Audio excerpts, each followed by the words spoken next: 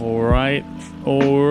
Good evening, everyone. I hope we're all doing well. Welcome to the stream. Hope we're all doing well. Fragilities, thank you very much for the follow over on Twitch. I hope you're doing well. Good to see you. Welcome, everybody. I hope we're all doing well on this fine Tuesday evening, maybe the afternoon for you, or the middle of the night. Nevertheless, hope you're having a good day, and welcome. Today we've got a pretty special stream. We've got a preview of the DC Designs F14 Tomcat in Microsoft Flight Simulator. Should be pretty cool. I'm really looking forward to this one. It's an absolutely stunning aircraft, and it's got some really cool depth to it, which I don't think we've seen so far in DC Designs' products for Microsoft Flight Simulator. So it should be pretty cool. Just one thing I will say, though, this is a preview build of the aircraft, so although it is pretty much finished, bear in mind it is a preview, so there may be some little weird things here and there. It's not necessarily the build that's going to go out for release, but it is pretty much there, I've been told. So today we're in Florida. We're going to fly from the KNIP, which is a Navy airbase in Jacksonville. We're going to fly down the East Coast, down to a carrier just off the coast of Key West, and do a bit of a carrier landing and then fly back, basically. We've got Mariner Halley with us as well, and yeah, we're going to fly down there together. He's in the Tomcat as well. We've both got access to this aircraft. And yeah, it should be pretty cool. If you are also, free and you want to fly along, by all means do. You might not be able to keep up unless you've got a fighter jet, but I would, highly encourage you to join in if you want to. The multiplayer server is on, and we're in Northern Europe server. So yeah, feel free. All right, without further ado, then let's get into it. So here she is. Here is the F14. This is the F14A, the older of the two variants. This package comes with the F14A and the F14B.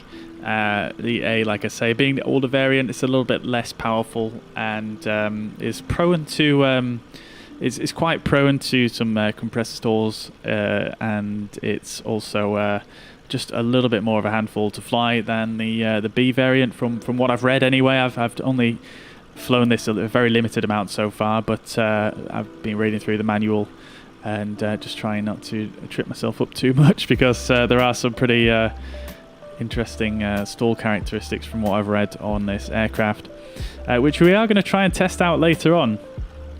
We've got Mariner over there as well in the same aircraft, looking very nice there. And yeah, let's have a bit of a look around. It's the first time I've ever really done a preview video or stream. So it'd be... look at that over there. This is the first time I've had traffic on for a while, ground traffic on for a while. We've got the blurry on the ramp there at this Air Force base. Looks like we've got another player here, slightly tilted off to the side there.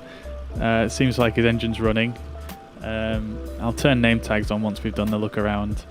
But yeah, here we are. As you can see, the model itself is absolutely beautiful. Very high resolution textures, nice PBR, and yeah, it just looks absolutely fantastic from the outside. It's just so nice. You can see we've got the chains in place currently, as well as the little covers here. We've got these removed before flight, sort of pitot covers and static port covers, I imagine they are. You've also got sort of engine covers as well. Very cool. Very cool indeed. You can see at the moment this is sort of I'm not sure if this is entirely correct. I don't know that much about fighter jets, so I'm probably not going to know the answers to everything in this, but you can see you've got the engine sort of rear cowling, not sure the name of it. Obviously I think they're supposed, both of them are supposed to be quite wide open when you're on the ground like this, but I've probably flicked a switch by mistake, and that's why it's like that. But nevertheless, absolutely beautiful jet. You can see here the wings are both swept back. It has an auto wing sweep mechanism in there. I'm not sure how common that is in fighter jets. Probably quite common, to be fair, but that is a really cool. It's fully animated. It looks just super cool. They've got afterburner effects going on. You can go very fast in this thing. So while we're on the subject of speed, a few little technical details about the aircraft. The aircraft itself is let's see. It's got the F14A has got 2 TF30 afterburning turbofans, which give a max thrust of 20,900 pounds at max thrust at sea level, and the maximum airspeed this thing can reach at high altitude is 2.34 Mach and Mach 1.2 at low altitude, so it can go very fast. And I've not managed to get to 2.34 Mach yet in the sim, but I have managed to get to 1.9 in the limited time I have flown it. So very quick, very quick. G limits are plus 7.5 and minus 3 G, so you can pull some absolutely ridiculous maneuvers in this thing, and it should withstand it. But yeah, it's a beautiful jet. Absolutely beautiful jet. One of the nicest looking fighter jets, I think. I'm not a massive fighter jet buff myself, but this is a very good looking fighter, if I do say so myself. You can also see here we've got some little ladders deployed as well, so we can get in. And obviously the canopy opens and closes. You can see I've done a little bit of customization here on the canopy. You can see Private Robert Shaw. A little bit inappropriate having a private flying, but yeah, it's obviously I'm a pretty bit of a newbie to fighter jets, so I thought I'd put myself down as a private. And then we've got Lieutenant Dean Crawford Dino in the back there. You can use both seats as well, by the way, both the pilot seat and the RIO or Rio seat is both accessible, and they're both fully functional as well, so that's pretty cool. But nevertheless, let's jump then now into the cockpit, and I'll just show you a few of the other little bits and bats we've got. So let's jump in. Here we are in the cockpit. Very cool looking, as you can see. Lots of buttons and dials, quite overwhelming to someone like me who's fairly new to this kind of stuff, but I have had a bit of a play around today, so I do roughly know where things are and whatnot, so hopefully it should go fairly smoothly. But this fighter, it has, it's got no auxiliary power unit, no way to really start the engines when you're on ground, except for using some kind of ground power. So we do actually have a solution for that, and DC Designs has kindly done a solution, because we're quite lucky here that we've got a GPU right here, but as some of you guys might know, in Microsoft Flight Simulator, sometimes you don't always have access to ground power on Microsoft Flight Simulator, especially if you try to use an aircraft carrier mod or something like that, which we're going to be using today. There's actually a solution for that here in the aircraft, so you can actually just click this GPU button right here, and that's actually going to spawn in a GPU for us once we turn on the power. There it is. So we've got a little GPU there for us, which is pretty cool, nicely modelled and textured once again. Very cool looking. You've got this really cool power cable that looks really nice as well. I love the detail on that. And yeah, really cool. You can see now we've turned the aircraft on. We've actually got some pilots inside, and the chains actually went away as well once we did that. So regardless of what we put that switch in, the chains will, they will disappear. It appears like the chocks have disappeared as well as the covers, which is fair enough. When you put the GPU in, obviously you're getting ready to start the aircraft. So that's another little thing. But for now, well, let's just show you this one second right here. So I've actually done a bit of tinkering around today, as you guys saw already, that I've put my my name on there. I also gave him a nice little customized helmet as well, and yeah, pretty cool, I think. Maybe not super realistic, but I thought just for this stream, since it's the first time we're using it, I think it looks pretty cool. Also, I did attempt to put my own face on the 3D model, and yeah, that is a photograph of my face on the character there. This is not DC Designs work. Yeah, it doesn't look too great because I've obviously done it wrongly. Obviously, the pilot that comes with the the aircraft looks a bit more accurate to a real person, but yeah, you can see here. Yeah, it's not gone too right, but I'll definitely fix that in the future. You can see they've also got the gas masks here. You can actually put those on and off, so you can put the mask on and the visor on as well. And if we pop outside now, you can see that you've now got the visors and the mask, which is pretty cool. We'll turn those off for now though, and I'm going to turn the power off and the GPU, get rid of that as well for the time being. We'll put in the chains back, and we've got everything as we did just now. So what we'll do, first of all, we'll get this thing loaded up, and I'll show you. This thing has a lot of ordnance that you can carry, and it's pretty cool. So I'm going to get some of that loaded up for you guys, and we'll show you what that looks like. So a normal way this aircraft would have actually been dispatched is by basically using just the auxiliary fuel tank and maybe the center tanks as well. So the auxiliary fuel tank, I believe, is not visible on the model. I thought it might hang down between the wings, but I may be incorrect about that. Sorry, the external tank is what I'm referring to when I say auxiliary. Let's just see if it appears. No, it doesn't. Okay, that's fine. Alright, so we're going to set 50% in the external tanks, and then we're going to put the center tanks to 50% as well, and all the rest of the tanks we're going to actually zero out, because we want to get as much ordnance as we can on this thing. And then what you can actually do with this aircraft is you can actually refuel it whilst you're in the sky, which is pretty cool. Obviously there's no way to sort of do air-to-air refuel at the moment, but it does have a refuel probe which extends outside here, which is really cool, and it's animated, and I'll show you that when we're in flight, but it basically just instantly adds 25% fuel to your aircraft. So obviously this thing has a max takeoff weight, so what they used to do, like I say, is load it up with ordnance and a bit of fuel, and then do a refuel once they're in the sky, so they don't breach that max takeoff weight.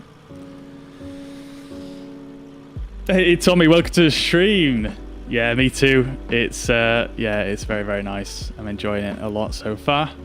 Ricardo, welcome to the stream. I hope you're doing well. Welcome.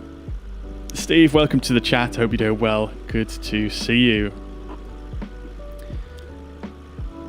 Alright, so like I said, we're going to do the fuel like that. I think that should be okay. I don't necessarily want to mess the CG up. Let's just see how this actually affects the CG. Oh, it's actually dead in the middle like that, so that's pretty good for takeoff, so I'm going to go with that. I'm going to reduce this back down a bit, and we're going to add some of that ordnance in. So there is actually a box at the bottom here. I'm not sure if this will be in the release build or not, but you can do a so when you're taking off on a carrier, you can actually kneel the front gear down, which is what they would do on an aircraft carrier, to my knowledge. I'm not sure exactly the reasons for that, but you can actually test that out by adding a bit of weight in the front here, which again we'll have a look at once we get onto the carrier. But let's add some ordnance in here. So some of it's right underneath, so you can't necessarily see it all from this angle, but you should be able to see most of it getting added on here.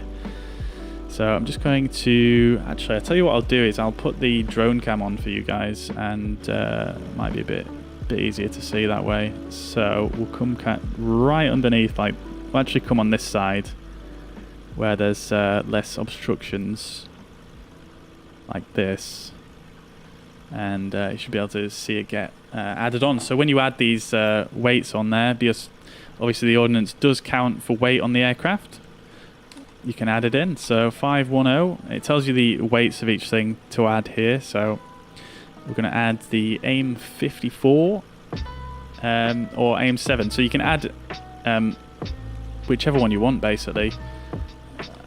By the looks of things, I didn't actually realise that the other day, earlier on when I was testing it. So let's go for all the heaviest stuff here. So let's go £1,000, and that's appeared sort of right underneath there in the middle. You can see that big missile there. So if I actually zero that out, it disappears, and then if I add it back in, there you go. Oof, that's a beast. Let's add another one in. You can see the airframe actually changes slightly to accommodate those missiles there. Then we can add some more in the middle. Big ones. We could add smaller ones as well. So if we go £5–10 instead, you get these ones like that. And if I go to this side, and then I add another right here, there you go, you get some more like that. Pretty cool. However, I'm intrigued to see what it looks like with all the big ones on, because I've not actually I've not tried that yet. Oh, you can see it actually drop down there. Look at that, they're huge. Okay, I'm going to go, however, for the 510s in the middle here, just for a bit of variety. I don't want to... Oh my god, I added way too much there. You can see it visibly lift up and down as I'm changing the weights. Alright, so this next few bits should go on the wing, I believe. So we're going to go for 1,000 on this one. Again, you've got the same sort of missiles you got at the back there. Or we can go for the smaller ones. Again, pretty cool. We might go for the smaller ones on the wings. Adds one on the other side there, and then we can go for even smaller ones here, which get added right on the side here. You can see that, and then this again is on the other side. So there we go. There she is, fully loaded up. And what I'm actually going to do is just zero out the pilot.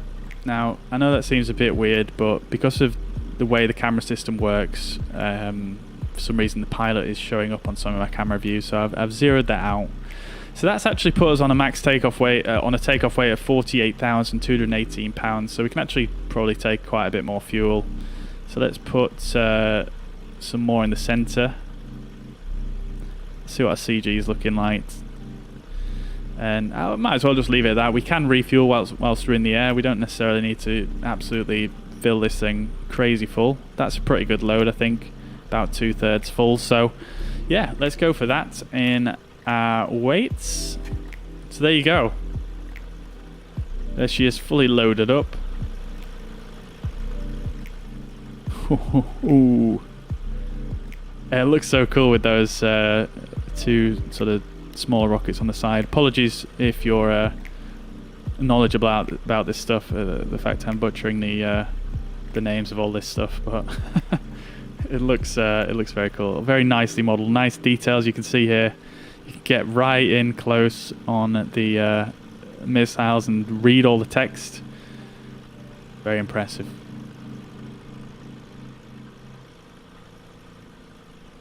All right, let's jump inside then, and we can start getting this thing set up. So I'm going to try and remember some of this startup procedure, and we'll see how it goes. You do have the checklists in Sim as well that you can use.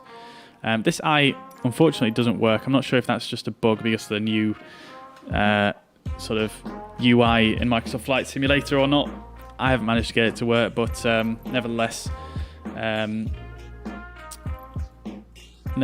it's still helpful stuff. Okay, so before starting engines, canopy is open, landing gear is down, and parking brake is in fact on. So landing gear lever right there, and the parking brake lever, I actually don't know where that is, and it's right there. Okay, cool. So we're going to go for an engine start. So let's turn the music down, and let's start getting this thing set up. All right, so we'll get rid of the chains, covers, and chocks. We'll bring in the GPU, and we'll turn on the master power. So that's going to turn on the battery there. You can see obviously we've got some annunciations here. Not too much power yet, but we're going to turn on the hood and the HSD. So we've got both our screens on there and the hood in the top middle, looking very, very cool. Wing sweep. So this is a cool thing that I'll show you guys as we're setting up here. So we obviously can manually control the wing sweep in this aircraft using this lever here. So we can pop that open. And you can see at the moment, obviously we've got a pretty... Oh, there we go. They're opening out for us. Beautiful. That makes my life pretty easy, doesn't it? So if we do a bit of this,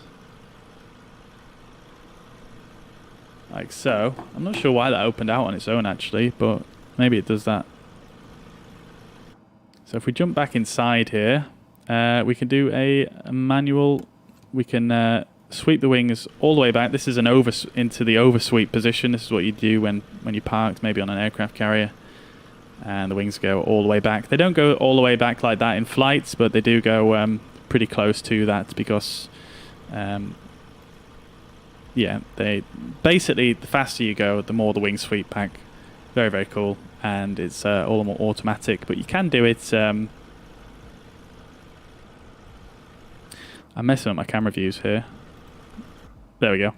Yeah, so, yeah, you can sort of vary it manually.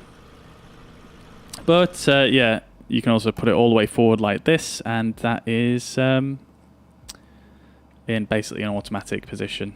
And you can see up here, right here, the sweep angle, and you can see it's currently in manual. So, I'm not sure if that changes to auto when it's... Oh, there we go. It's basically when this cover's closed. I didn't realize that before, but yeah, there we go. Beautiful. All right, so we're going to just open that cover for now so that the wings are fully swept back, which we want for the engine start. As you can see, wing sweep manual. So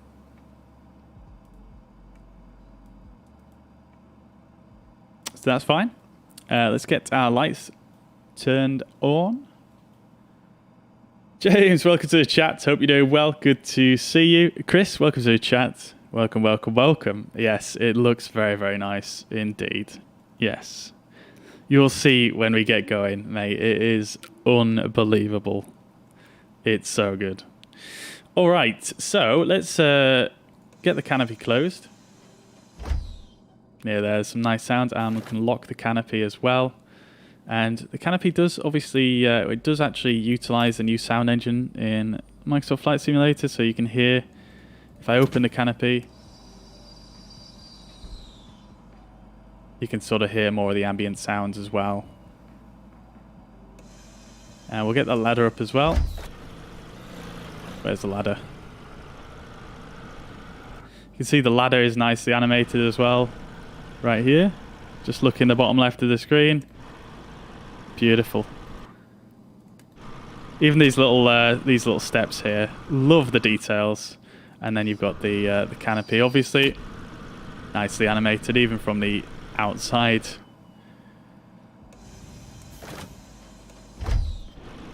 There we go. Alrighty. Dave, welcome to the chat, mate. Hope you're doing well. Good to see you. All right, so let's get our strobe lights on here. We'll get our position lights on as well. So that's going to turn on. I'm not sure if it actually has strobe lights, but it does have some flashing red lights. But nevertheless, anti-collision lights, and we've got them on now. So ground crew know we're about to get started here. Not the ideal position, really, to be starting up because of the fact, well, we're kind of facing in towards the ramp here, but nevertheless, we are going to go for it. All right, so fuel valve switches, we can put these to open. So that would be this one right here and this one right here. Push those in. Inlet ram switches, which are these little switches here, we'll put those in the auto position. Throttle is closed, So that's all good and well. GPU is on already. Engine start. Engine 1. Let's do this. I've definitely probably forgotten something, but I'm going to set the fuel source to the external tanks first, though. And yeah, let's get going. Left engine start. It's pretty quiet on the inside here, so we're going to switch outside.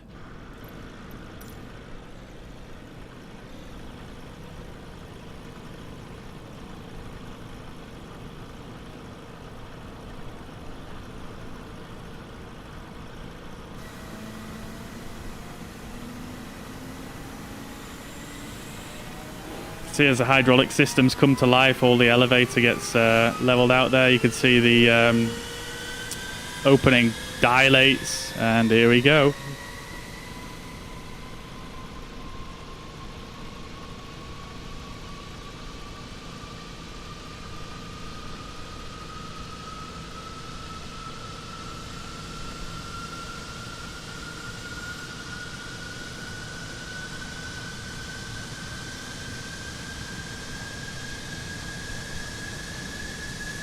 It is quite quiet on idle, to be fair, so it's not going to go too loud. There we go. That's about as loud as it gets at idle.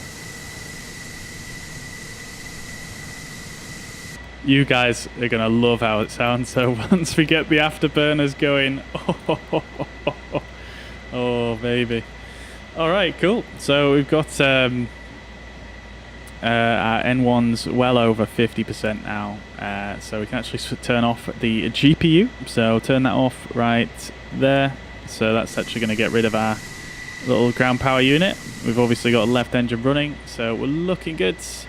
Let's go for engine start on the second engine. I'll do this one from the inside so you guys can hear what that one sounds like.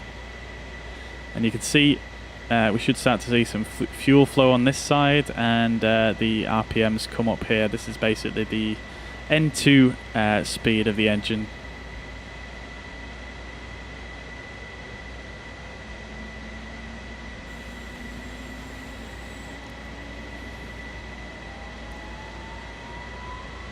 Oh, I've just noticed the checklist is under my camera as well. I don't know if you guys want to see the checklist or not, but just let me know if you do. But I'm basically running through it step by step here, so you guys will get the full procedure regardless.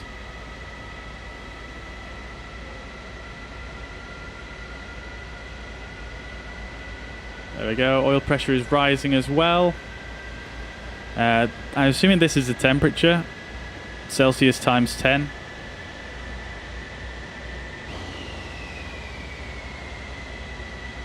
I'm not sure what TIT stands for. I think it's total something ignition temperature or something like that. I'm not sure, but nevertheless, we've got two good engine starts there. Temperatures and pressures are looking fine, and we're looking good. Beautiful. Okay, so fully started up there.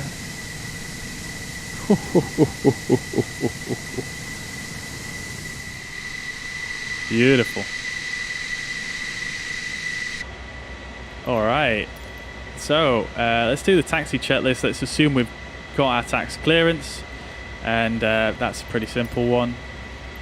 We'll do our before takeoff checklist after we've checked in with Mariner.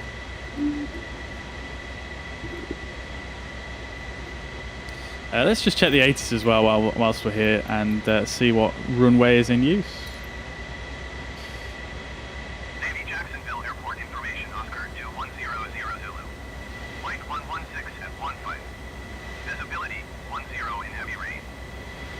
Heavy rain? Huh? Altimeter 3014, we'll set that. That's set. Runway 14 is in use, okay. Great stuff.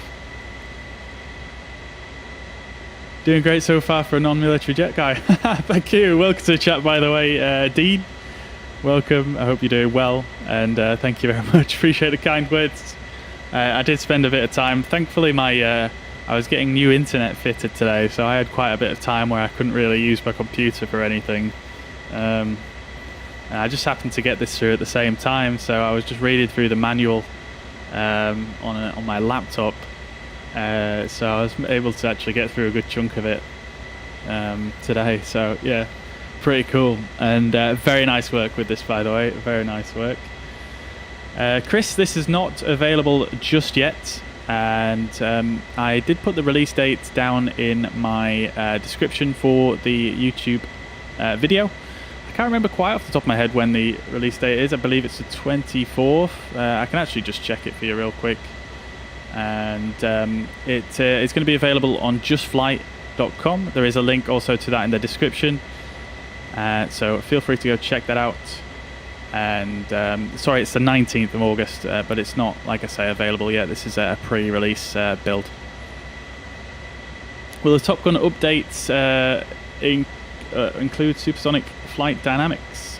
I believe so. I mean, I would assume so, should I say. I'm not 100% sure exactly what it's going to entail, but they had fighter jets in the trailer.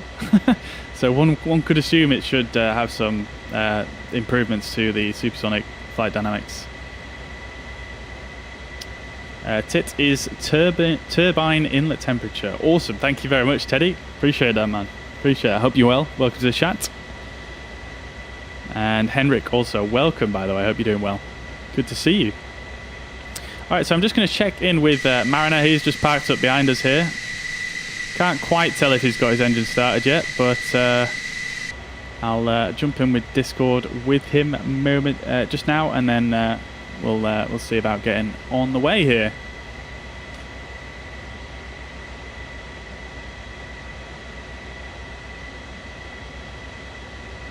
Hello, hello.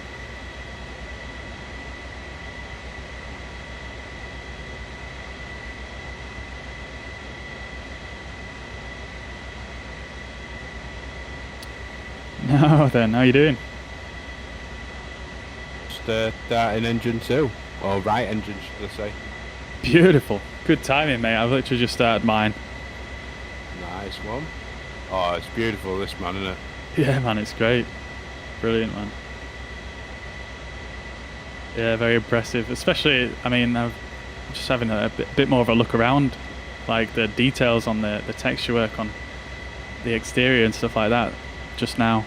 Yeah, incredible. Really nice. Yeah, I'm just sat here with the cockpit open, starting engine 2. It's beautiful. Oh yeah, that's something I wanted to try actually. I wanted to just pop the hood while the engines are on. Let's see how that sounds like.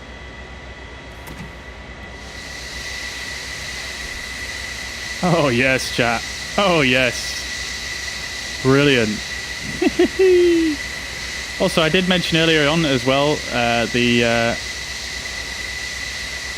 second seat here for the Rio, I believe it is you can jump in here, and also a lot of these switches also work, which is pretty damn crazy. I haven't really had to play about in here yet, so I can't really show you too much.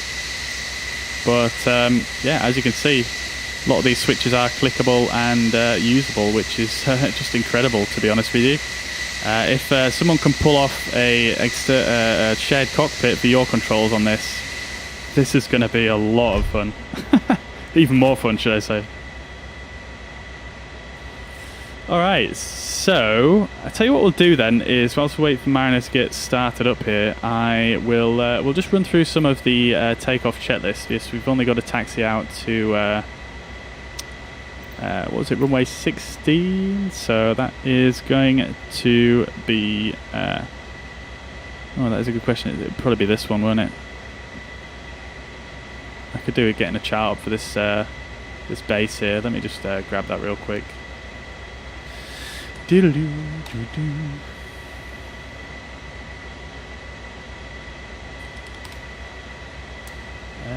Which I don't think you actually can get a chart.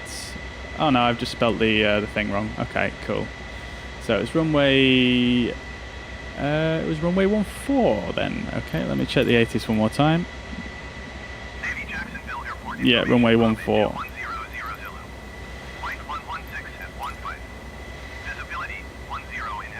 swap.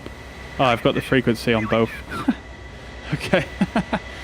Okay, runway 14. So yeah, we do have a bit of a taxi out actually. So we'll do some of this stuff on the way, but I'm going to do some of it here. So navigation lights are already on. Olio Neal is extended. We don't need that, to my knowledge, for a ground take. Going off a normal runway takeoff. 10, just behind us.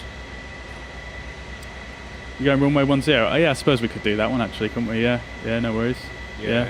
Its wind is 110 at 11 knots. So. Right, cool. All right. Yeah, let's do that. It's longer as well, so it gives me more chance to not mess it up.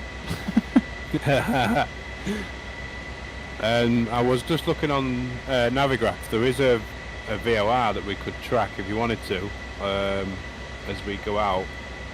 It's called Craig Jacksonville 114.50.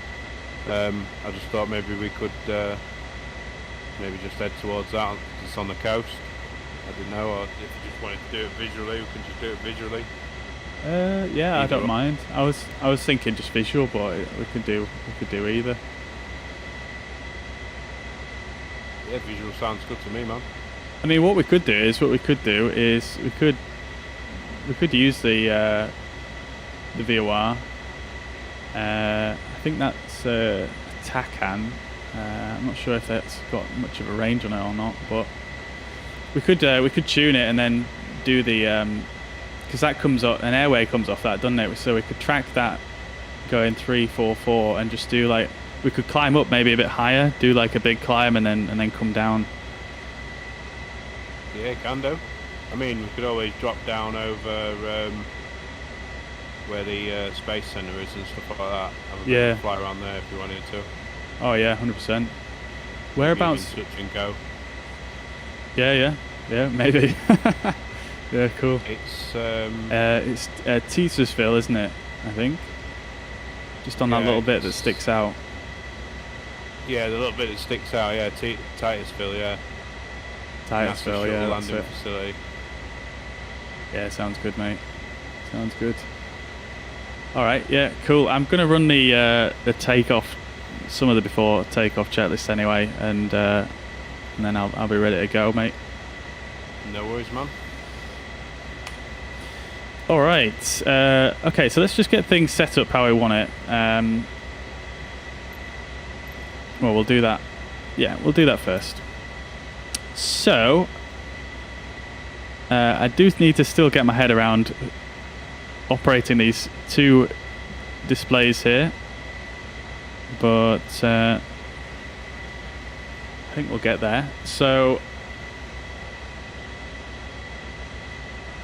I'm not sure what the best one to use is, what the most realistic one to use is for this display, to be honest. So, let's have a look. I quite like this one, but then again, it might be better to do this, to have a full circular view around yourself. How much is this likely to cost? If you go to the Just Flight website, on the Facebook post, if you click See More,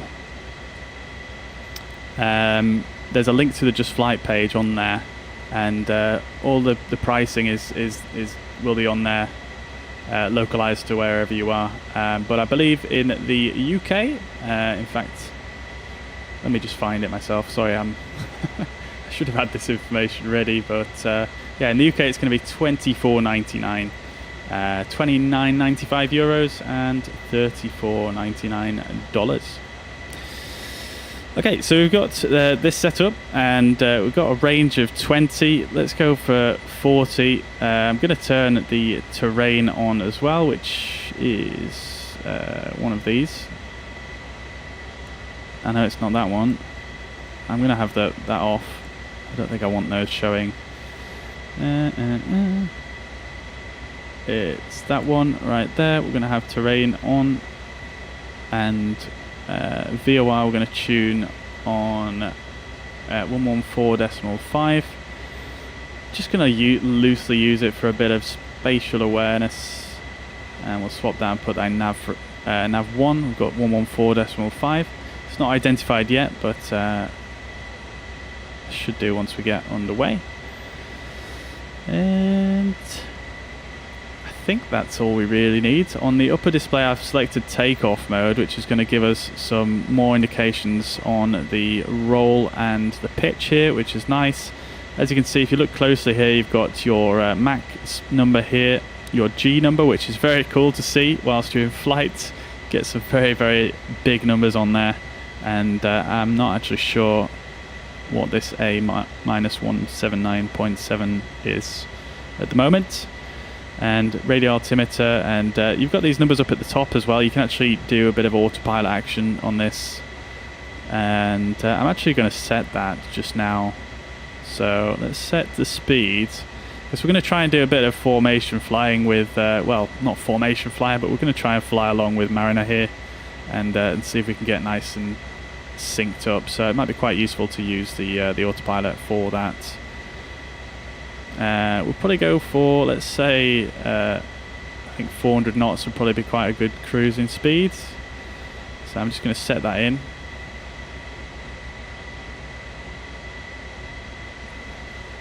And altitude, I'm not sure what we're going to go for here. We could go for about maybe 20. Ooh. Could go for about 20,000. So we'll get that put in here as well.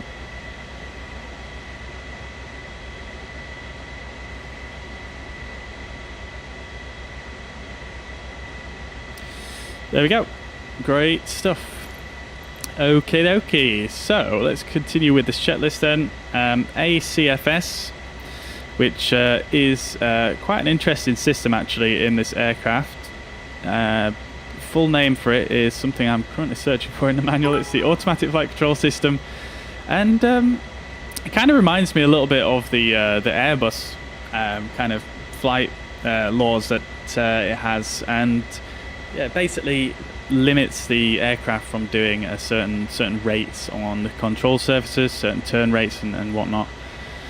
Once you reach a certain speed, so the pitch and roll is limited above 650 knots, and the yaw is always limited by the looks of things, from what I understand, but it gets increased limitations above 400 knots.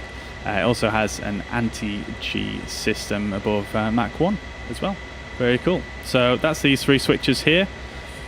So we're going to turn those on, because I'm not sure the scenario where you wouldn't have those on, to be honest. Maybe in a dogfight, but obviously we're not dogfighting here. So DLC is a direct lift control, I believe, and I think it's this switch, this one right here. And I believe you just use that on approach. It actually just extends some of the spoilers here. And a very cool thing about this paint scheme as well, I'm not sure if all the liveries are like this, but you can see when you lift the spoilers, they're actually painted red to match on the inside, which is incredibly cool. Very, very cool. So I'm going to disable that for the takeoff flaps. Now, Dean, if you're still in chat, I was wondering this earlier on today, actually. How much flap would you set, or would be typically set for a takeoff in an aircraft like this? Very interested to know that, because I really couldn't figure out any way to actually decide on that earlier on. I suppose it obviously depends on runway length as per normal and weight, but yeah, I was interested to know if there was a commonly used flap setting. Elevator trim as well. Now it does say 5 units 10%, but I couldn't actually find any way to work out how much trim I'm applying. I believe it could be this one, but I could be wrong about that, so I am just going to leave that for now. I ended up trimming way too much last time I departed and it took me forever to get off the ground, so I'm just going to leave that. It's not much anyway, so I think we might be okay with that. Hey Ramsey, welcome to the chat. Hope you're doing well, mate. Good to see you. Thank you very much for the 100 stars. Much appreciated. Welcome, welcome, welcome. $34. I mean, it's a very in-depth product. I definitely think it's worth that for sure. I would pay that 100%. It's yeah, it's incredibly incredibly in-depth, especially with the two seats in here as well. Okay, so nav GPS switch as required. So this is not a switch that I've actually used at all yet.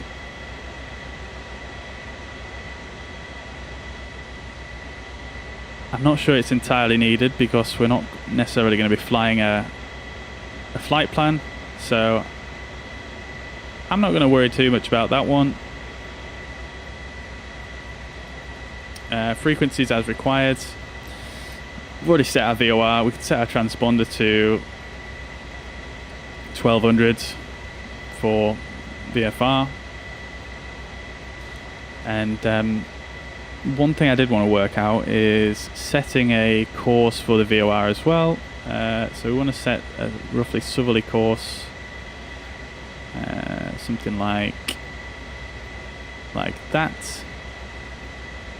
I think that should do it.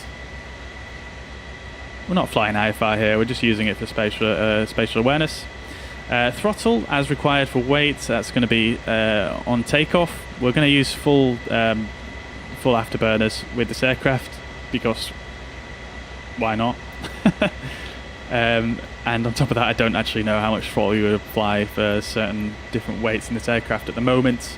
But I do know the F14A did generally require afterburner for takeoff, unlike the F14B, which I believe does not.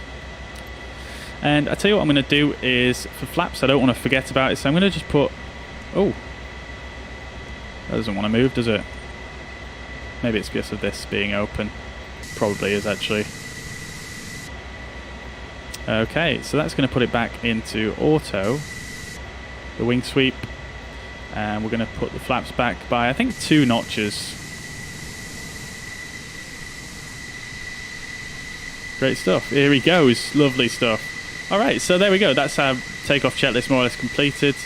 All we need to do is basically just take off now. 150 knots to rotate, gear up before 250, flaps up before 250.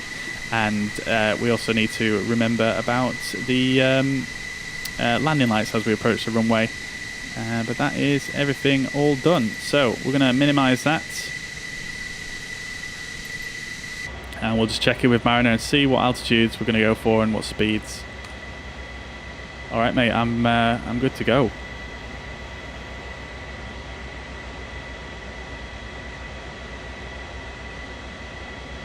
Hiya, should we just start your right hand window, mate? Certainly are.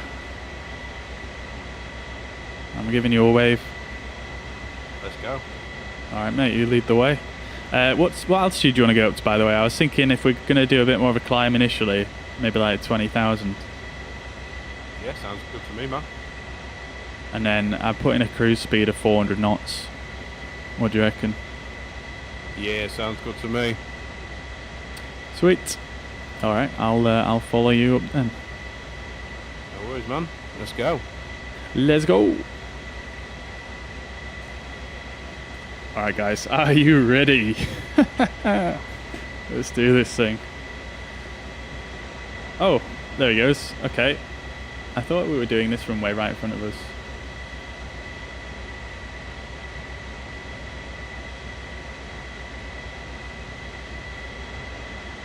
I'm just going to follow him.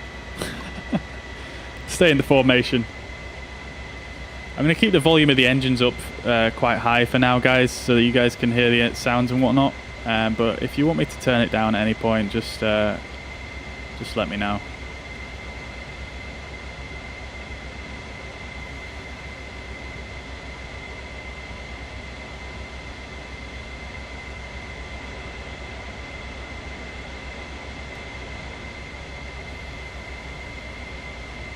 Oh wait, I see why he's gone that way now. Because the real airport, the runway actually comes all the way back here, but for some reason in this auto-gen airport, it's the runway is not all the way back. Alright, so let's just make sure that wing sweep is in auto. It is indeed. We're looking good. Great stuff. Beautiful blurry art. I'm getting a few frame rate stutters here. I can assure you this thing is smooth as butter on the frames, but it's probably just because I'm streaming. I'm getting a few issues here with the frame rate, but it's really not too bad.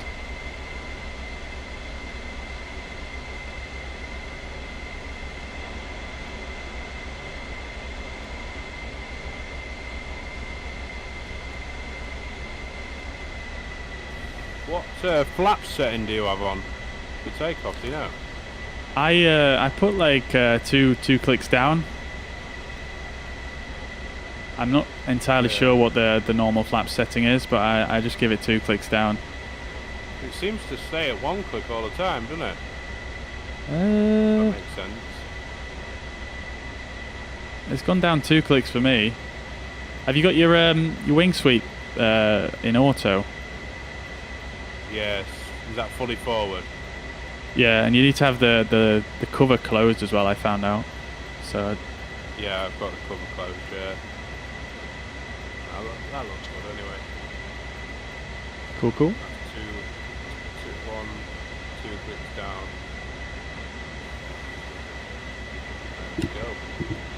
Let's go.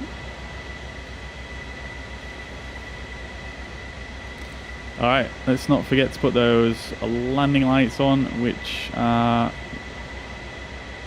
I'm not sure which ones they are, I forget. Together, same time. Double takeoff. Can we fit on the runway? Yeah, I'll go this I left. mean, I could use this taxiway right here. It's pretty straight. Yeah, plenty of room on here, mate. Yeah. All right, let's try it.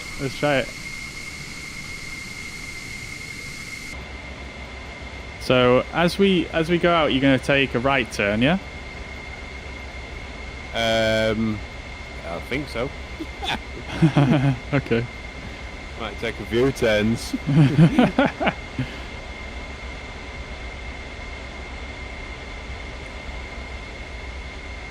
All right. Oh God, I'm taking this a bit wide.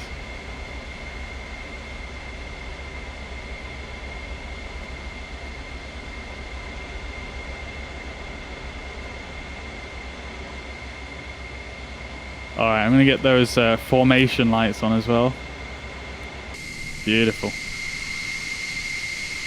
These little green lights here, chat. There's your formation lights. They look very, very cool. Beautiful. You've still got chains and that on yours. I don't know if I've probably still got the same. Have I? No, you don't. I mean, I don't on mine. I don't know what's going on there. Probably just Microsoft Flight Simulator. Have you flicked them off on the panel? I think I did, yeah. Yeah. The right-hand panel at the back. What about now? No, they're still there. No, I'm pretty sure they're off.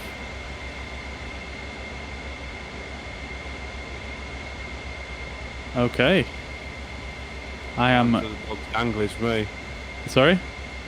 Arm to the dog's danglies, me. Yeah, me too, mate. Me too. Fucking got everything possible on. Right, you ready? Yeah, mate. Do you want to give us a countdown? Yeah. Are you gonna go full? Are you gonna go full afterburner? Yeah, might as well go full chat, haven't we? Yeah, mate. Everybody wants to full lap. It's not our fuel either. Right. All right, 3, mate. 2, 1, go. Let's go, chat. I'm faster than him. Oh, what? What? I must have more weight. Oh, have I left you behind?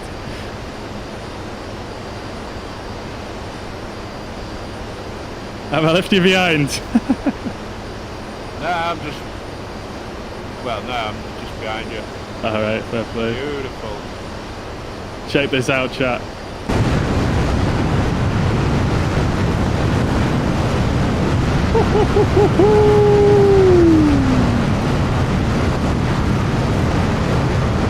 Might have a bit more weight than you though, yeah. Let's bring the power back a bit. I was definitely a bit late at putting my gear up and my flaps up there, so I'm going to get my flaps up now.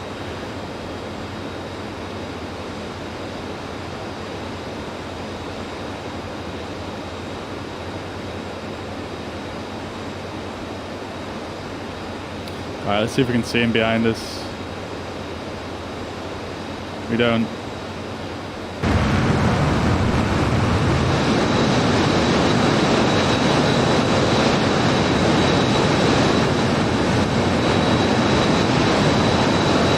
Oh, there he is!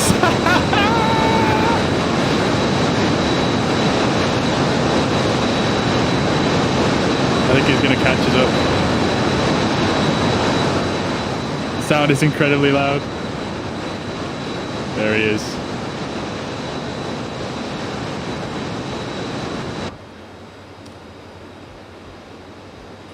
Mate, this thing accelerates so quickly. Absolutely rapid, isn't it? Yeah. It went so quick I didn't even have a chance to put my gear up and my flaps up in time for, you know, the proper time. Right at the side of you, dude. Yeah, I see you, it looks sick. Fucking no shit. Well, I did see you. That looks awesome. Just above you.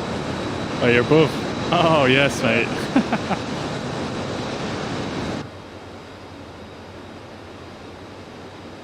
Nice. You're climbing up to 20,000 and we're going to level off? Yeah, can do. Alright. Don't know what I'm at now, to be honest. Alright, let's go, chats.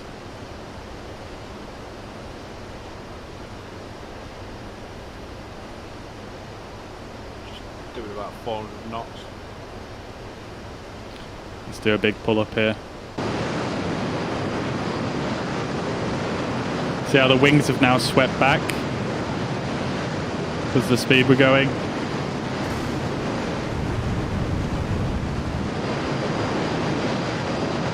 There's Mariner behind us.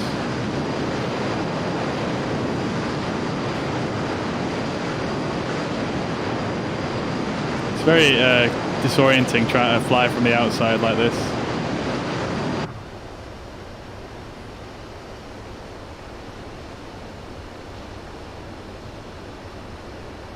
Let's pull a nice high G turn, see if he can catch up to us.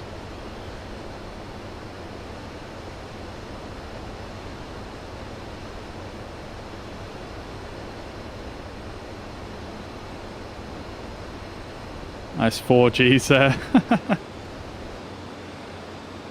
Brilliant.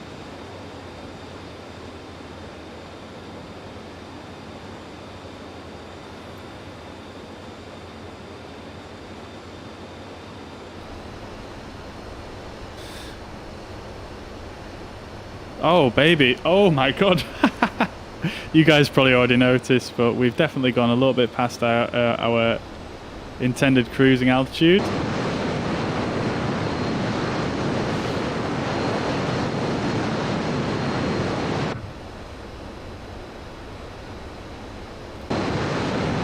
Let's just pull it out of the afterburners now, so we've got a little bit more control here. And we'll descend on down to 20,000 feet.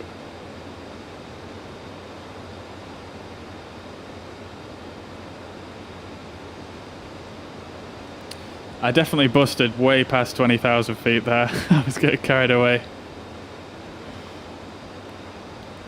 Yeah, I think you went to about 22. I think I went well over 30 there by accident. I'm just trying the autopilot. All right, nice. Yeah, I'm going to descend. I'm going to start descending now down to 20,000. I'm just going to stick the autopilot in to get me down there. Yeah, I've got 20,000 set.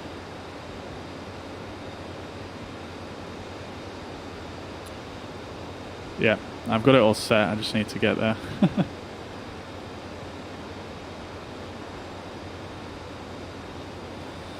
Alright guys, so I think we can actually put on an auto throttle, which we shall do. So that's going to activate the auto throttle for us, and then we are going to set a vertical speed. So we'll go for, well, we need to engage the autopilot first of all, and that's going to give us track hold initially, and then we'll go vertical speed, and we'll wind it back to something relatively shallow. So 1,000, just over 1,000 feet per minute.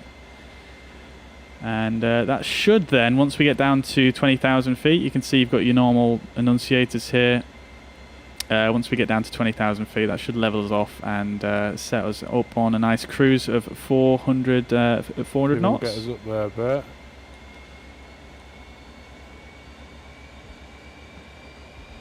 Don't need to worry too much about the heading at the moment. We're literally just following this coastline down.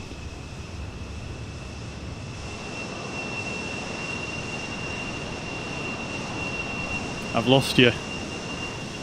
Yeah, I've come down a bit. I'm coming back up. Sound. You can actually turn TCAS on this, can't you? Or some form of it.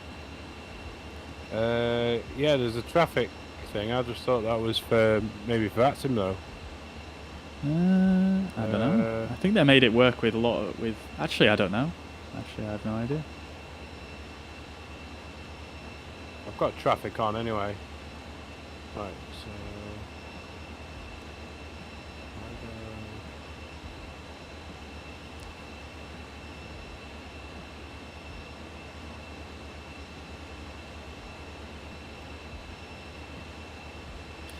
yeah, so we'll turn traffic on, and we should be able to see Mariner, I think, once he gets a bit closer. But we'll see if that actually works as I think so it I've does. managed to get my autopilot. I'm coming towards the coast now to follow the nav line. Beautiful. Got speed set about 400, and I'm coming up to 20. Nice. Yeah, I've got 400 in, and I'm just about 100 feet. Sorry, 1,000 feet before my level off.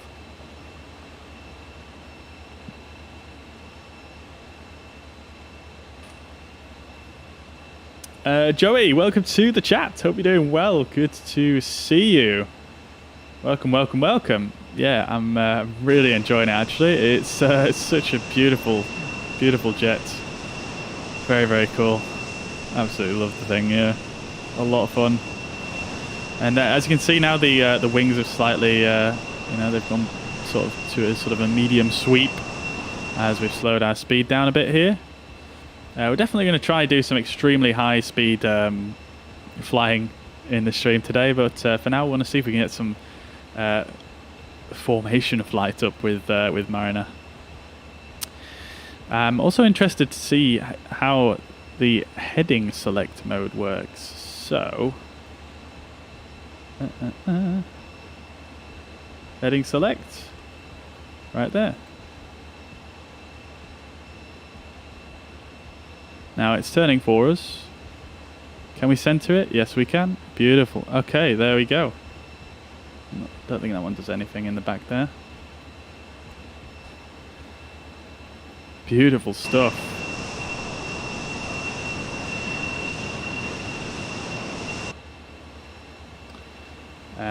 But yeah, Joey, very nice indeed. This will be amazing in VR. Yeah, it certainly will. It certainly will. I'm just going to go like this as well so that you guys can hear the alerts again. So thank you very much for the follow, Rena and Job. Thank you very much on Facebook. Hope you're both well, as well as Larry. Thank you very much for the follows, guys. Hope you're all doing well. Welcome to the stream. Welcome, welcome, welcome. Manacle, welcome to the chat. Good to see you again. I hope you're doing well. Welcome, welcome. David, welcome to the chat. Good to see you. Good to see you. I hope you're doing well. It's been a little while. Welcome. All right.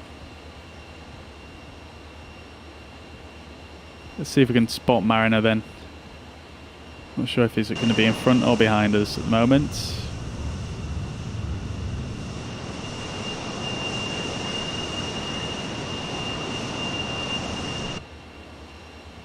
Cannot see him.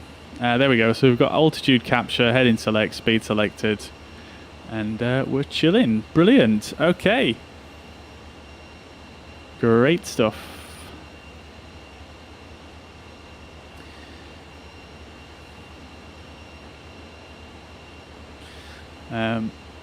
Heads up display, touch difficult to see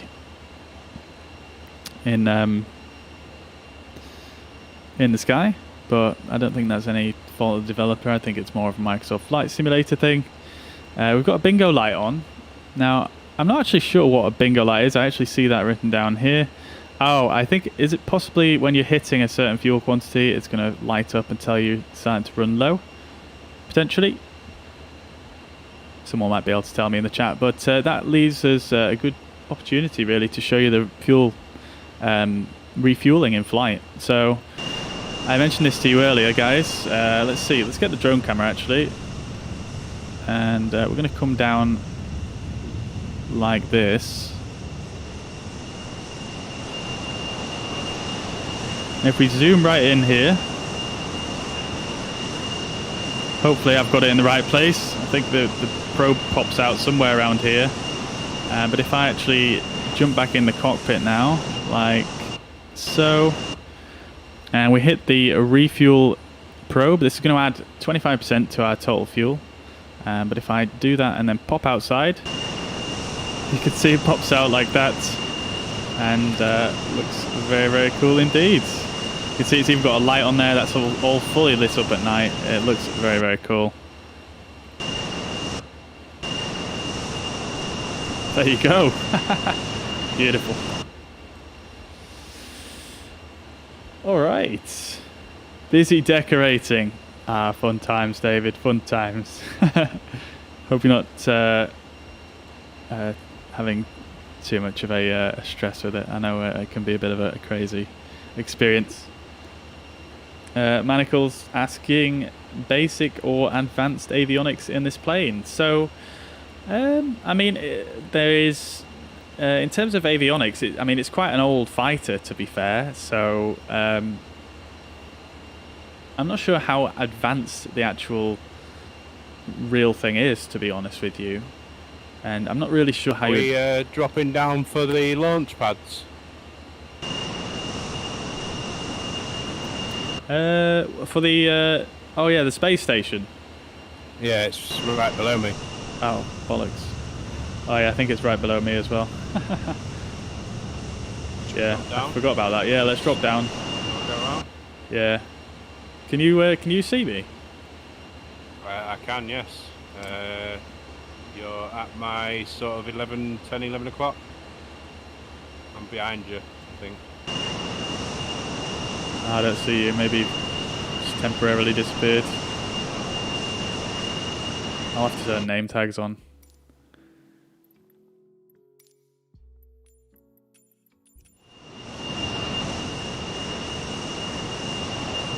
I don't see your name tag.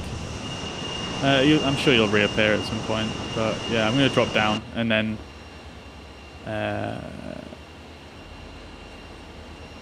yeah, hopefully you'll reappear. No worries, dude. I'm dropping down now.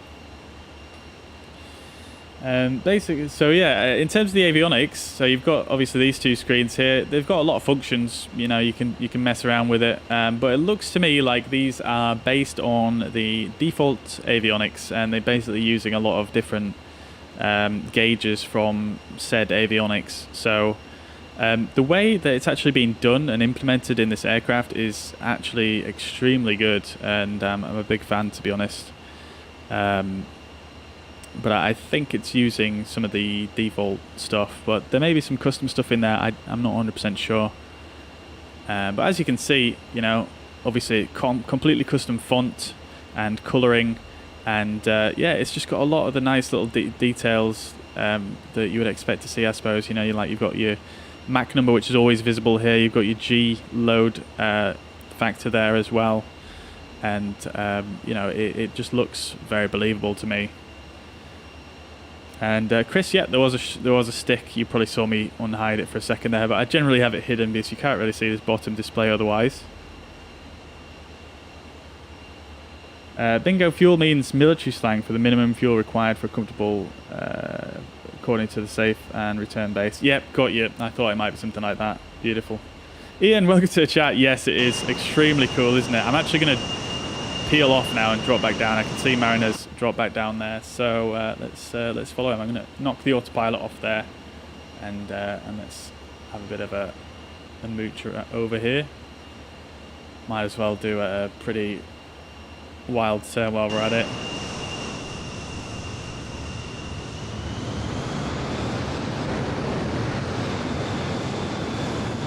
You can see we've still got the auto throttle in there. I'm not sure how much you would actually use the auto throttle in the real aircraft, but pretty useful actually, especially if you're flying on outside view, which you're probably going to be doing a lot in this aircraft.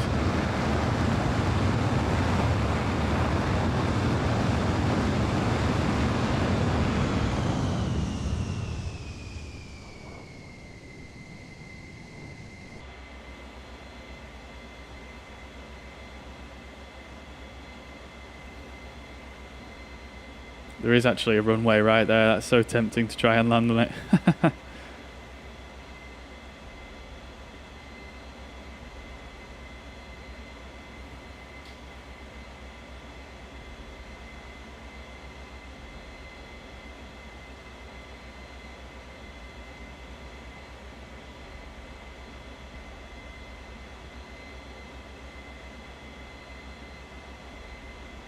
Do a bit of a cruise descent here.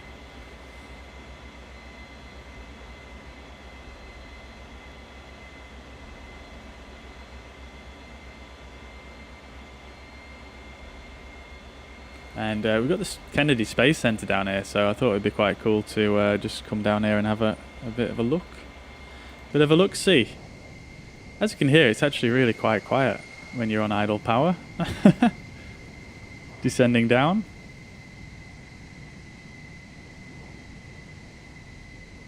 You're on fire, yeah. Exactly right.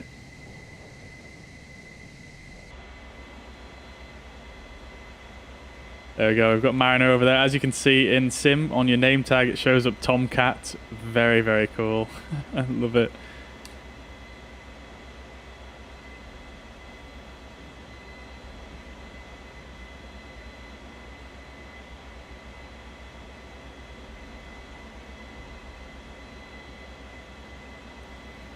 Couple of G's there.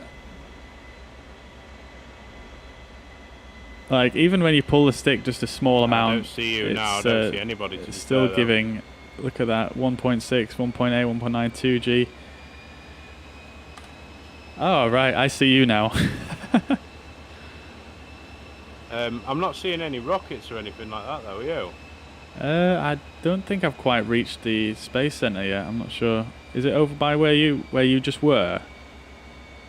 Yeah, where I am now. Yeah, I'm just over it now. All right. Okay. But I'm sure there used to be. There is definitely some of it modeled in. I see you now. Yeah, I'm not sure if that was an add-on of FlightSim.co though. Oh, I thought they added it with the US update. Yeah, same. But I don't think they did. No, because I've just gone over one launch pad, and right in the middle of it was a tower block. Oh, nice. I wonder if it's related to the... Oh, I see a tag actually, a landmark tag over near me. I don't know if that's actually it or not. Possibly.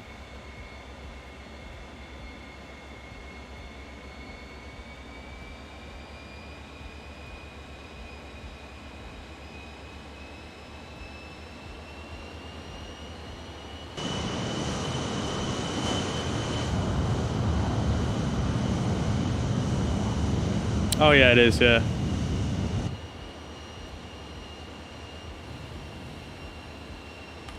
Alright guys, who wants to see the Kennedy Space Center? Oh no, my camera. No, don't do this. Alright, let's do a bit of this.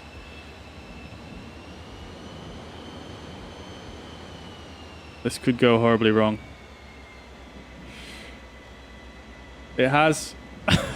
No! Oh no! Yeah, that went horribly wrong, guys. Let's just pretend that didn't happen.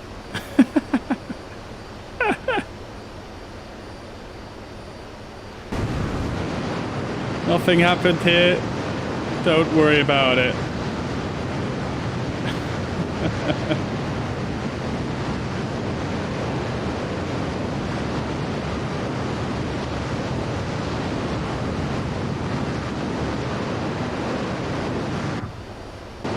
There we go, here's the Kennedy Space Center.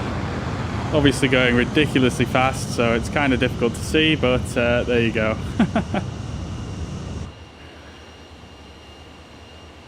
Let's try turn the auto throttle off for a second here.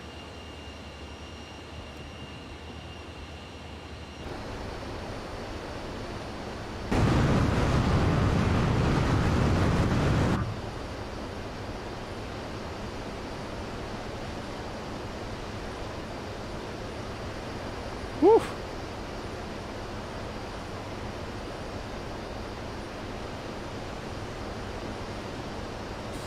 Is the ejection seat operational? Yeah, sorry, I think someone actually asked that earlier, so apologies if I didn't answer, but unfortunately it's not. It's not, I mean, I'm going to say at the moment, I don't know necessarily if it's something that's planned or what, but that would be super cool to see.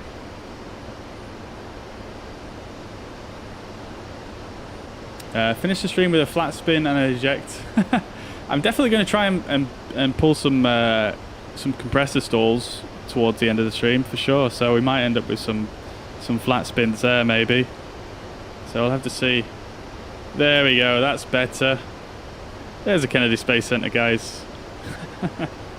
That went a little bit more as planned. And yes, Manacle. Yeah. It's quite an impressive beast, isn't it?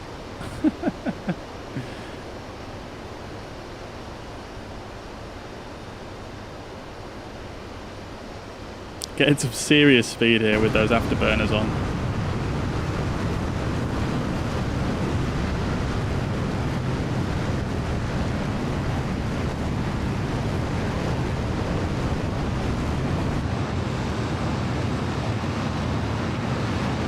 Probably not the best aircraft for sightseeing. Probably not, no.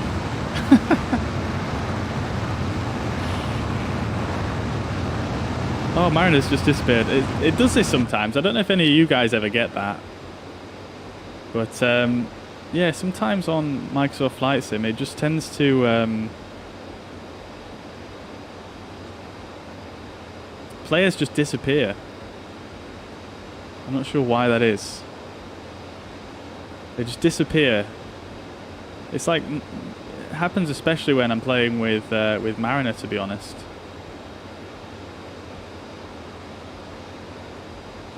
Because, yeah, what happens is he disappears, and then I appear on his screen, and then I disappear on his screen, and he appears on mine. It's very strange.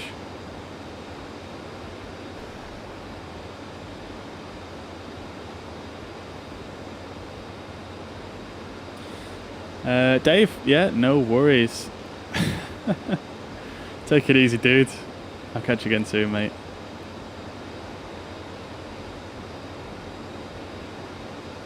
Anyway, let's carry on with the adventure. It looks like there's something else modelled in there. I'm not sure, actually.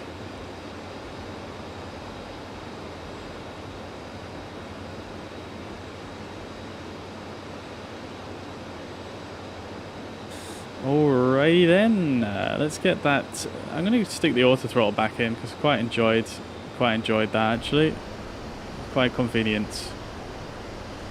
Be interested to know, actually, if it's commonly used practice to use the auto throttle in one of these jets. And I'm going to just let it sink down a bit. We're going to go for a lower altitude now. What do you reckon? Go for a bit of a lower altitude for the rest? Yeah, can do, mate. What do you reckon? 6,000 something? 4,000? Yes. Say, yeah, about 4,000, 5,000 maybe. Yeah. Sounds good.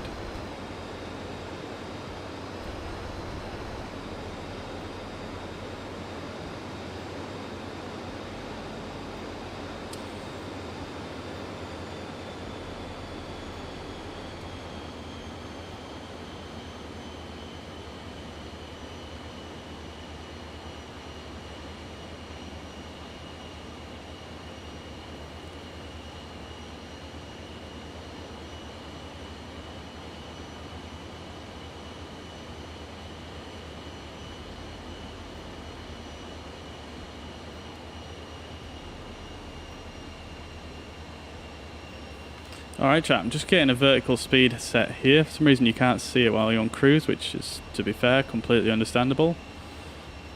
So I'm just going to put the takeoff on and just wind in a vertical speed here. We've got a bit of a...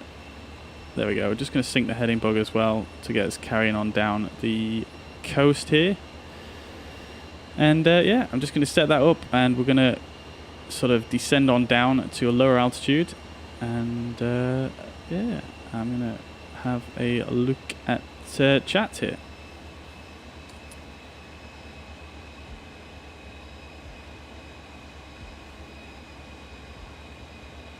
Can you see the sound barrier getting broken? We definitely just broke it a few minutes ago there. But oh, do you mean like the sonic boom?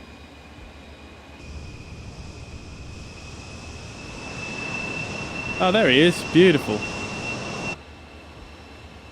You can't see a sonic boom, unfortunately, but I believe as soon as that is possible, it may actually be a possibility for this aircraft.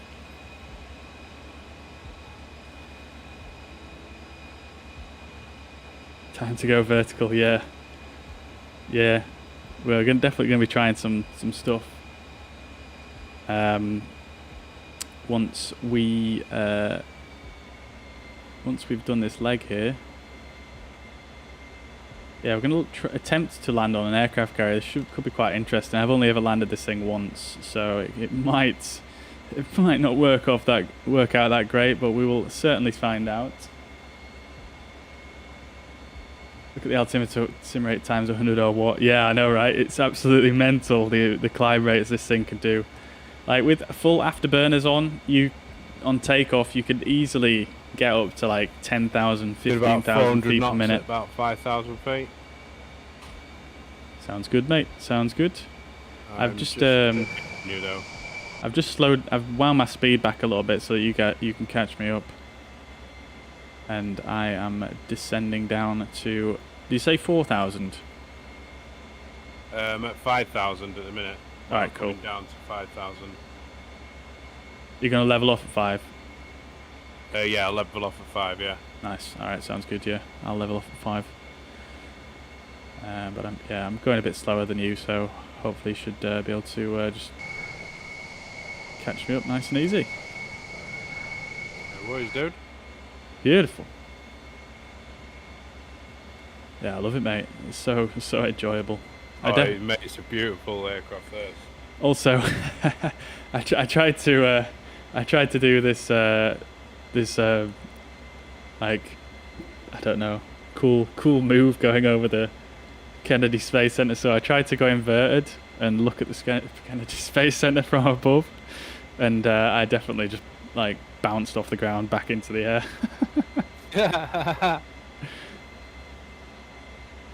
I love sitting in this back seat, mate.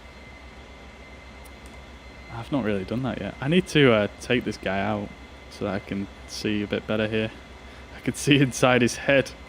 Oh, that's scary. Yeah, if you go to the weights page and just take him out. What I did is I went through and put each, because it says like so-and-so bomb, so many pounds. I converted pounds to kilograms and I put every single one in that's right. So I'm armed to the back teeth. Yeah, I just changed it to pounds because I was lazy. I've used the in-flight like the refueling as in-flight yet. The little refuel probe. It's pretty cool, man. It's pops out the side there on the right side. It's got a nice little animation and a light on it.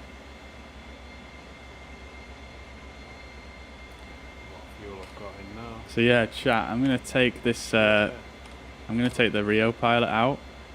Oh, that's messing with my fuel. Oh no.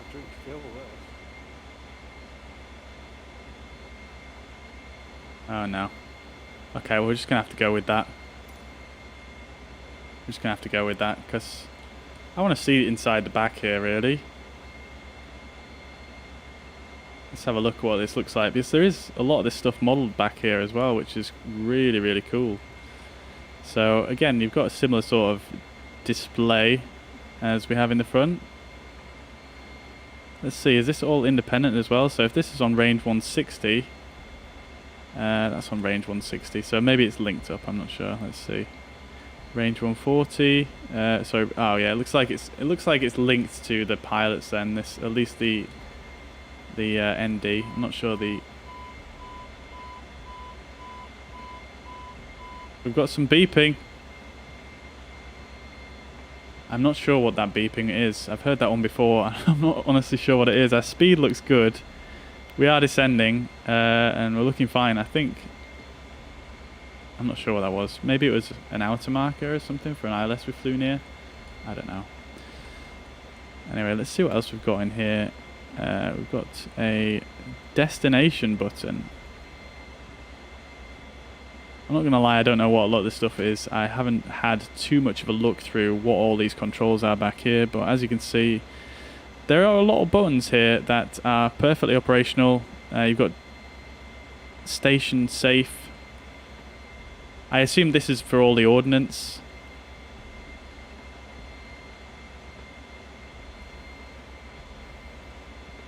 Oh, it is, yeah, armament, it says here on the left side. Unfortunately, you can't launch any of the stuff from what I've found. Let's see what happens if I click that. It hasn't dropped any of my bombs.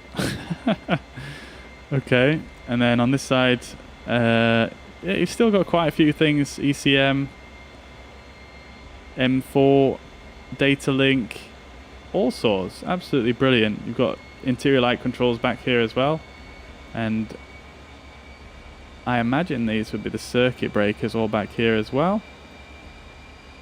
I've got another little display here as well. I didn't see that one.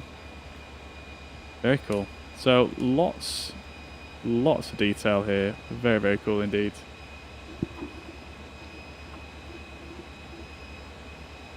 Such a stunning aircraft. My all-time favourite fighter jet. Child of the 90s. Yeah, mate. It's beautiful, isn't it?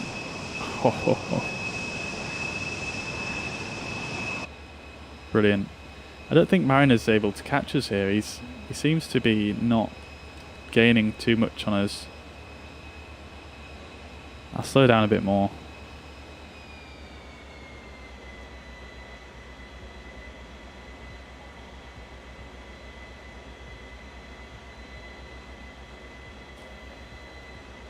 Destroy the world another day, I'm afraid, yeah. It's funny, actually. I mean, another aircraft, actually. I think the Milviz...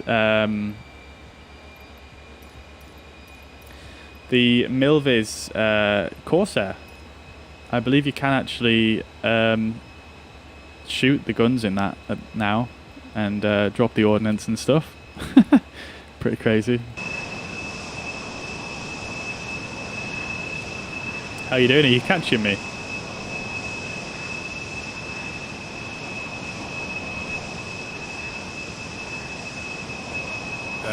I can't see you at the minute. Ah, okay.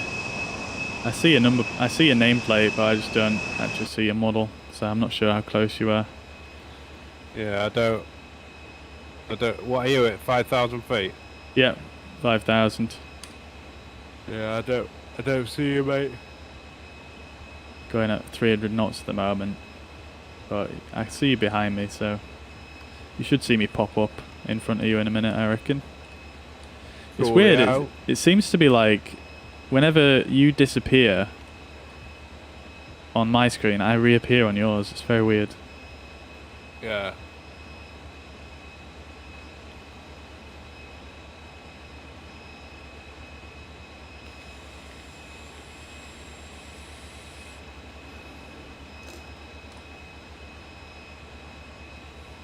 But yes, Manacle. I think it could have been an outer marker beacon or something like that, but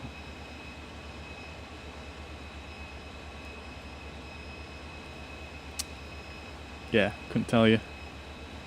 We have this declutter switch as well, which is I assume it's for this screen, or both of them even. Not quite worked out exactly what it does yet.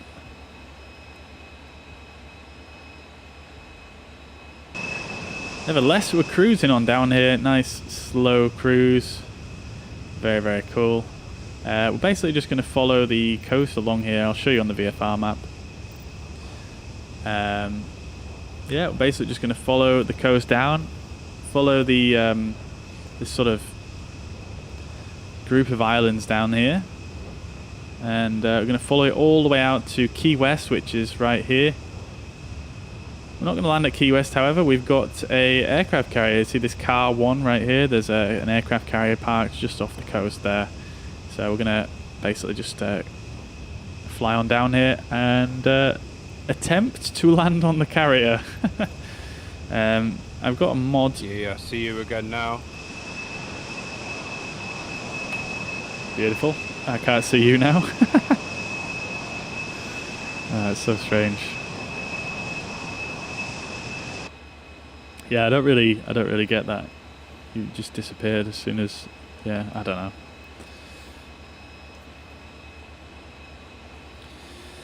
Manacle, take it easy, dude. I'll catch you again soon. I'm glad you enjoyed. Yeah, thank you for tuning in. Thank you, thank you, thank you. Ooh. Excuse me. So yeah, I think what we'll do on the return leg is we are gonna try some stalls and spins. We'll probably change it to nighttime as well and check out the night lighting on this thing. Let's see what that looks like. I mean, we could do that now, couldn't we, really? Let's see. Oh, yeah. Oh, that you can see that hood much better now. That's very nice. Oh, yes. Look at that. We could even go a bit earlier, couldn't we? And just get a bit of light on there. There we go. Oh, there's Mariner over there. Beautiful. I see you again. You're off to my right. You caught me up by the looks of things.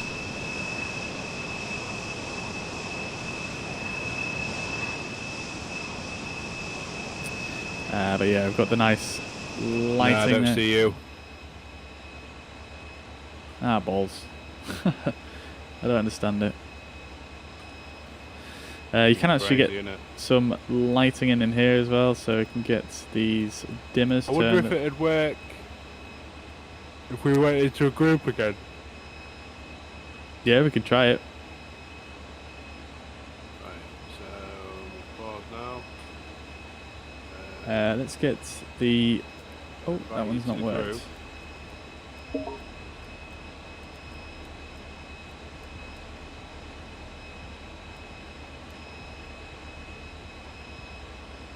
Oh, there's the landing lights. Completely forgot about that one.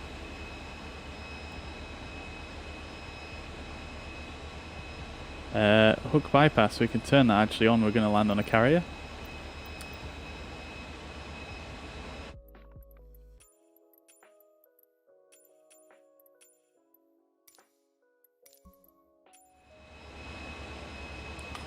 There we go, I joined. My weather changed, so I'm definitely in. I see you now. You're at my sort of 4 o'clock-ish, 5 o'clock. I don't see you, but it's just popped up saying you joined the group, so you might appear in a second. Alright. Hopefully. Yeah, there you go. See you now. Nice. Brilliant. Nice, nice, nice. Your name tag seems to be glitching about a little bit, but yeah, it looks like I can see you. I'm going to turn in a little bit towards you. Yeah. In a minute, I'm going to turn just a little bit more to the right. Probably heading sort of 190, something like that. Yeah, sound. Are you going to sort of cut across? Well, I'm following the nav line at the minute. Okay. Flight plan. All right. Yeah, yeah. I'll just try and hook up with you. Then you just follow your nav line. What speed are you going currently? 400. All right. I'll speed up then. Tell you what, it looks like quite a nice area around here, doesn't it? The houses and that. Yeah, it does, doesn't it? Like proper like market part of Florida or something. Must be. Like where I am, the houses look like they're all spaced out, detached. You know, little rivers, and looks beautiful, to be honest. It does look very nice, yeah.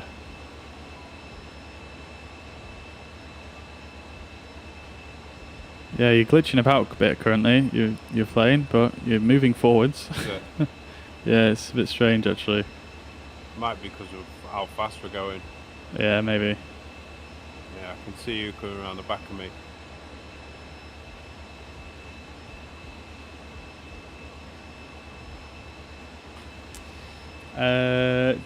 Let's see. Afterburners will look brilliant now. Yeah, they will do, yeah. But unfortunately, I've joined a group with Mariner now, so it's going to actually take whatever weather he's using.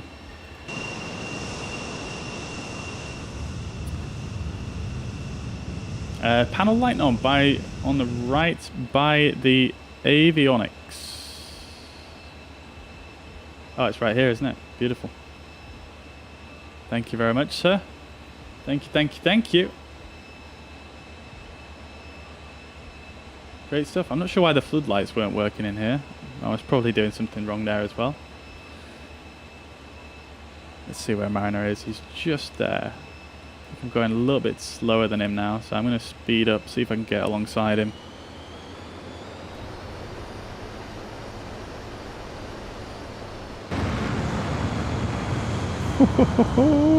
Baby.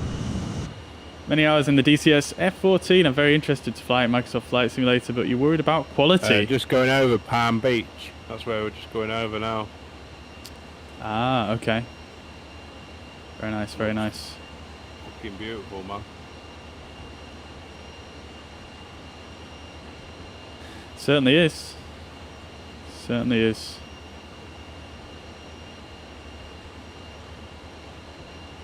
And we're just disturbing the peace, just creaming through the airwaves at 5,000 feet at 400 knots. Yeah, I know, right?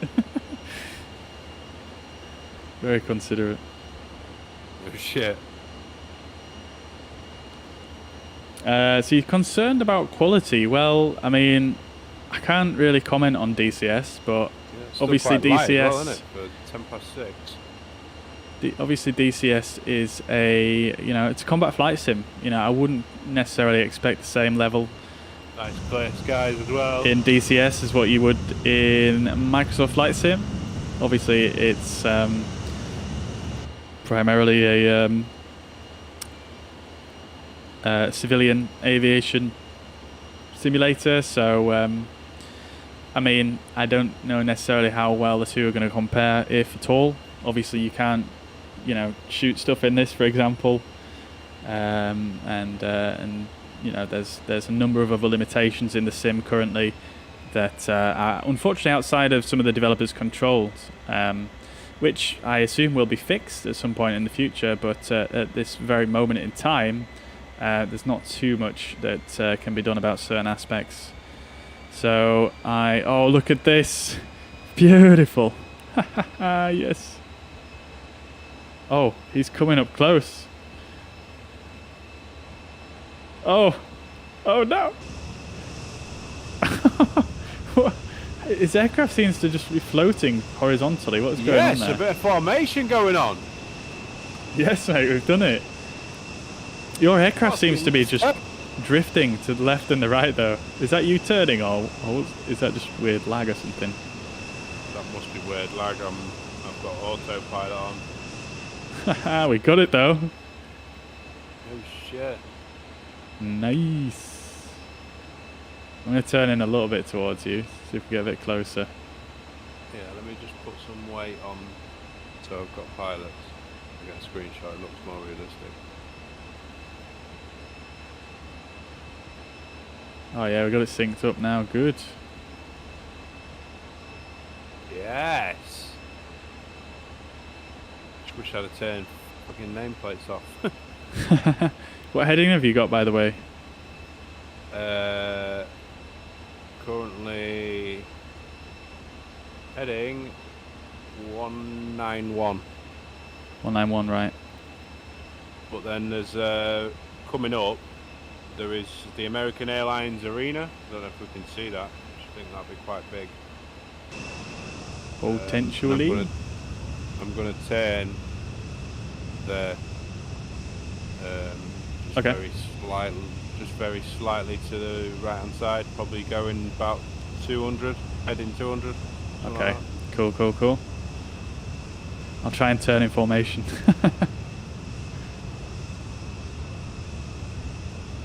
Will do.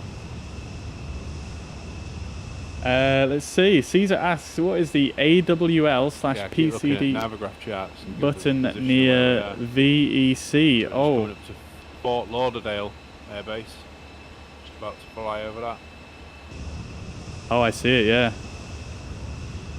Quite a big base, that, to be fair, I think. it's huge. I'm not sure if that's a commercial airport as well. It looks like it.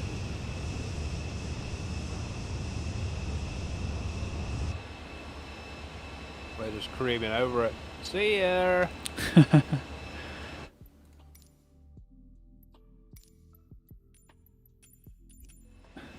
Oh no! I went to turn my nameplates off, and you went steaming ahead. I'm gonna speed up, see if I can catch up. Oh, I tell you what. I'll try and turn mine off then and see if it syncs us back up. Oh yeah, actually, good idea. Let me put myself back down to 400 then.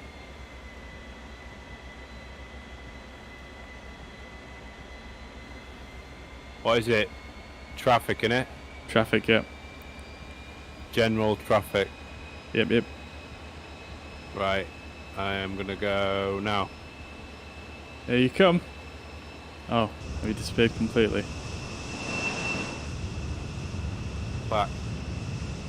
Yes, you're just in front of me! Am I? Oh yes. You can get in there, no nameplates. Brilliant. Yeah, I want to get a screenshot of you out the window. This is a rave song.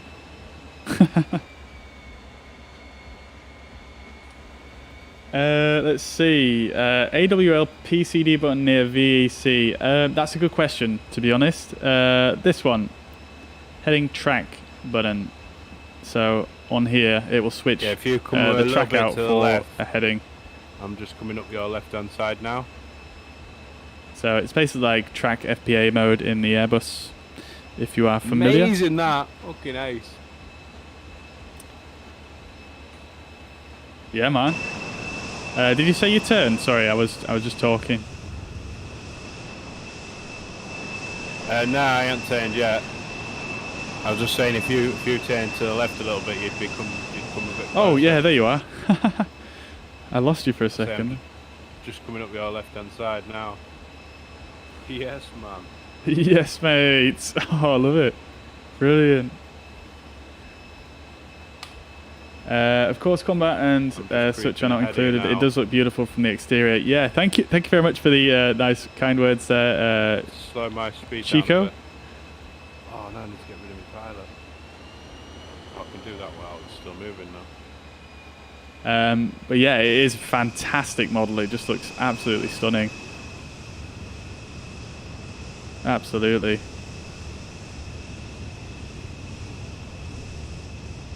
Bug with Microsoft Flight Simulator and AI models. Yeah. Hey. Yeah, I agree. It's definitely many bugs there. Awesome, dude. Amazing that. What heading are you going to?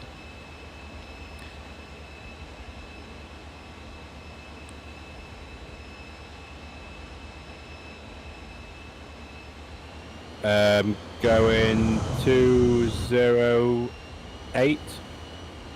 208, okay.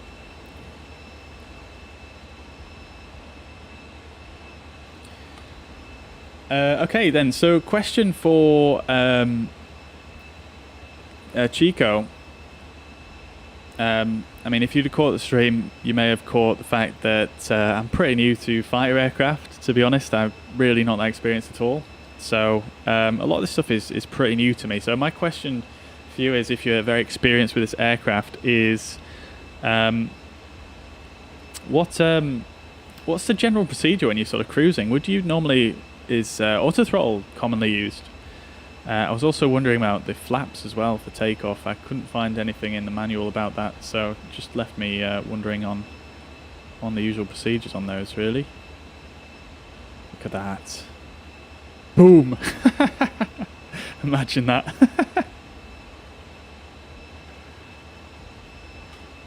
You just flew right through my crosshairs, mate. Yeah. I'm going to speed up a bit, see if I can catch up with you. See if I can get a bit closer. Oh, there you go. You're coming quick. Holy.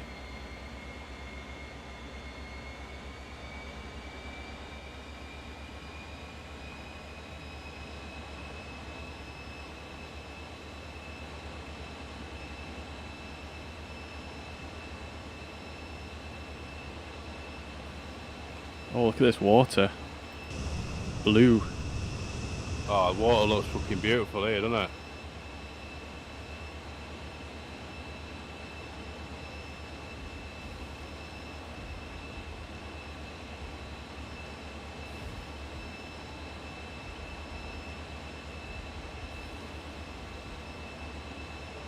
Fucking amazing.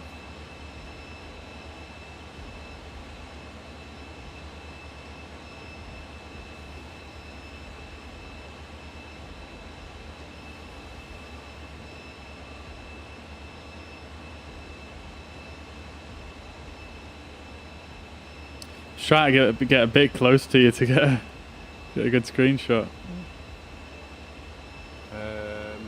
What about if I slam on my speed brake for a second? I want to get... But then I've got auto throttle on, haven't I? So it just throttles up. don't worry about it. I'm just increasing my speed by a tiny amount.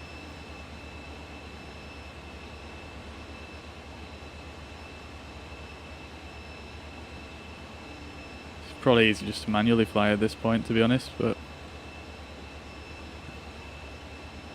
really nice and stable.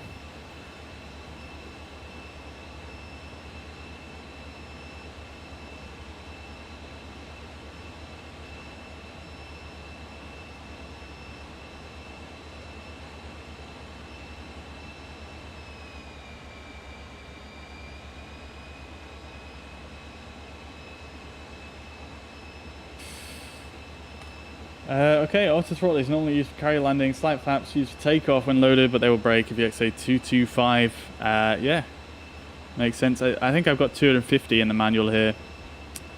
But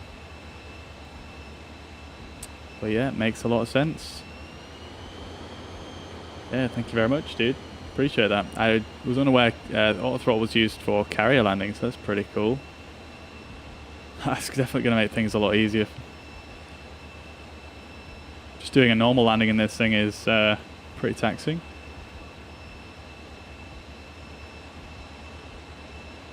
Okay, here we go. This is a screenshot opportunity. It's coming in.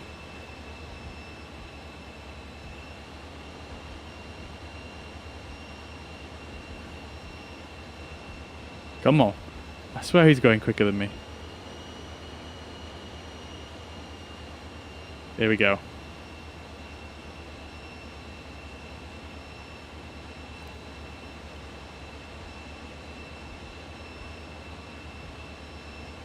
Beautiful. Okay. I want to get a bit closer like we were before.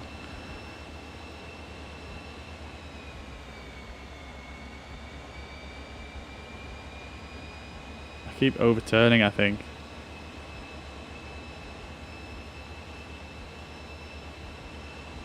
Tell you what I'm probably just going to do. I'm just going to fly it manually. It's probably going to be easier, isn't it? I think I can set the smart camera here to actually focus on... Does your water look white around here? It doesn't look white. It looks quite blue, but obviously certain angles it looks pretty white from the sun.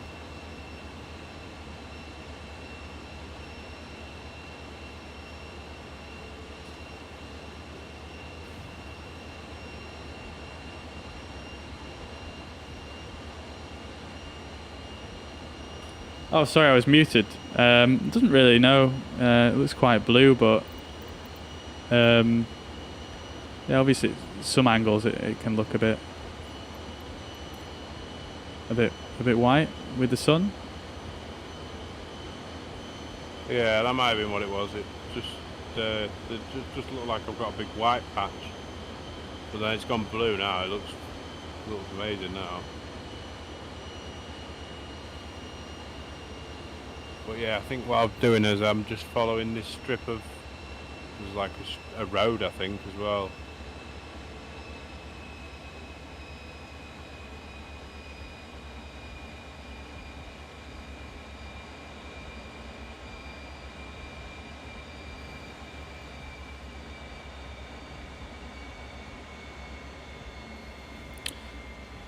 Trying my hardest to get a shot with you out my window without you being like super tiny in the frame, but I'm struggling.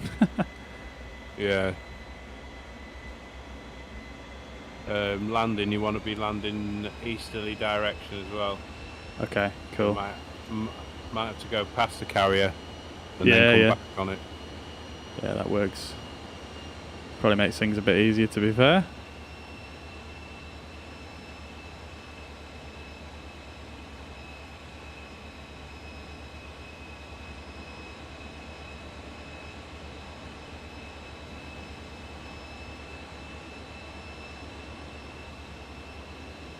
This is very nice down here.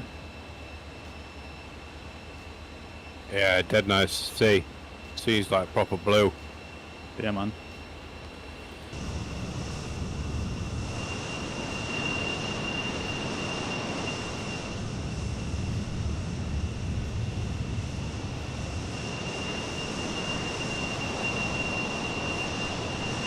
I've lost you again, but I don't think that's because you've disappeared. I just think it's because I've turned the name tags off and I've literally just lost sight of you.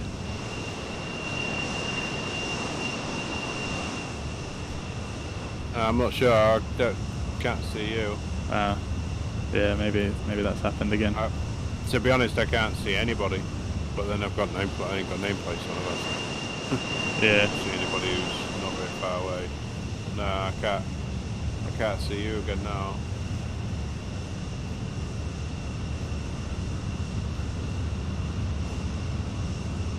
Alright, I'm going to get that carrier arrestor cable landing on. Yep. I think the tail hook will work. Yeah, the tail works. Because the box that says require tail hook for cable catch, doesn't it? Yeah, I haven't got that one ticked. Yeah, I think that's an external thing in there. Yeah, I'm just gonna leave it.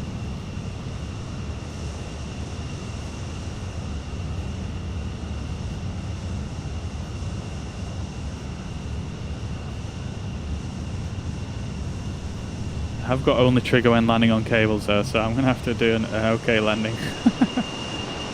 Yeah, I got one in earlier. Nice. Yeah, we're about to try landing on a aircraft carrier, guys. It says crashes must be disabled as well. Have you got crash damage off? I believe I do. Yeah. Though, to be fair, I think that's for when you're taking off. Yeah, I'm pretty sure I've got it off anyway. It's too unreliable generally, so. That it is.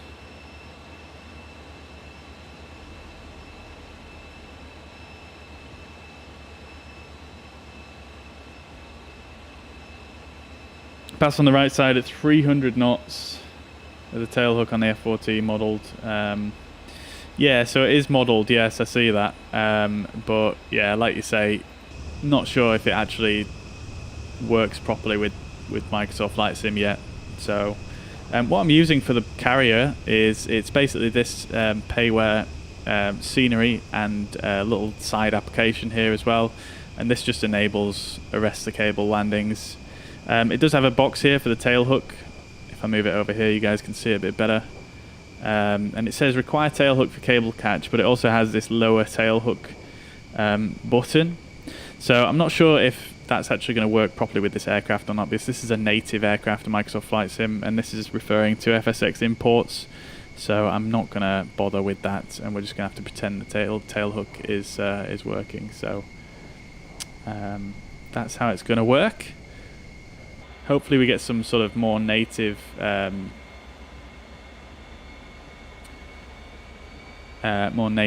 carrier landing behaviors when we get the top gun down to about 2,000. We get the Top Gun expansion.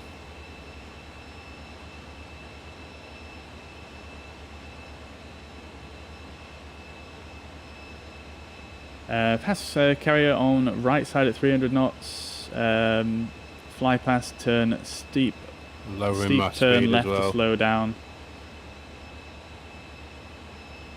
On downwind, flaps, gear, hook, and DLC if it has in. Yeah, I believe it has got DLC modelled, yeah. I believe so.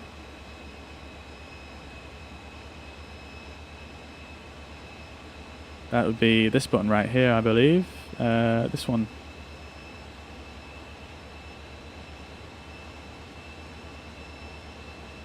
But let's just put this out here real early, guys. This is the first time I've ever landed on an aircraft carrier in any kind of flight simulator, let alone in a fighter aircraft. So this could go poorly. This could go poorly. We should be pretty close to it right about now.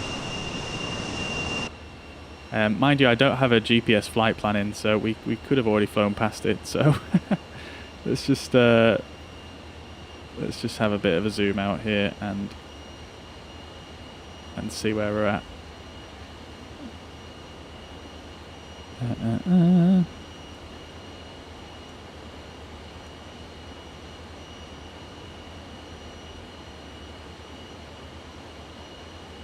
Yeah, I am not seeing it. I feel like it would still show up on here. Are you close to the carrier?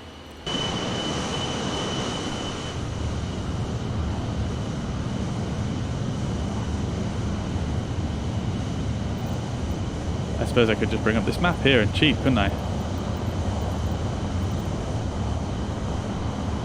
Oh no, we're still got a bit of a ways to go here. It should be like right in front of me.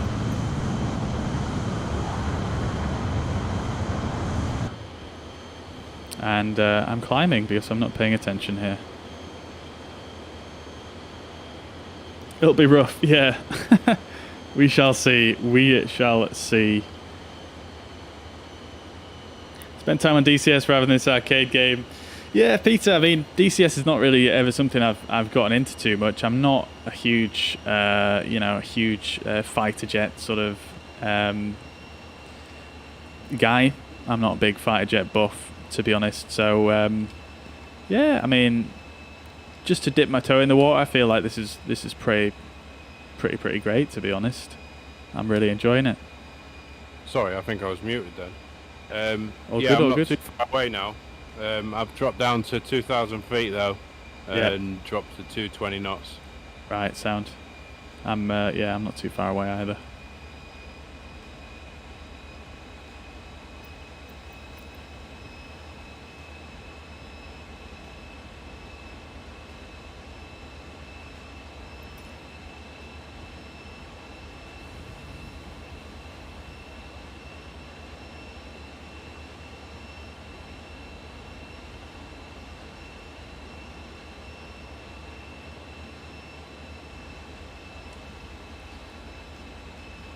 It's a nice intro into fighters. Play DCS as a fight sim. Don't fight much. Yeah, fair play. I mean, that's the thing, you know. Yeah, I mean, Microsoft Flight Simulator is the first flight sim I've really ever properly gotten into. There it is.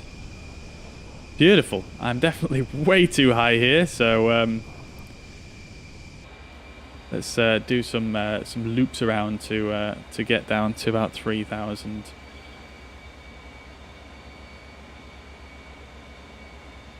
Now, I believe there's one of these landing mode. There we go.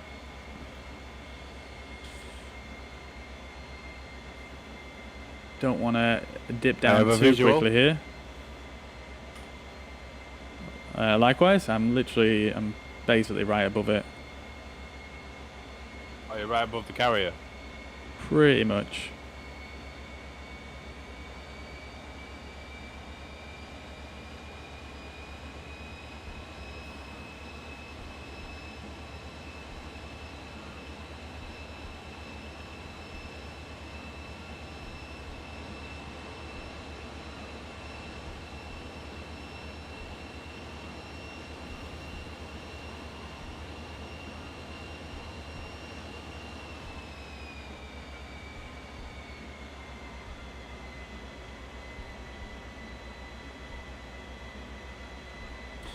Alright guys, I'm just going to punch in 300 knots here.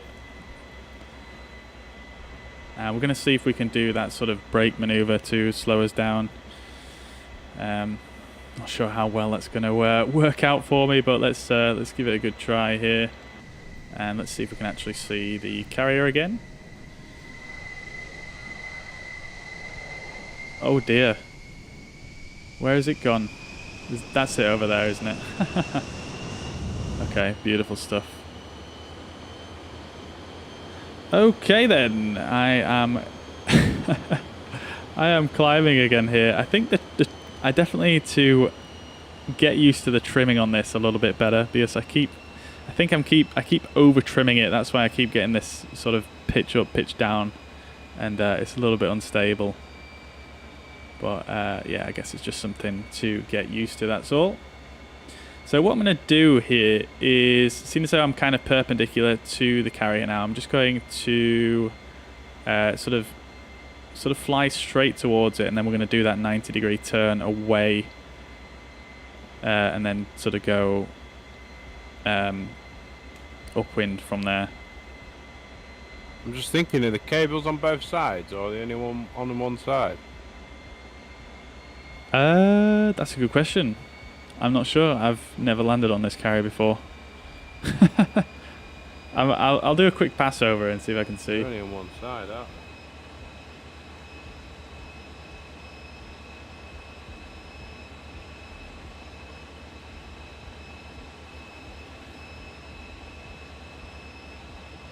they? I don't know if you heard me just then or not, but I just said I'll do a quick pass over and see if I can see. I'm not sure if I'll even be able to see him from up here. I mean, to be honest, I think earlier on when I landed, I did actually land at one end and the cables were at the other end, but still stopped me. I don't know if that's what they do in real life though. Yeah, wouldn't you land on the sort of the stern end of the aircraft where it kind of slopes off to the left?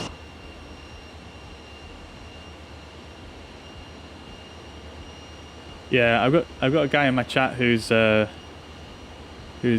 flies this plane a lot in DCS. He says generally the carriers only have the cables on the back. Right. Yeah, I think that's. So that makes sense. A westerly direction then, I think. Excuse me. I'm right above Alright, it guys. now, anyway. I'm going to try focus up for this this landing. See if I can get this down. I'm going to turn the auto throttle off Don't now. Stall. Because I'm honestly not sure how well I'm going to be able to control this thing with auto throttle on. I just can't see myself being able to do it with Yeah, the back. with the auto throttle on. Westerly direction you want to be coming in from. Yeah, that's what I'm trying to set up for you. Alright, so let's try do that high G turn to lose some speed. I think I overturned there, but I did lose some speed and I'm definitely too high now. I'm just going to try and take it a bit slower and steady and try it this way. You're excited. Oh, it may go terribly. It may go terribly. Can also enable ALCS switch. I will have a look.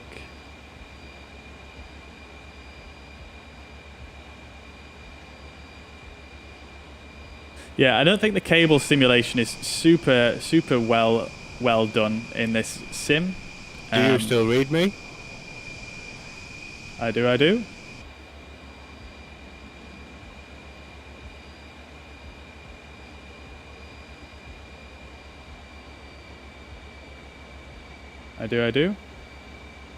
Roger that. I don't know if my stream's just gone down.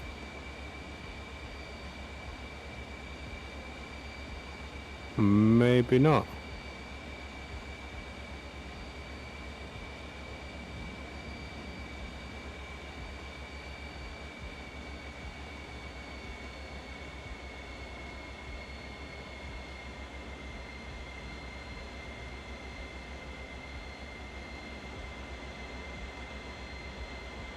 There she is. Alright, let's see if we can start getting set up. We're starting to pass through 250 knots now. Now, I'm not sure exactly the order to do everything, but I'm first going to start with the DLC. Oh, no, wait, I need to get the flaps out first, I think, potentially. The flaps out first of all. Definitely don't want to descend too quickly here. I'm going to start turning nice, I in. see you now. Beautiful. Yeah, I think I just saw you as well. I can just see your lights, obviously.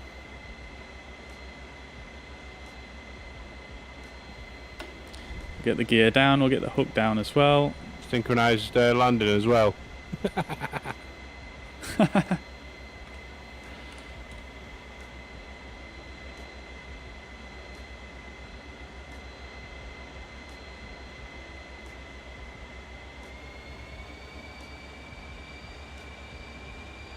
Want to be careful of compressor stalls in this aircraft because it's a high angle of attack, so I am just being a bit careful here. So I've got my gear down, I've got my hook down, I've got the switch on the left that I forget the name of. I think we're a bit too quick here. I feel like there's something I'm forgetting, but let's see. I'm not looking too bad though, I'm not going to lie. I am a bit quick, I'm just going to idle it. Let's go for full flaps here. Oh, that sun.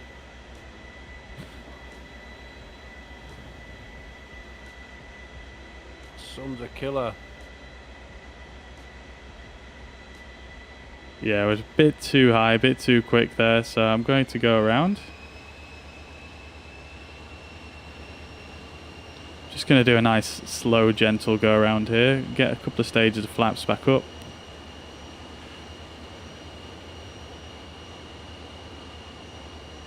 Did you press connect on the carrier app, by the way? Get the gear up.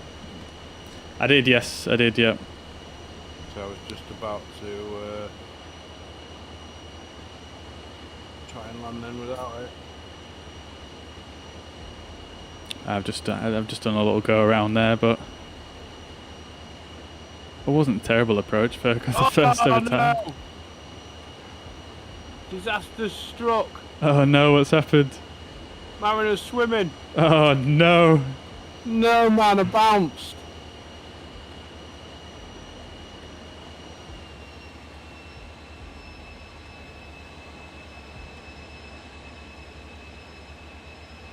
Hey, my plane even creates a wake. How good's that?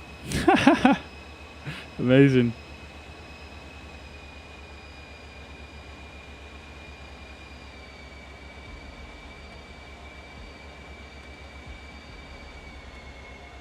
Alright, chat, I'm not going to be able to pay too much attention here. I want to try and nail this. Oh, what?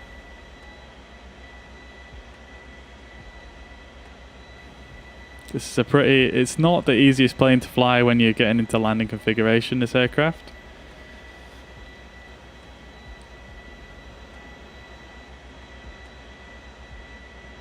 Oh, camera's going wild. Okay, let's start getting some more flaps back out. I'm going to get the gear back down.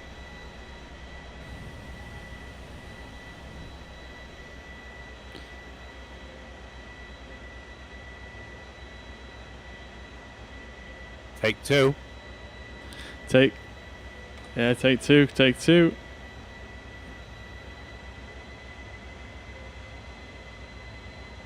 It's just difficult to look around when I've got to switch my hands.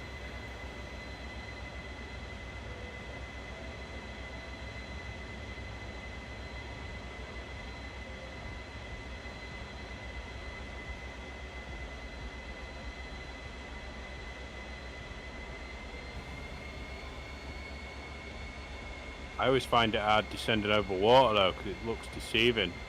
Yeah, it always looks a lot closer than what it actually is, doesn't it?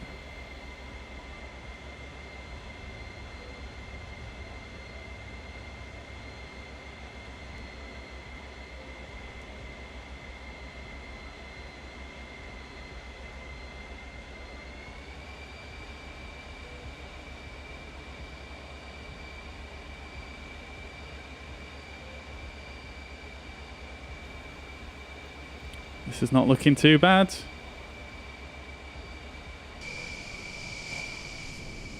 Oh no, I think I'm a bit too high. No!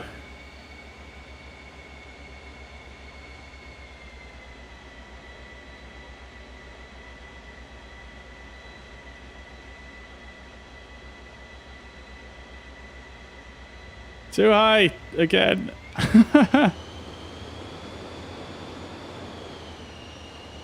I'm wet again. Oh, nice.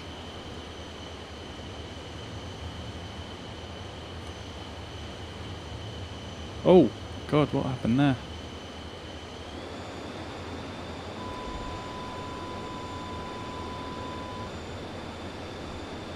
Wheels. We're good. We're good for wheels. Don't worry.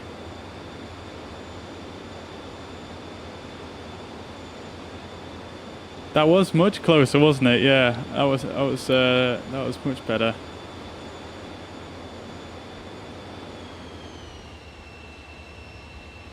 Yeah, good call though. I'm definitely going to extend my downwind.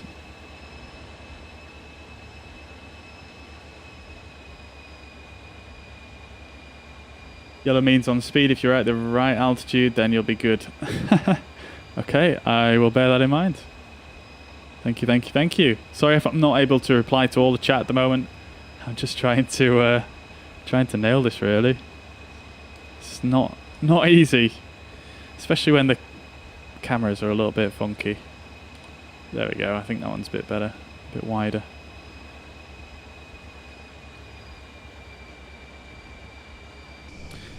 There we go, chat. We've got the hook out. We'll get the gear down in a sec.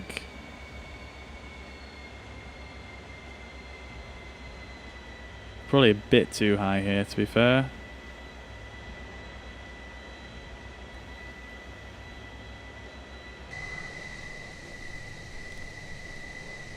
There's the gear.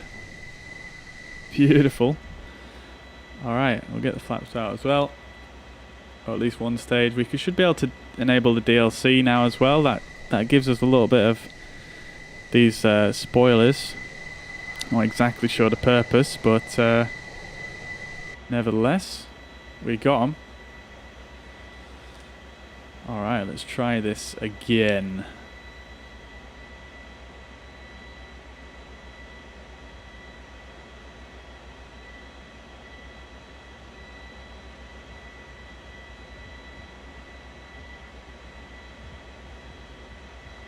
ALCS. Are you down? I haven't seen that one, dude. Oh, ACLS. ACLS, I have all the switch. Oh, AFCS? Oh, this one. These are like the autopilot controls, aren't they? Please, I'm just going to ignore you for now because otherwise I'm just going to crash into the sea.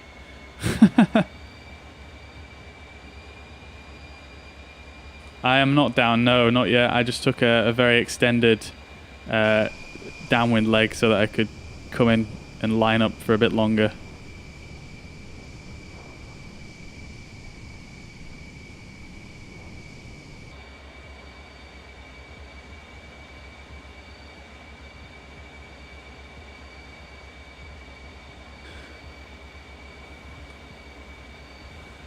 Alright, let's take it a little bit steady here. Let's say about 1,000 feet. And that should be a little bit better for us, I think. You can see the carrier just off there in the distance. We've got a lot of time here.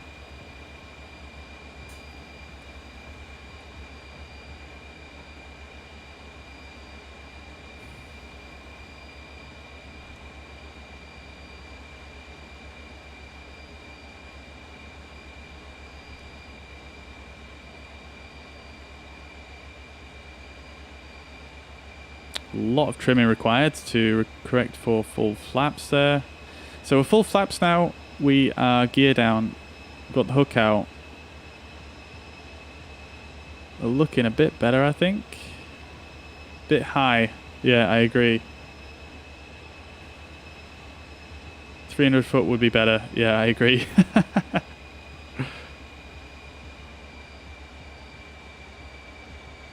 I think we can salvage this, to be honest, though. I think we've still got plenty of room here.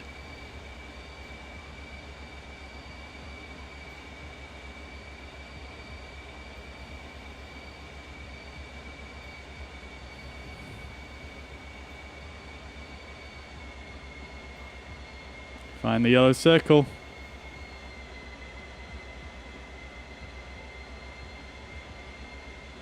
We're looking quite a bit better this time.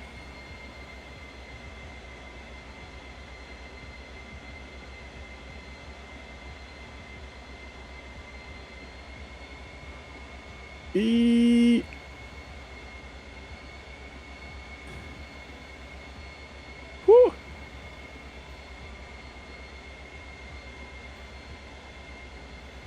I'm going for it. Oh my god. Oh baby. Oh, we just missed the cables. Sweet baby.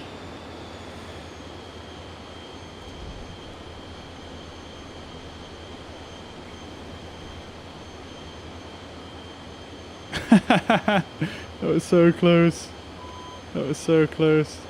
I'm not getting yellow because I'm too fast. Got you, got you, got you, got you. Hopefully I don't run out of fuel here.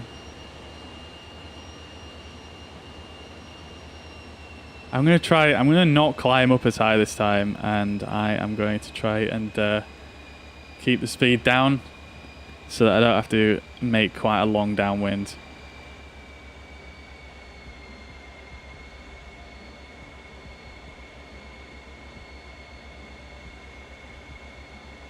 Woo! Touch and go. Indeed, yeah. Did that register as a touchdown there? I don't think it did on my on Sim Toolkit. Oh, it did. It did.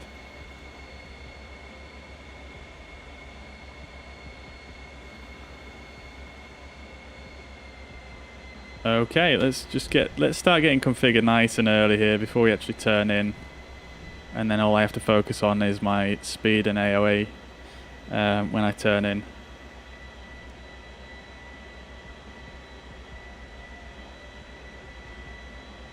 Codename Jack, welcome to the chat. Hope you're doing well. I am struggling to find that switch still, but I will certainly have a look for it after we've landed. Damn, missed it again. Not far off that time though.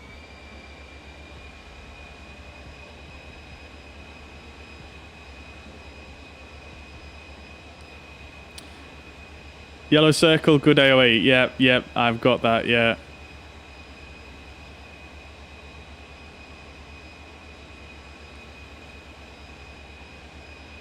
Take 5. Or 4. Yeah, I did a little sort of touch and go basically. It's hard, isn't it? Yeah, it's very hard.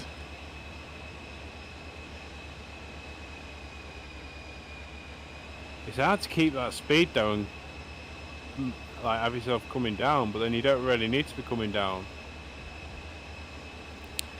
Then I also think it's deceiving because the ship's higher, isn't it, than the water? Yeah, it is, yeah. On the panel right below the tail hook.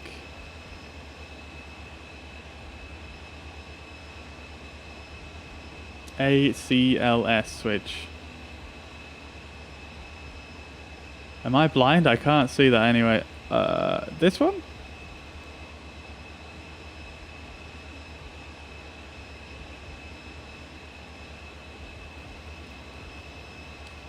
What does that actually do? Does that, what does that actually change out of interest?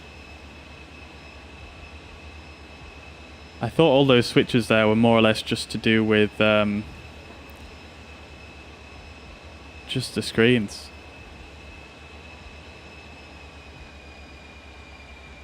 That's it, Keegs.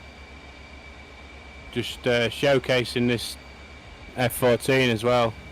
This is coming out on the 19th of August from Just Flight. They've kindly given us a copy. You're on mute, by the way. Sorry, mate. All good, all good. Alright, I'm still not finding that yellow circle, guys.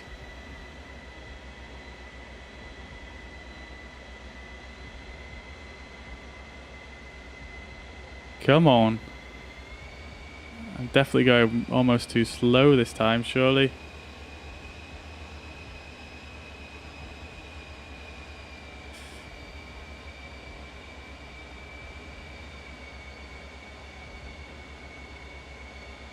Oh, it's going to be difficult to see now.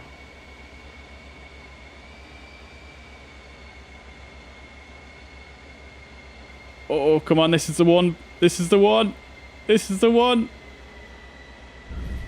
I've done it! Yes!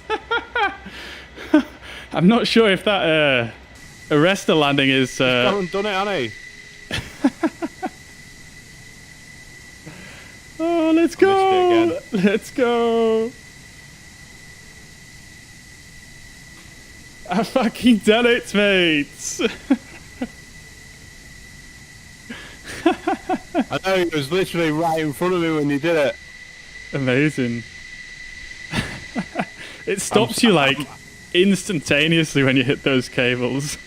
Oh yeah, that's what I mean. I did it from this end. I did it from this end the other day, earlier on. But yeah, he was literally right in front of me, and then he stopped dead. Amazing. I'm blaming you that time. You. No way. I just can't slow down, man.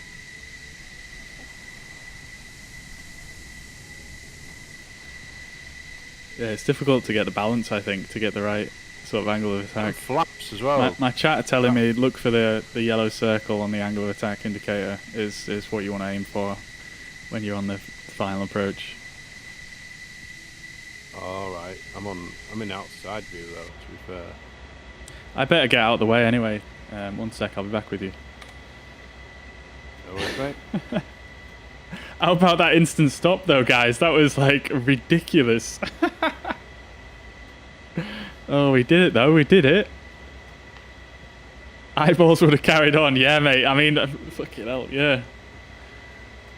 Holy crap. Now, how do I get myself out of these cables? That's good, that's the question.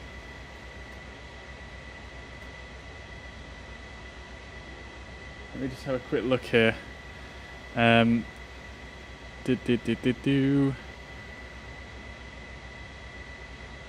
Upon touchdown, the aircraft will decelerate. That is a little bit of a understatement there. Okay, maybe if we just release the hook here, bring the... Well, I've already brought the flaps up. I wonder if I can just actually just move forwards. Oh yeah, I can. Okay, fair enough. Uh-oh. Oh no. Oh no. Oh no, it's crashed. Yeah, it looks like this this add-on for the carrier has crashed the sim. Oh dear me. Okay, I guess I'm quitting that. We'll reload the sim. Dear oh dear. At least I can catch up with the chat anyway, whilst we are waiting for the sim to reload. I'll catch up with everything you guys have said. So I appreciate, first of all of the amazing tips you guys were giving me there. I'm definitely going to be looking back through the chat, obviously, and taking note of these things. Let's see. So, oh, you guys were, yeah, you were trying to tell me where to turn and stuff. Yeah, sorry if I missed that. I was just trying to just make sure I got everything all set. You know what it's like when you fly a new aircraft for the first time, you know. It can be a bit overwhelming, especially if you're trying to land on a freaking aircraft carrier. They say a good landing is catching the first cable, but your last resort is the last one as soon as you catch it. You hit full throttle as if you missed it. Therefore, if you do miss it, you're already accelerating to go around. Nice. Like it. Good tip, Nathan. Thank you, mate. On the left of your hood, look for the yellow circle. Yep, got that one. 150 knots on 120 knots on landing. Yeah. I mean, we can have a look, actually. Let's see here on Sim Toolkit. So Sim Toolkit said we were going...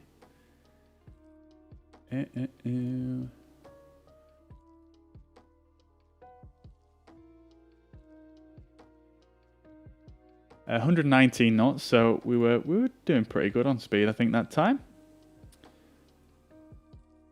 Jersey Paul, welcome to the chat. Hope you're doing well. Good to see you. Yeah, certainly something a bit different today. Very, very amazing add-on from DC Designs.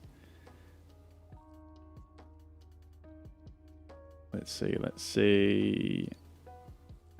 Altitude around 150 for landing. I wish I'd seen that earlier. Thank you very much, Ian.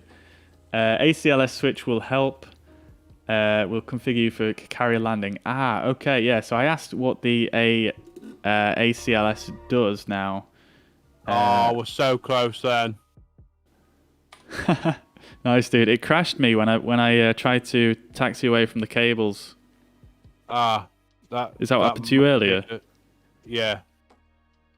That's exactly what happened to me earlier, mate. So that could be an issue with one of either the plane or the carriers. Yeah, I wonder if you have to disconnect before you actually disconnect the whole app before you taxi away. Maybe. Oh, we're so close that time. I'm spawning back in. I'm gonna just slew over to the side so I can watch you come in for a landing. Yes, no worries, man. So ACLS then. Those switches are completely misused. ACLS is a system where the carrier takes control of your plane and lands it for you. Oh my god, that's amazing, dude. I mean, I don't think that kind of stuff is simulated at all, really. No, it's not easy, man. I don't think that stuff is simulated at all in Microsoft Flight Simulator at the moment. This is only very, very basic sort of simulation of the carrier. As you can probably tell from how quickly the thing stopped when we landed there. Nevertheless, it's a pretty good model of a carrier, I can't lie. So we'll try get in here and we'll park up and watch Mariner land. I will catch up with some of the chat as well as we do this.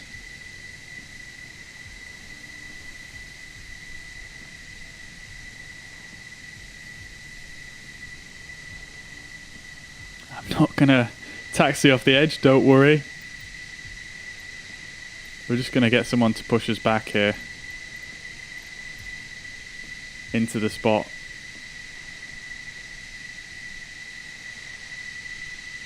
So that we're nicely parked up here.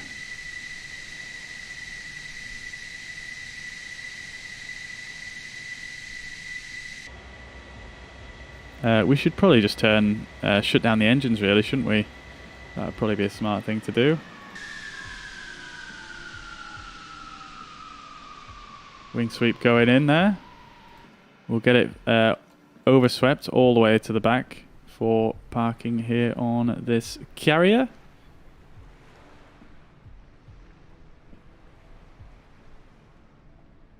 Oh! Nearly went off the edge. Oh, here he comes! Oh, he's... Oh, that was a scraper. Oh, I felt that. Beautiful. All right, so we've got the wings overswept all the way back, and let's have a look. I'm still going to catch up with the chat here before we do the shutdown checklist. Oh, you guys, you couldn't see me loaded back in. I do apologise. I'm just parked up now, as you can sort of see in the background. It wasn't too exciting. Okay, let me catch up with everything else. So many messages, guys. Appreciate all the support and the tips. 300 feet would be better. You know, you're getting yellow because you're too fast. Yep. Still trying to find that perfect balance between speed and descent rate and whatnot. Let's see. I think at the moment you deploy full flaps, air brake and DLC. You are ready to land. Got you. Matt Drums, welcome to the chat. Hope you're doing well. We are with you, yeah, love it. Nice one, Codename Jack.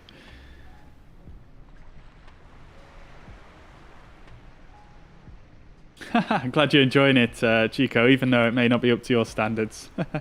Yeah, I'm glad you're enjoying it. Yeah, it's a lot of fun, and yeah, I really enjoy the challenge myself, honestly.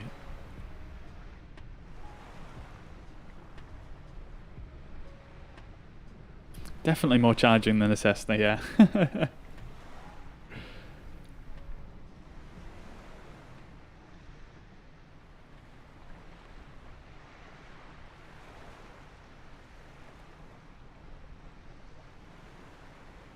Got your silent killer, yeah, yeah. Yeah, one day, hopefully, Microsoft Flight Simulator. I mean, we've got the Top Gun expansion. Who knows what's going to come out of that? Let's see what happens.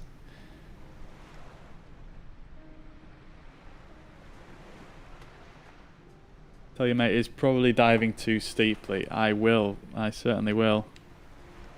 Let's get a better angle here for this landing.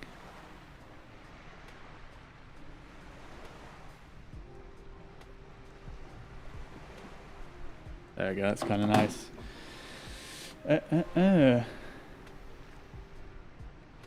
Yeah, crashes never fun. Amazing desktop picture. Thank you, David.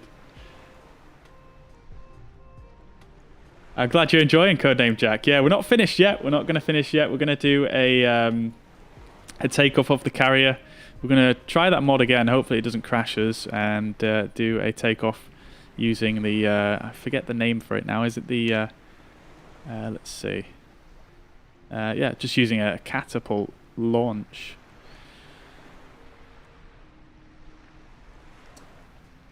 Yeah, we're going to try that one shortly, and we're going to fly back the way we came, and I'm going to try some more aggressive maneuvering this time. I'm going to attempt a compressor stall. I'm going to see if I can initiate a spin and see if I can get out of it. So it should be quite interesting. For the record, DCS is free, and there is... Oh my god, that was so close. That was incredibly close, dude.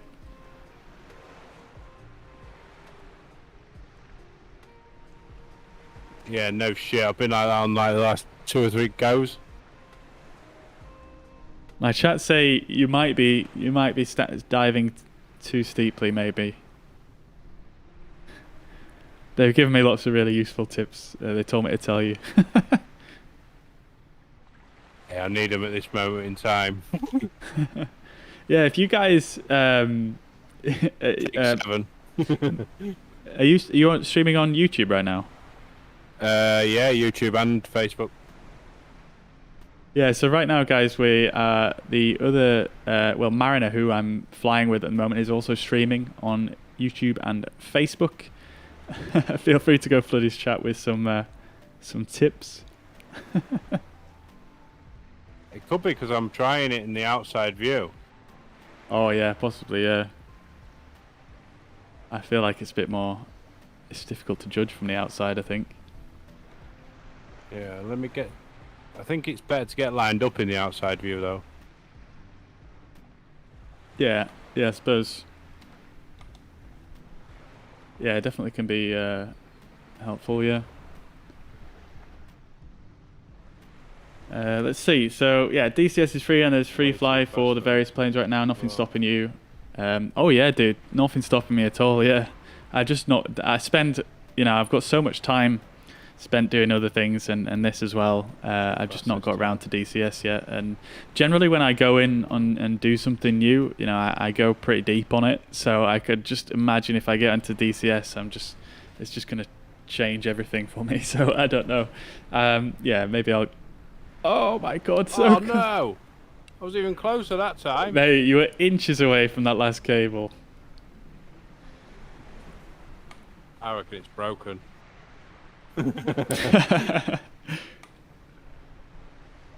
Well, mate, you should have seen how quickly those cables stopped me. I wouldn't be surprised if I snapped them.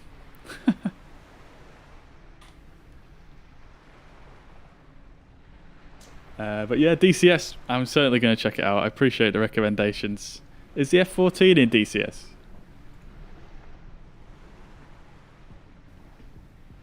But yeah, this is a beautiful add-on, isn't it? Sorry, you aim for third cable on a carrier and fourth and second cable with the carrier that has 3. Got you. Oh, so I think I did pretty much perfect. Flaps are weird as well, aren't they? They go like do it automatically, don't they? I think I think they do it automatically between a certain speed. I think it's between like Mach 0.2 and Mach 0.6 or something like that. But when you're on final approach, you'll have to.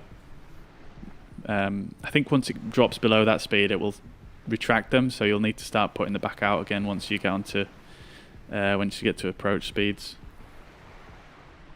That's what I've found.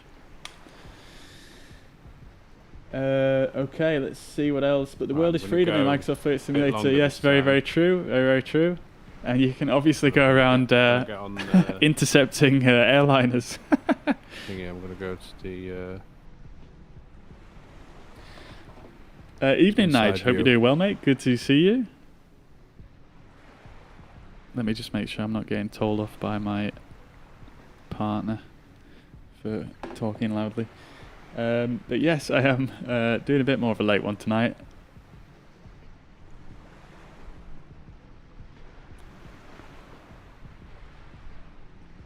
Yeah, Silent Killer. Yeah, care out. I know it's because of this tower. It's like blocking the final approach path here.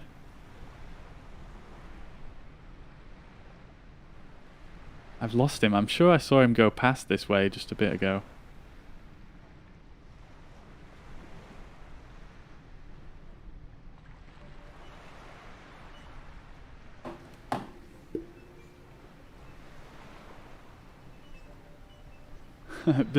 Benesby, welcome to the chat. Hope you're doing well. Welcome, welcome. Thank you. To be more authentic with your takeoff, full afterburner and flap launch. Instantly pull up the flaps in the gear, then take a shallow right turn to get out and in front of the carrier. Nice, like it. Yeah, appreciate that. Very good. Yeah, actually, yeah, I'll give that a try, dude.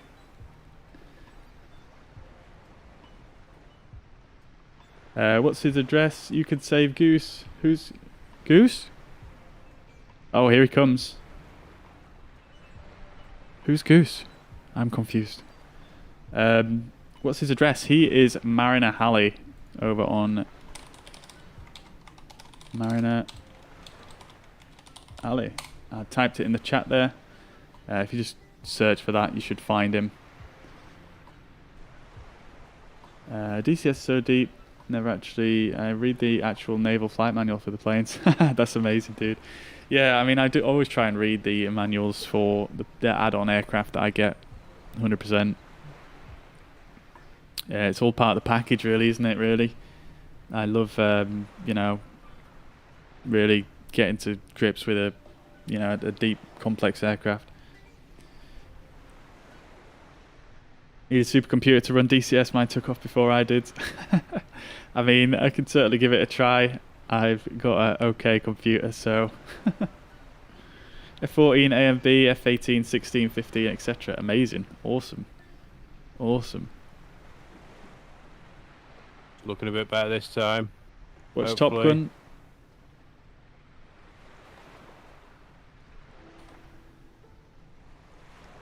I see you.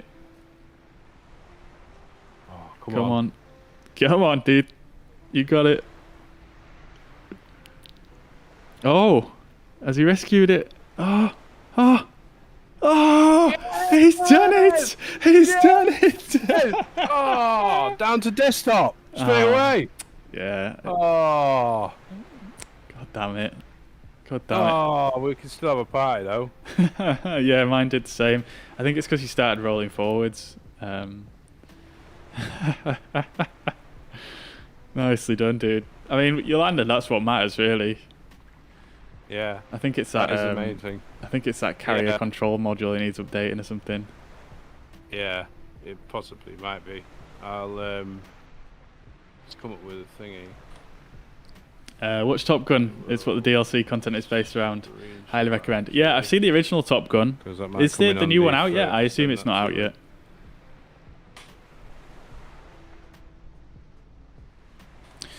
All right, there we go. He's down. Okay, so let's do appreciate that. let's do a shutdown checklist then, real quick, as we kind of just sort of half set this thing down. So where are we here with the shutdown? We didn't do our landing and descent checklists, to be quite honest.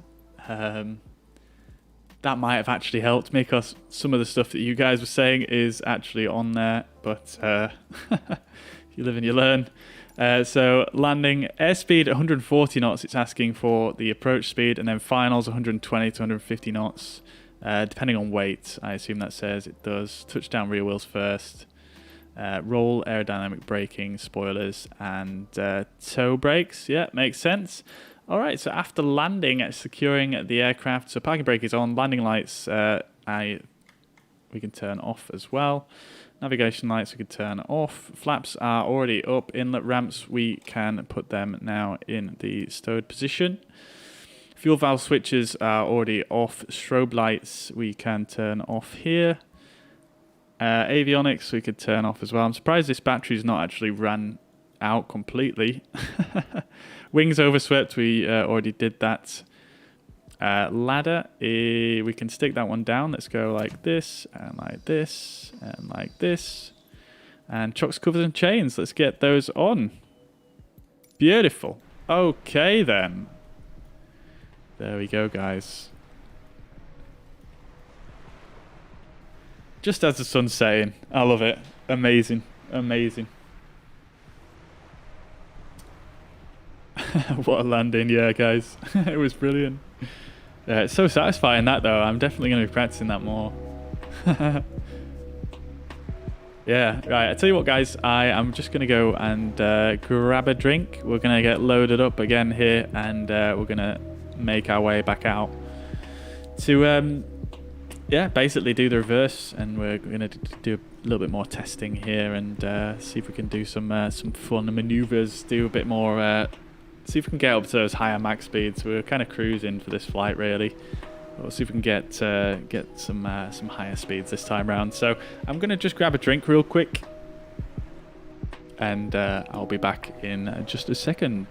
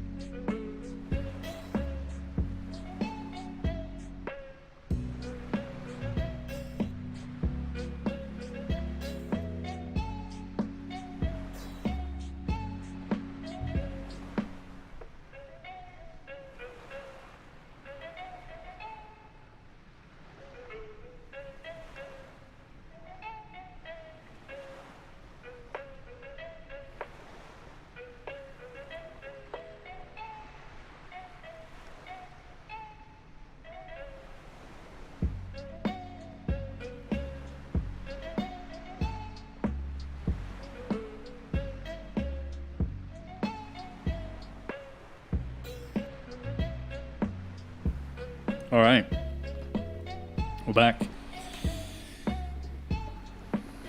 You joined the stream just in time. Amazing, dude. Top Gun comes out later this year. I thought it was, yeah. What a landing. Yeah, that was amazing. Ricardo, take it easy, dude. Thank you very much for tuning in, as always. Hope you have a fantastic evening. Have I ever flown at the Mach Loop in the Wales mountain range? No, I haven't. This is, well, I mean, I say this is the only fighter I've ever flown before, but I've flown the Spitfire in Microsoft Flight Simulator. Not quite the same thing, though, is it? But no, I haven't actually. I was planning on trying that in this aircraft at some point in the near future. So, yeah, I haven't. We'll be checking that out. I know there is actually an add-on for Microsoft Flight Simulator where it gives you a little bit of guidance. All right, so let's continue then. We're gonna get set back up for a takeoff here.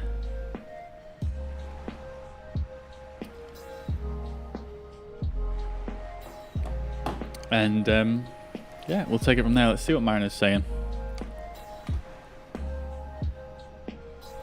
How you doing, dude?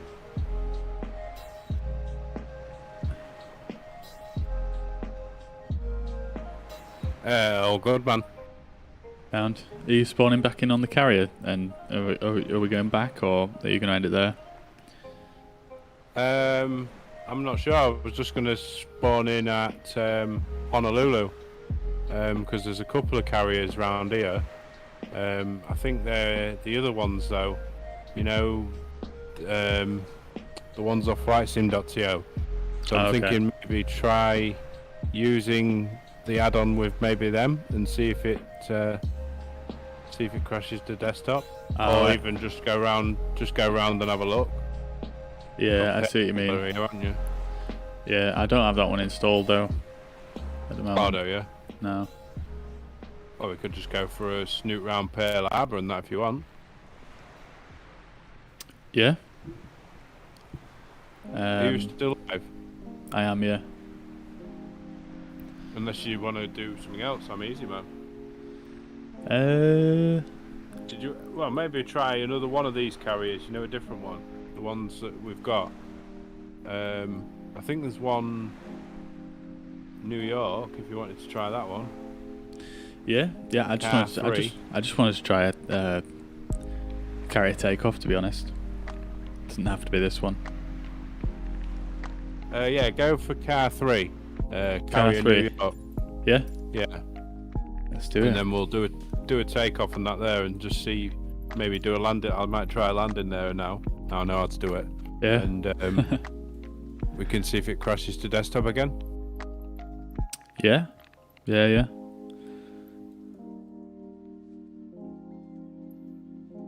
Oh yeah, that's right in there, isn't it? Holy. Right, it's right in New York. Enjoying isn't it? this laid-back stream. It's right New in the viewer bay came there. across you on YouTube. Recommended. Keep up the good work, man. Really enjoying the content. Hey, Benispi, thank you very much for the £3 tip there. Much appreciated, dude. It's very rare I see those pop up, so that's quite surprising to hear that sound. But thank you very much, dude. I'm glad you're enjoying the content. And yeah, I don't usually fly aircraft carriers, not aircraft carriers. I don't fly aircraft carriers at all.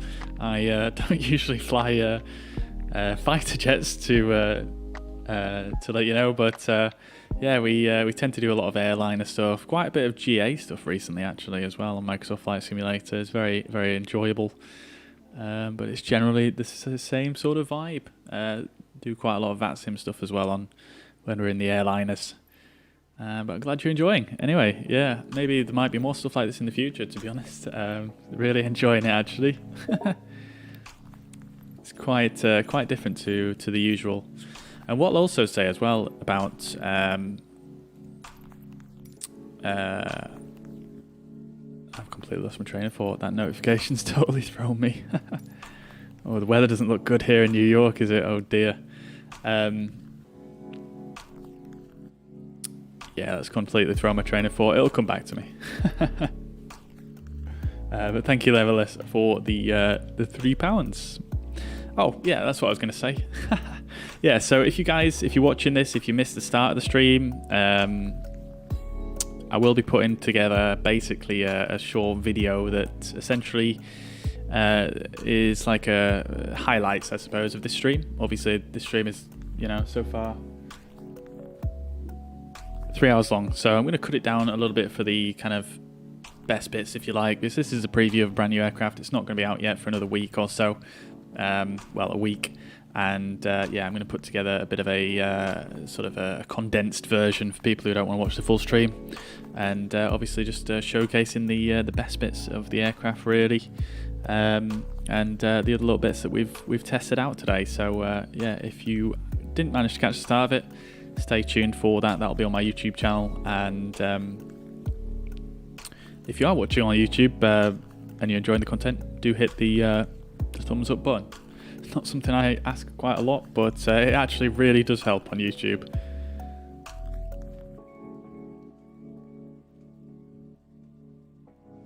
Should do a group formation flight when the DLC comes out. Yeah, that's an amazing idea. Yeah. I'll definitely have to try that, 100%. All right, there he is. He's spawned in.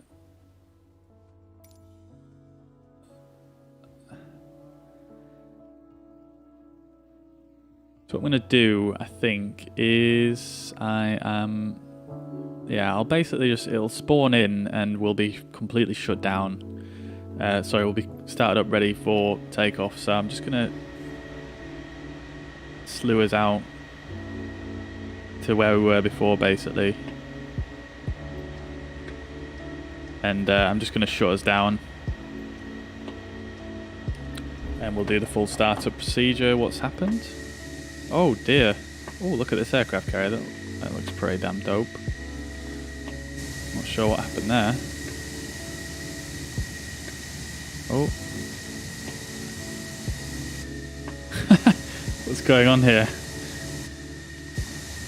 It's not like... It doesn't think it's like a solid object.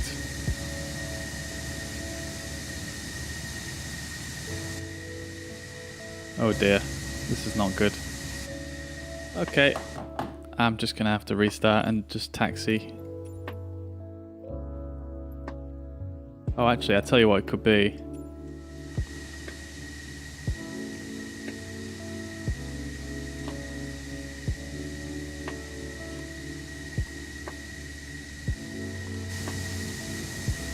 Let's try again now. Nope. Okay, I'm going to have to just restart and just taxi myself across. Do I have a Reels pilot's license? I do not. No.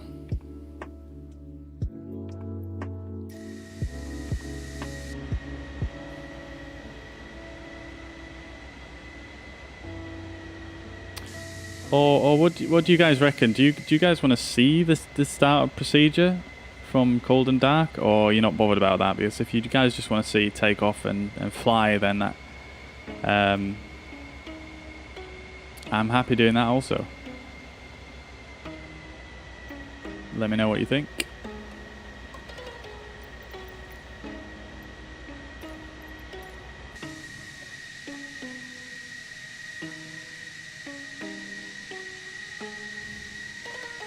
Oh, has he already gone? He may have already gone. Oh no, there he is. David wants to see flying. We can do that.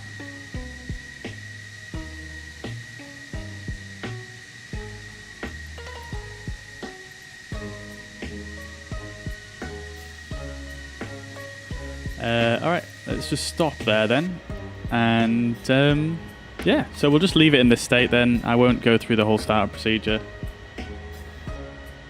Paul says he wants to do the startup. Chico says the startup. Okay, we can do the startup then. More votes for that, I'm afraid. So we'll go for the full startup then, and yeah, we'll do that real quick. So let's just stick these back like so. We'll stow these and turn the engines off again. Luckily I've just done this whole procedure, so it shouldn't take too long.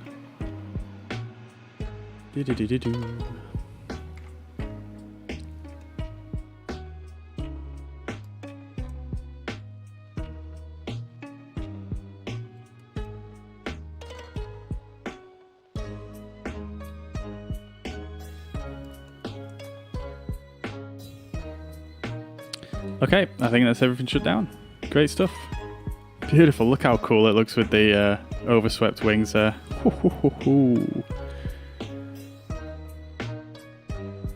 Let me just catch up with Mariner.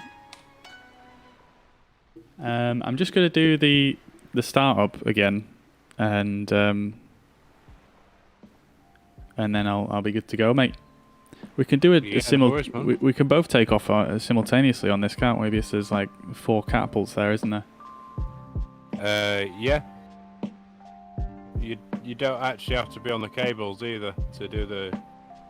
Oh, do you not? No, you don't actually have to be on the cables to do the thing. You just have to be. Well, anywhere really. Okay. But I think they normally go off these white lines, though. Is that where they normally spring from? Yeah, I'm pretty sure that they're the catapults, yeah. Yeah, I think you just hook your nose wheel underneath that little end bit, that bit that's sticking up. I think that's where you'd normally put it. Aye, I'll go back on one of them. Yeah, sound.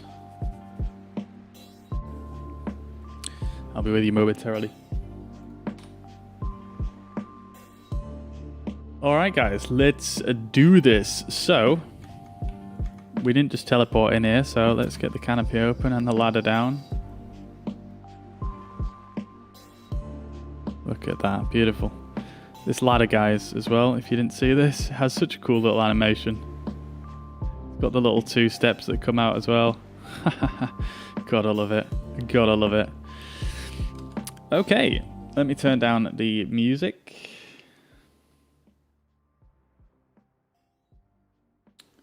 Okay. You'll be reading the official, see how well it lines up. Well, there's also the chance I could probably do some stuff wrong here, so there's also that. But I'll try and just follow the checklist as best as possible. We did this earlier on, so hopefully, I mean, I know where everything is, so it's not going to take us too long. Okay, so before start, canopy is open, landing gear is down, parking brake is on. It's on now. Good thing we did that part. So battery we can turn on. Avionics on as well. And the hood power switch, so that is all on now. Wing sweep we can put into manual, although I'm not sure if you would do that just yet, being on a carrier, due to the fact, obviously we're parked right next to a lot of aircraft. Although having said that, in real life, you would probably have this towed into position, right? I'm just going to leave the wing sweep all swept back now for the time being. Don't want to cue Mariner. He might just set off as soon as I start taxiing. So okay, so that's that all on. We'll get the anti-collision lights on, position lights on as well. For the record, position lights are actually on the next page, funnily enough. But I would have thought you'd put them on now. But anyway, they're on. Fuel valve switches, we can open those up. And before we actually go any further, let's just stop there for a second. And let's just get this thing loaded up real quick, because we didn't actually load anything on it. So let's get a bit of ordnance on, and we're going to just rejig the fuel a little bit, so we've got a bit more of a realistic fuel load. So, where's my master slider gone? It has disappeared. Let's just do that. Hello? Okay, the master slider seems to have disappeared. Anyway, what we're going to do is we're going to put 50% in both the externals. We're going to clear out the center 3 and all the rest, so that we're not too heavy for the takeoff. And let's add some ordnance on here as well. So let's just go around this side here, so we're a little bit more in the light, and you guys can see everything getting loaded on. So I'm going to get rid of the pilot model just so I can actually have some proper cameras in there. We'll go for the AIM-9s on that side and this side. In fact, you can't even see those go on. I think they're right on the edge here. They're just here on the tip of the wing. We'll go for full AIM-7s this time. AIM-7s everywhere. There we go. You can see the weight of the aircraft dipping down now as we add these in.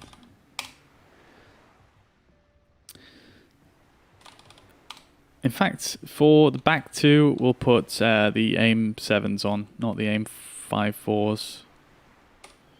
Sorry, I meant to say AIM-54s before. So 510 there. So at the back, we should have the smaller rockets. Yeah, there we go. These two just lined up there. Okay, beautiful. Great stuff, that works. So we'll load it up, £49,000, £25,000 below our max takeoff weight. So that's looking good. Let's continue on. Do you know what setting brings up the eye and arrow? I have all the settings turned on. Yes. Well, I do and I don't. If you go to your accessibility options in general, if you turn the tooltips off completely, like so, that gets rid of the eye. But that's the only way I know to get rid of it at the moment, unfortunately. I think it's a bit of a bug. I don't think it's supposed to be like that. Attach to the catapult yourself. Okay, fair enough.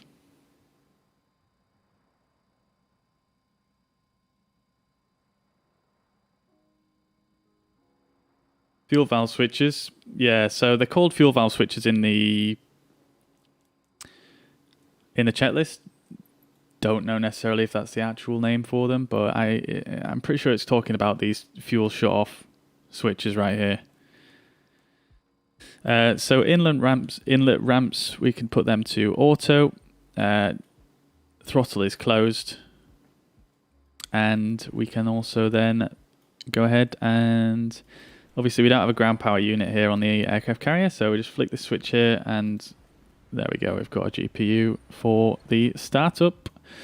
Let's bring the ladder in. I'm going to leave the canopy open for the start. And we're going to go for engine starter 1. Should be able to hear that nicely from the inside view here. While that starts up, I'm going to just...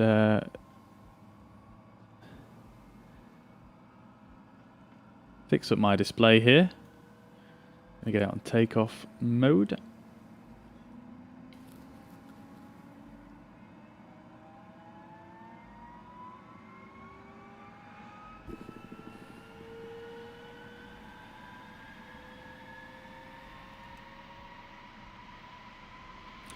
I'm still learning what a few of these do. I'm not that well versed on the some of the terminology here in the fighter jets.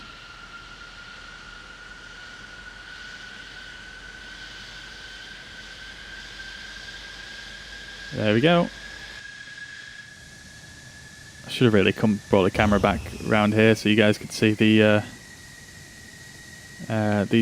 hydraulics come alive and whatnot. Okay, there we go. So we can turn the GPU off now. Don't need that anymore. Let's go for the right engine start.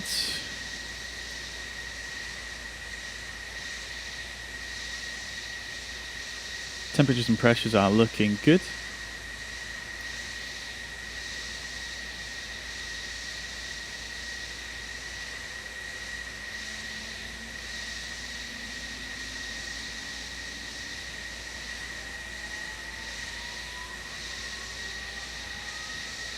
No Phoenix missile, not that I'm aware of, no.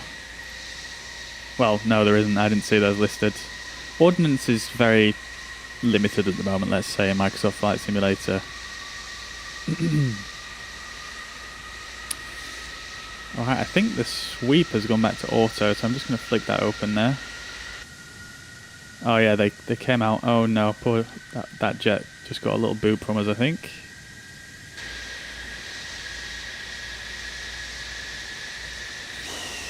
Okay, there we go. I'm not sure if that little spike there is supposed to happen or not, but nevertheless, we are good to go. Let's set the altimeter.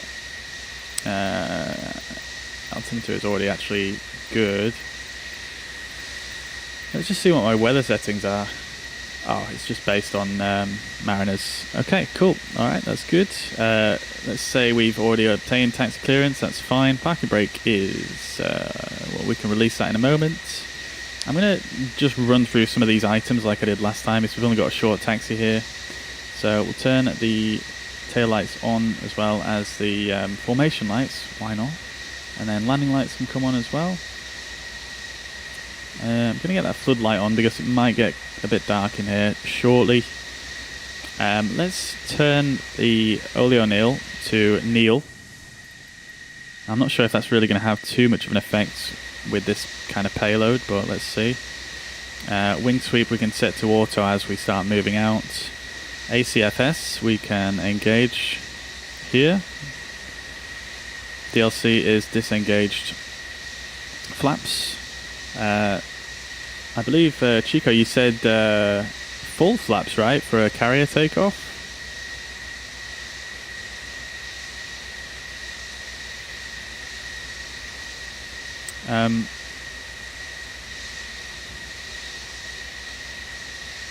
Okay, I actually need to put the wing sweep to auto to put the flaps down. Elevator trim, I'm not going to mess with that because I've got no way of seeing it at the moment, unfortunately.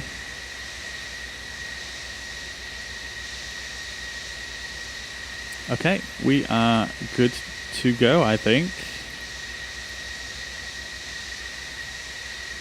Don't kneel while taxiing. Okay, got it. Called it. Alright, I think we're good to go. I'm not sure where we're going to go in this flight. Let's just bring up the map here. I didn't really plan anything. We could probably just go for a fly around New York and just try out some maneuvers and stuff like that.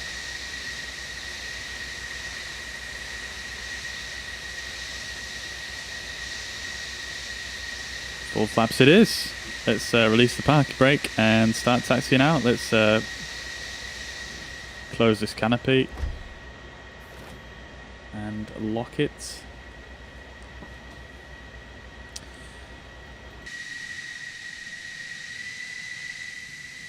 She's a beauty.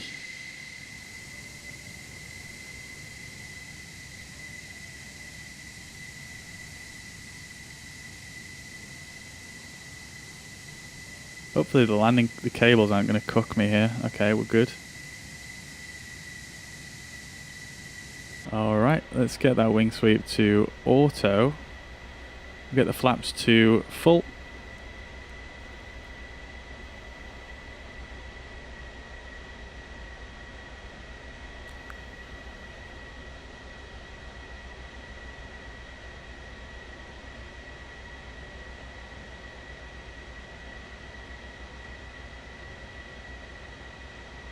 Let's see how close we are.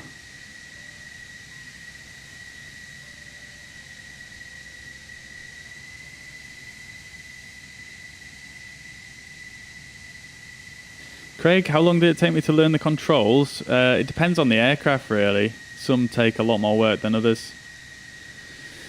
Okay, parking brake. I'm going to set that right now. We'll set the Neil on, and I think we have done all our checklists, so we're looking good.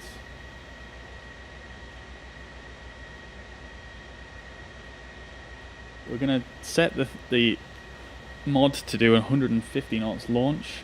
But Craig, yeah, certainly anyone can learn the simulator. Yeah, it just depends how much time you're willing to put into it, is I suppose how much you'll get out of it. It can be quite in depth, but you can also sort of easy mode it if you like to a certain degree.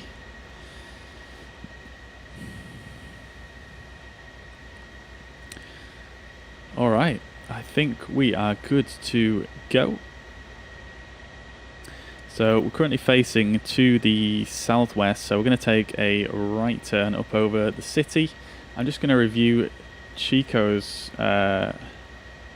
tips on doing an authentic takeoff, which is what I'm all about really. So full afterburner and flap launch, instantly pull up the flaps in the gear and then take a shallow right turn to get out in front of the carrier. Like it. Okay, got it. So technically you kneel, hook up, then raise the nose again. Ah, got you. Okay. Yeah, I'm still not fully versed on the kneel. All I knew was that it's used for carrier takeoffs. So we'll bring it back up. I don't actually think it's doing too much at the moment. It doesn't seem to change that much. Is there a switch for easy mode? Sort of. Yeah, sort of. It's a bit difficult to describe, but I mean there are some assists you can turn on. It's not really easy mode as such, but you can definitely turn on some assists in this sim, for sure.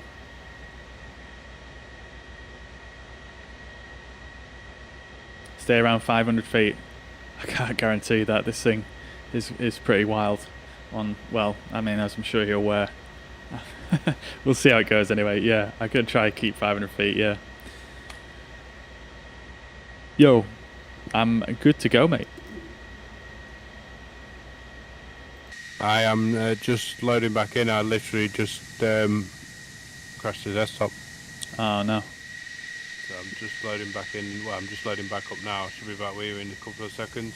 Sound. And then I'll be we'll get that on with it. But yeah, it looks like it could be that add-on. Oh, did you try launch or something? No, I moved over to the one of the launch things.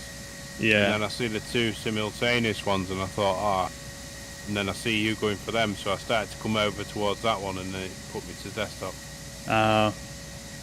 Right, okay. Yeah, I'm not sure then. Yeah, we'll give it a try anyway.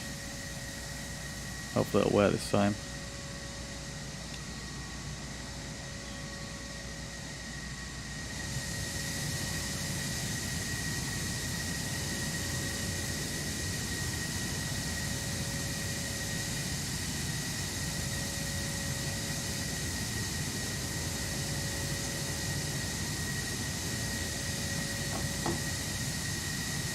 Alright chat, so we're just going to hang on for a couple of minutes here for Mariner to rejoin. Thank you very much. Do you have an idea on flight plan or anything? Do you want to go anywhere, or are we just going to try some more carrier landings? I'm easy, dude. Just try some more carrier landings if you want, or we can go for a little fly around New York and maybe go into LaGuardia or something like that. I don't mind. Visual approach into LaGuardia.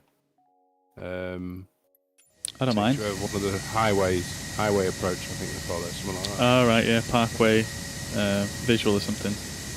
Yeah, something like that, isn't it? Something like that, yeah.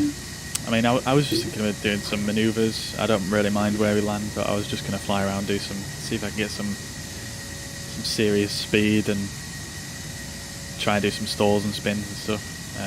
And then, yeah, land wherever. Yeah, man. Sounds good to me.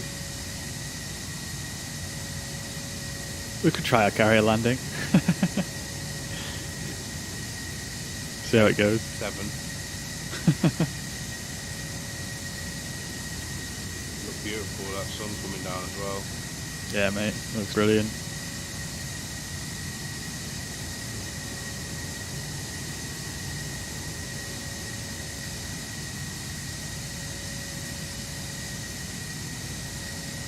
I wish I was just a bit better lined up with that catapult chat, and this would be a much nicer shot, but I'm not, so god damn it.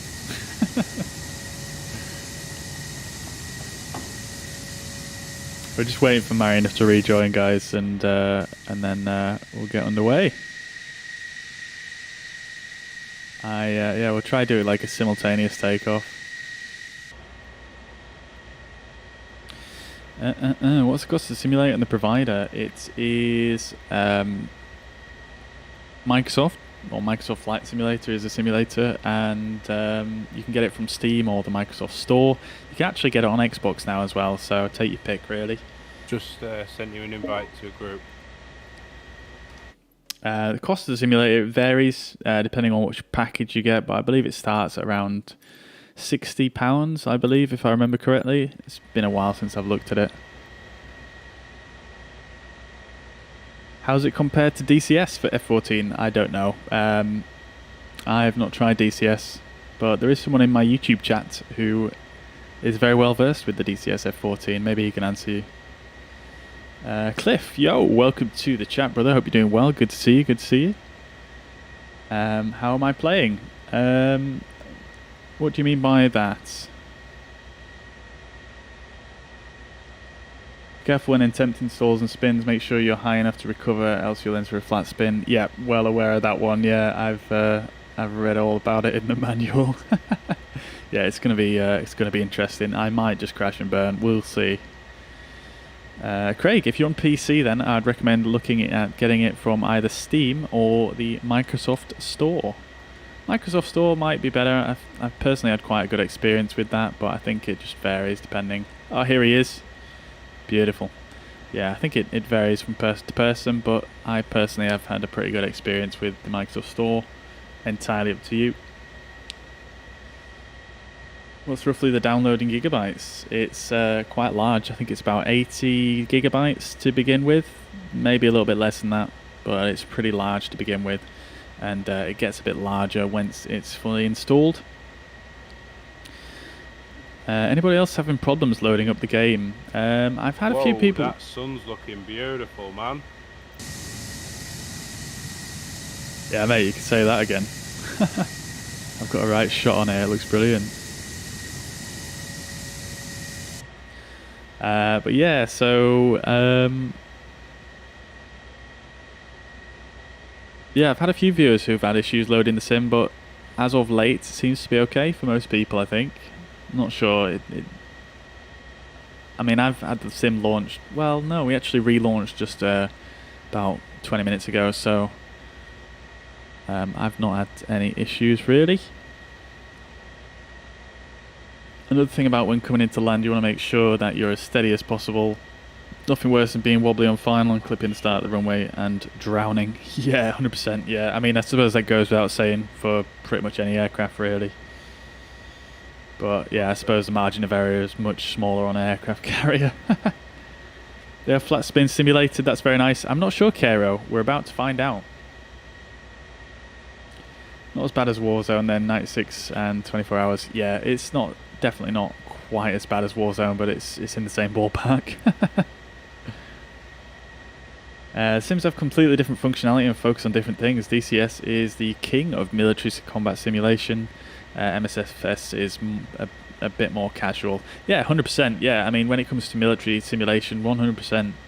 Microsoft Flight Simulator is not in any way, shape or form really combat sim. It isn't a combat simulator. You can't fire anything, so there's no combat.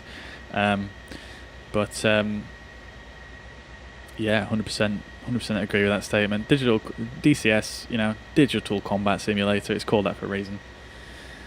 So yeah, can't really compare the two. It's too difficult, especially with Microsoft Flight Simulator being such a young product. Do I have dual throttle and rudder pedals? I do indeed. Yep. You've got a 2 terabyte external hard drive. You should be good then, Craig. Yeah, as long as it's fairly empty. Right. Are you next to me? Because I saw you for a second and then disappeared. I think you're too close. That's why I can't see you.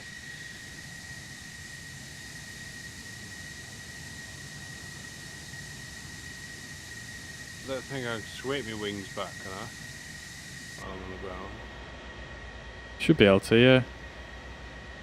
I mean, I've put them in auto for the takeoff, so they're sort of fully unswept now. Oh, there we go, I see you. So, the plan for takeoff is... This is taking some tips from the chat here. We're going full flaps. Full flaps? Full flaps, yeah. Right. I'm just going to use the pushback just to push myself back. Yeah, no worries.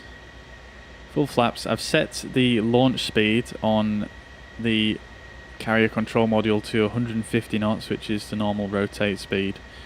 And then what we're going to do is, as soon as we take off, as soon as we lift off the ground, gear up immediately and flaps all the way up and we're going to do like a slow banking right turn at about 500 feet. Right. If you want to try it, that is. This is what I'm being told is the way to do it. Yeah, I'm good for that, mate. Yeah, mate. Sounds exactly like a scene out of Behind Enemy Lines, not gonna lie. Hey, I'll try and...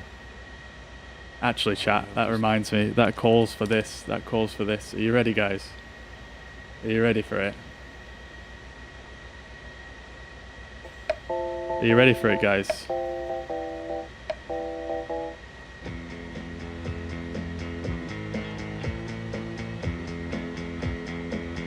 Oh, sorry, I wasn't muted there. He's got a brand new car. Looks like a Jaguar. It's got leather seats. Oh! It's got a CD. Your wings is moving, man. Say again? Your wings was moving. Yeah, I think they sync up like in a bit of a strange way, but I didn't move them just then. I'm sure it does like opposites, so if I unsweep my wings, your wings look swept to me, and the other way around. Alright.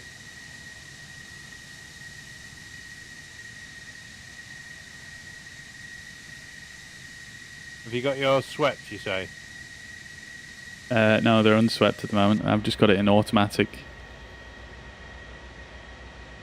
So if you just close that cover down, it'll go into auto.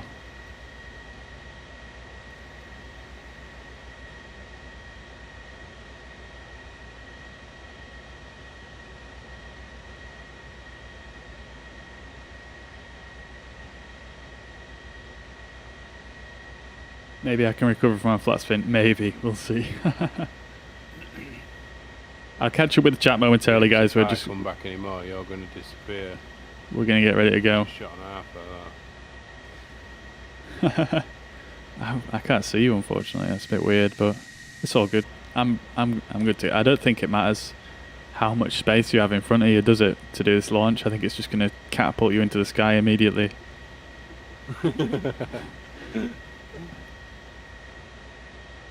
Sounds good. All right, mate. Are you good to go? I am. Sweet. Second. I hope I'm positioned okay here.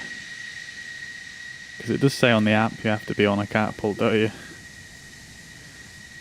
Oh, does it? Yeah, well, you can untick it, but... Oh, that might be why why it didn't work for me earlier then.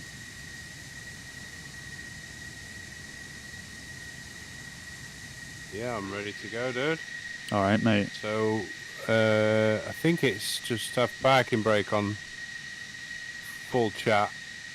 Yeah, position aircraft at beginning of catapult, set parking brake, set throttle past 95%, release parking brake to launch. That's it, yeah. Sweet. Information lights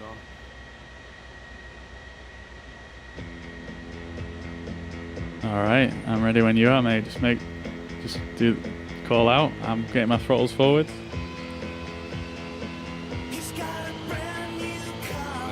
Forward, and brake is off. Let's go. Oh, what?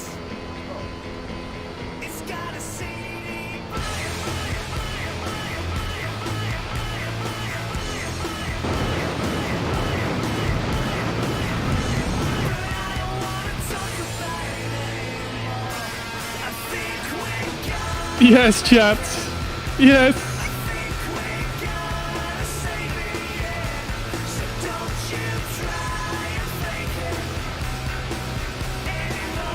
Oh, I can't trim down. Beautiful.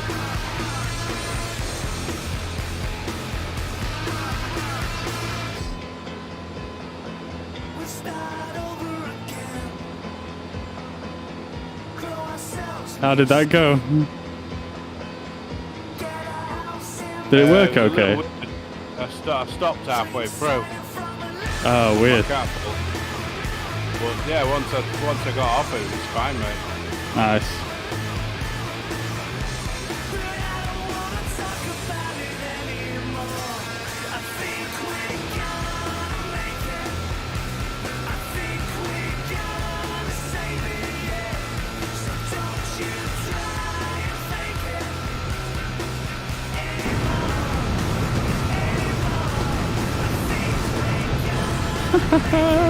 That was sick, mate.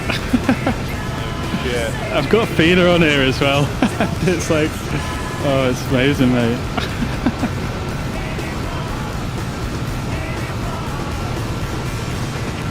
Is that him down there?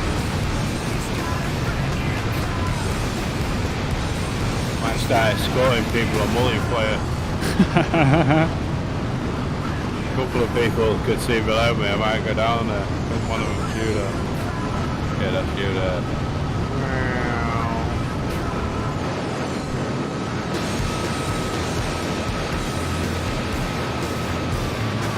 We're getting sweat now. Oh yeah, mate. Some beans.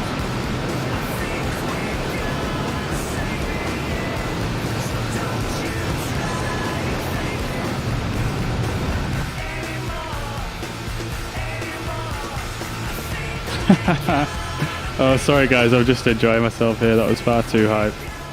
That was far too hype. Oh dear, oh dear.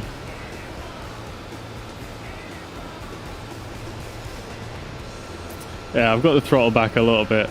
We're looking good, guys. We're looking good. How hype was that, guys? With the soundtrack, guys. If you've ever seen Behind Enemy Lines, that was textbook. Yeah, we're going to climb up high here, guys. We're going to climb up nice and high.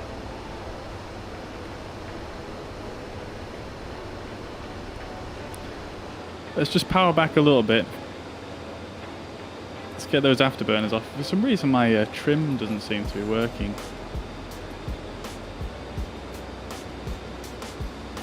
It doesn't seem to be trimming me at all. It's a bit strange. Hang on. I'll just have to restart Axis and O's. There we go. Okay, we're working again. Lovely stuff. Now it's just over trimmed me. There we go, that's a bit better. Alright, there we go. Let's just, oops. There we go. Okay, so we are cruising along here at a pretty lofty Mach 0.99. Some of you guys won't have seen the refueling yet, will you? Let's give that a try. So if you watch about here, now granted this might not be the exact proper procedure that I'm doing. Oh.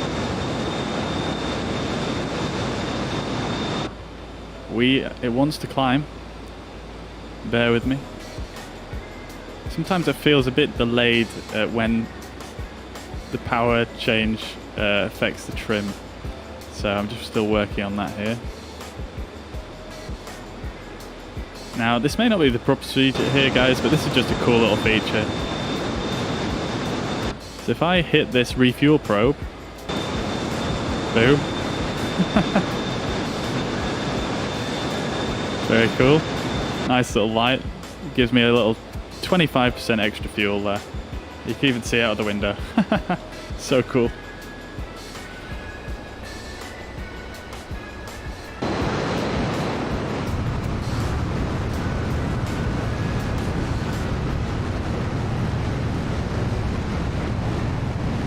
Alright, let's catch up with chat a little bit now whilst we're just on the climb here. Let's get trimmed properly. We lost quite a lot of speed there.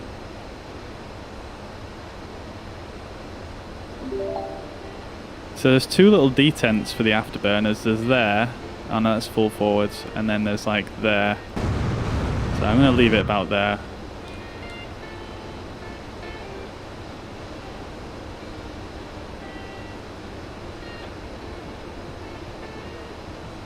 Okay, let's carry on.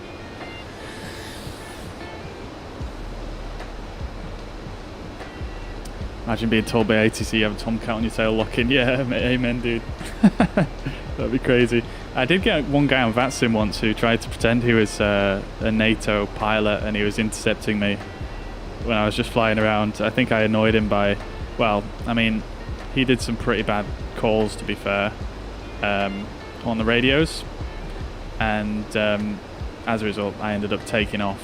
Well, he didn't make any calls is probably the right thing to say, and I ended up taking off basically into his path. He wasn't telling me his intentions, so I didn't know he was there, and I ended up taking off right in front of him basically, and he ended up like respawning as like a fighter jet and trying to pretend to intercept me or something. It's quite funny.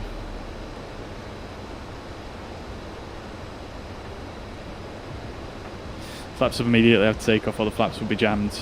Yeah, Kiro. Unfortunately, in Microsoft Flight Simulator, we don't really have to worry too much about flaps jamming, because I think it just doesn't happen.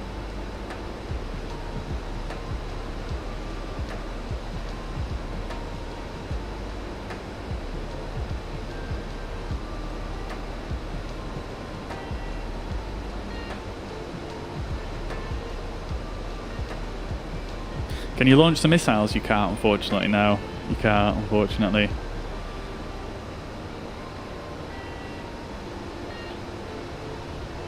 Damiana, welcome to the chat. Hope you're doing well. Good to see you. Good to see you. Ian, take it easy. Yeah, no worries at all. Glad you enjoyed. I'll catch you again soon. Oh, my voice changed. I think it might be because I'm trying to be a little bit more quiet than normal. This is a lot of a, it's quite a bit of a later time than what I usually stream.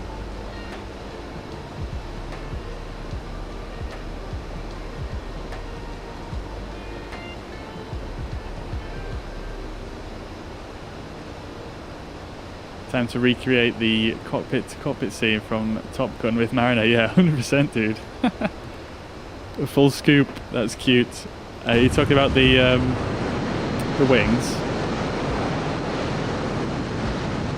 Yeah, I don't know. Yeah, I'm not sure.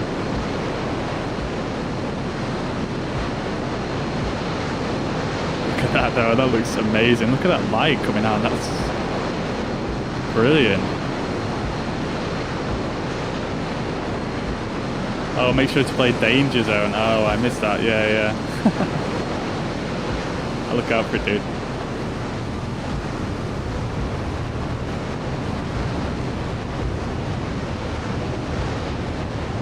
Let me just get some screenshots here. This is insane, this light.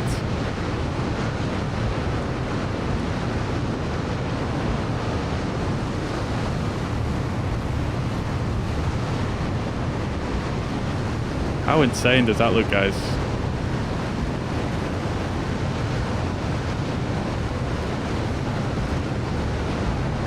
That looks freaking amazing.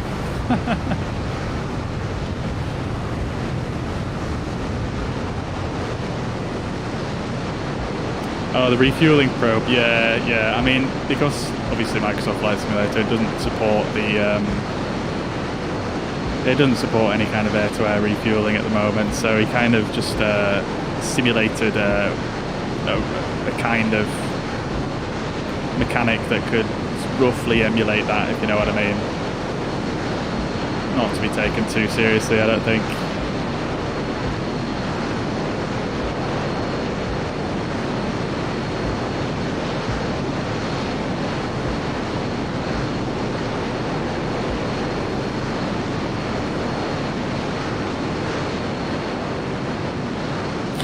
David, yeah, I could rave to Richard Branson.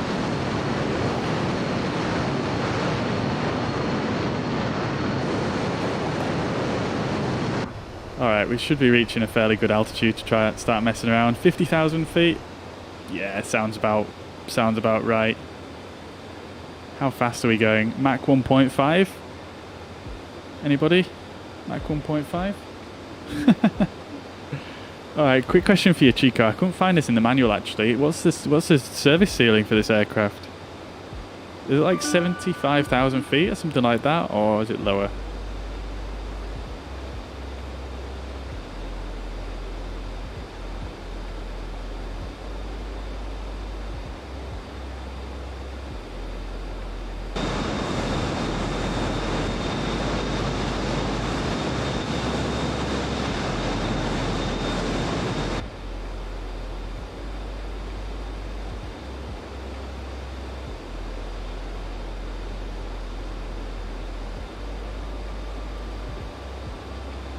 Oxygen mask, yeah, you'd definitely be wearing an oxygen mask on this flight.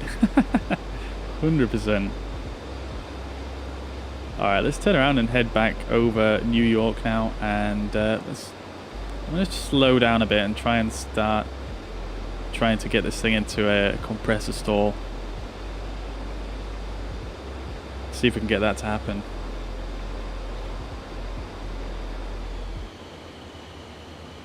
$50-something? Okay, we got pretty close then, didn't we? No way.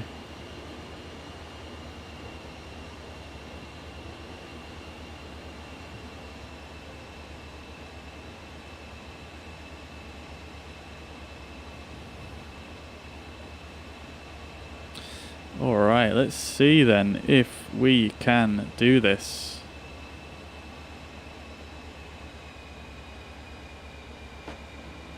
So I'm going to initially pull the power quite low. Well, I might as well just pull it more or less out. I want to try and get us into a high angle of attack scenario, and then I'm going to put in like full rudder. Probably don't need to climb this much, to be fair.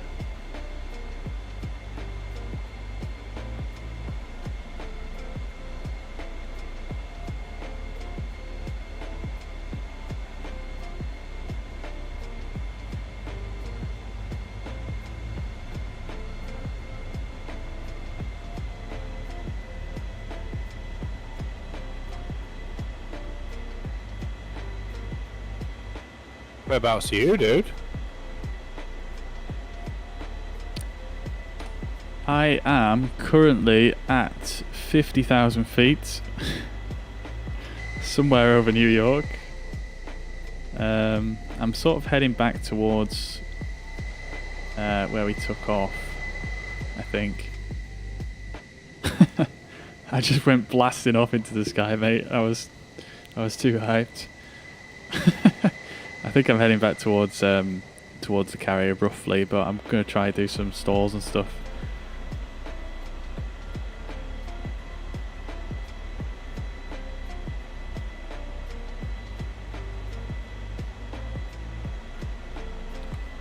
Let's see. Yeah, I think I'm at LaGuardia. Oh, have you landed? Yeah, I've just landed at LaGuardia. I think I've just done that approach. Well, I've just followed some highway down to some runway. So. Oh, very nice. What's the code for LaGuardia again?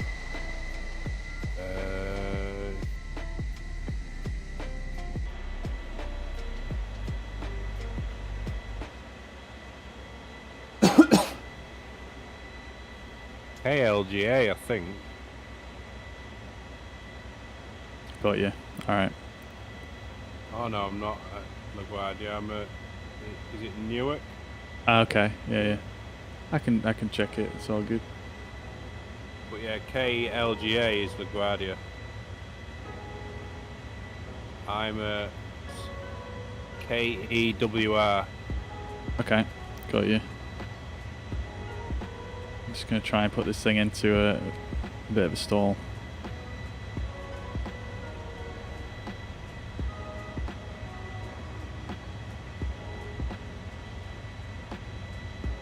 Yeah, I don't think I see you.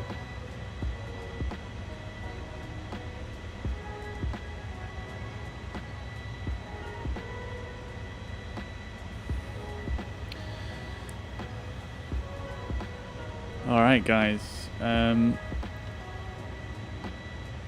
we seem to be slowly getting to that high angle of attack scenario.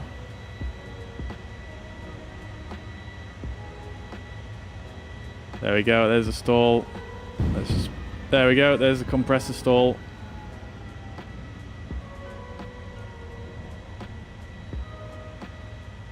Alright, which one went down? It was the right-hand engine. Okay, so let's get some thrust with the left-hand engine. We are not spinning, so that's good.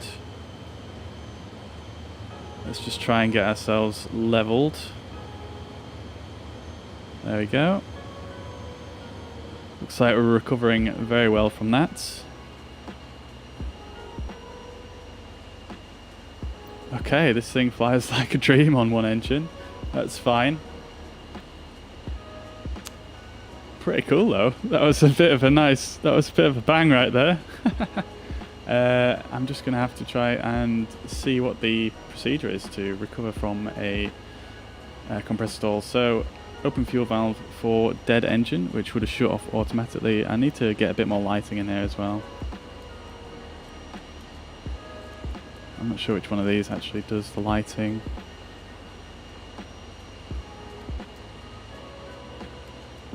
Oh dear, that's not what I wanted. There we go. Okay, so it's the right engine. We'll need to push this back in. We'll get the throttle up to about 10%. Air start switch. Oh, okay, that's one switch. I don't know where it is. Air start switch. Let's make sure I don't get into a high AOE once again. Air start switch should be right there. On. And right engine crank.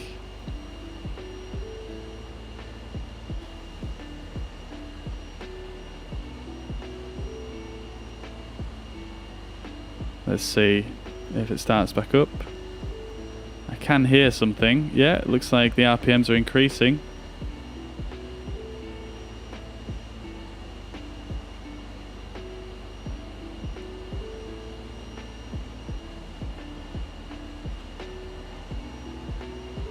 There we go, it's starting up. You can use the ratchet switches on the right thigh panel to turn on the console red backlighting. Oh, this one, yep. Got it, yeah. I thought there was like a bit of a brighter floodlight than that, but it doesn't seem to be. One. But Nesby, no worries, dude. Thank you very much for tuning in. Hope you've enjoyed, and yeah, I'll be back streaming soon. Certainly, dude. There we go. I was expecting a little bit more adverse yaw from that compressor stall there. It seemed to be quite tame, to be honest. Let's try that again.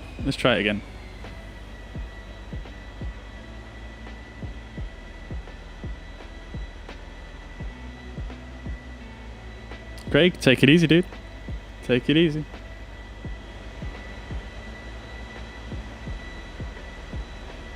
Oh, it's all good, Chico. No worries at all, dude. No worries.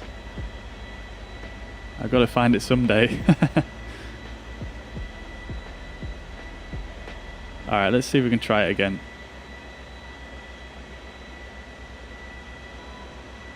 I'm literally just putting in full right rudder here and full, well, some left aileron. Seeing if I can force it to happen a bit quicker this time. There we go, there goes the AOE, sorry.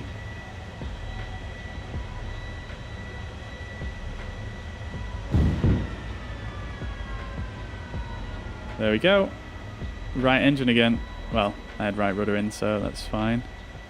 So let's see how this flies. If I bang in the RPMs here on the left engine, let's see how straight it flies.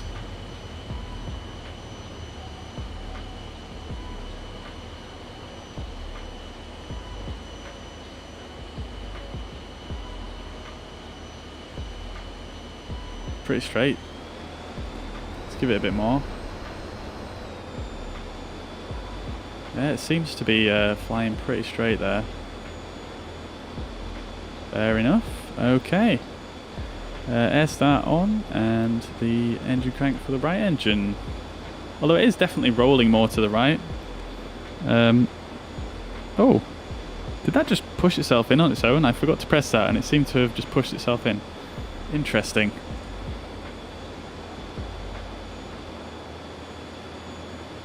Alright.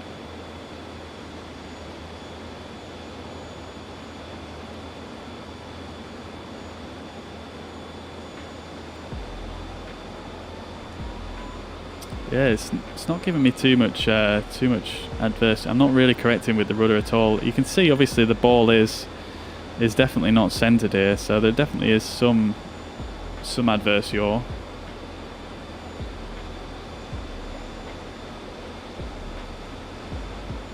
Let's see if we can get this thing to spin. Let's just get it to do a full on just a stall and see if it'll spin.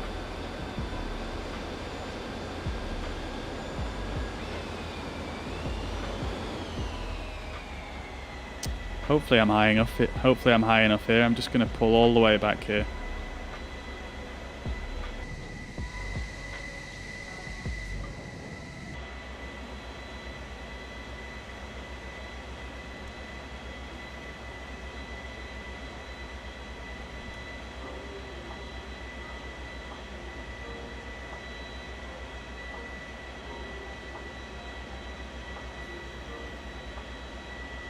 Alright, here we go. Should be about to stall. Hear the buffeting. It's feeling all sloppy. There's the stall light. Come on. There she goes. And left rudder. Oh dear. Oh no. Okay, that's a problem. Okay, that's a problem. That is a big problem. That looks like a flat spin to me.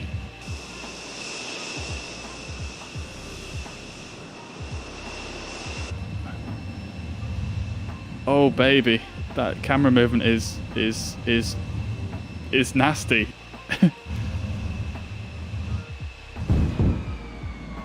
Okay, I just did a compressor stall of both the engines there, trying to recover myself, but we seem to have somehow recovered it. Holy balls. Okay. Let's get both of these in right here. Air start. I'm going to do both the engines at the same time here. Holy balls. That was good fun. Yeah, I got it, Chico. Yeah, that's pretty much exactly what I was doing. Yeah. Awesome, dude. Love it. That was amazing. That was wild. What I did initially was I obviously went to do the spin recovery, you know, so I put opposite rudder in initially, and then that wasn't working. So I tried the other rudder. And guess what? That caused another compressor stall. Then we lost both engines. So, yeah, there we go. However, I'm pretty sure we're back in business. We are indeed. There we go. I appreciate it nevertheless, Chico. It's quite nice to know that I was doing the right thing nevertheless. It's pretty cool that you can actually compressor stall it though in this sim, because there's not a lot of failures modeled into a lot of aircraft really in the sim, so yeah, it's pretty cool. Alright mate, sorry about that. I just try to do some stalls and stuff. Pretty cool. You can like do a compressor stall in it, and yeah, you hear a big bang and one of the engines just dies. Pretty cool.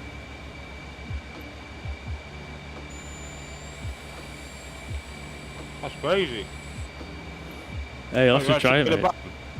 Say again? You actually heard a bang, yeah? Yeah, yeah. Sorry, I've just got a mouthful of chocolate. All good, mate. Are you still in the sim, or have you logged out, or? No, I'm still in. I just keep landing at random airports around New York. Ah, nice.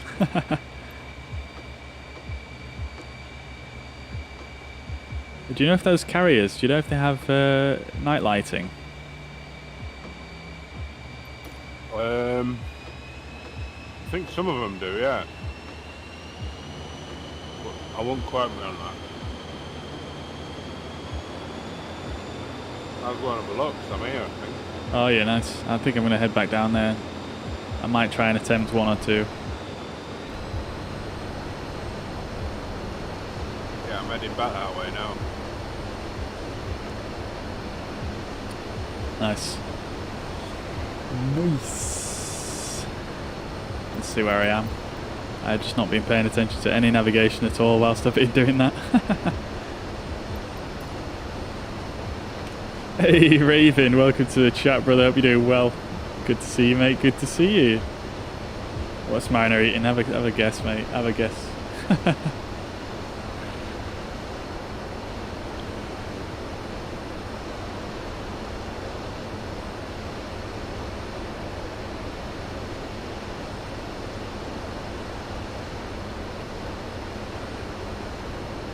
Something to that description, Raven. Maybe, I think he said chocolate, but you know, swings and roundabouts, isn't it?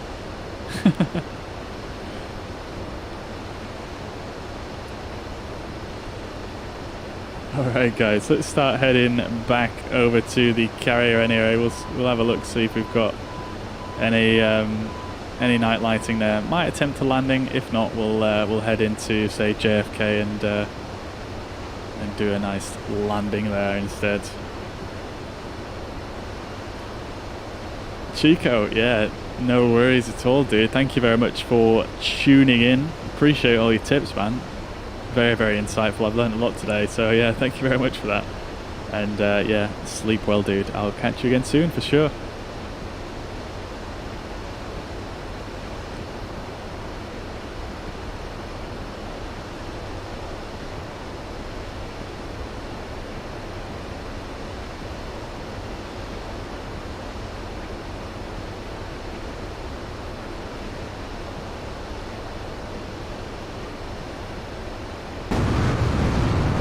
Look at those afterburners at night. It does? Yeah. Brilliant. Not the brightest in the world, but... Ah, okay. Yeah, it's been harder for me. I can see loads of boats because I've got that Orbex thing on. Oh, yeah. New York's quite a busy shipping lane, isn't it? Mm. Mate, you see these afterburners at night? Holy balls. Yeah, they look amazing, don't they? They look sick. The hood looks alright as well. Yeah, it does, doesn't it? Much more usable. Yeah. I reckon that's when you'd use it at night though, wouldn't you really? Wouldn't really say. I mean, yeah, I guess so, yeah. I feel like you should be able to use it in the day though. Obviously it's going to help targeting and stuff, I suppose.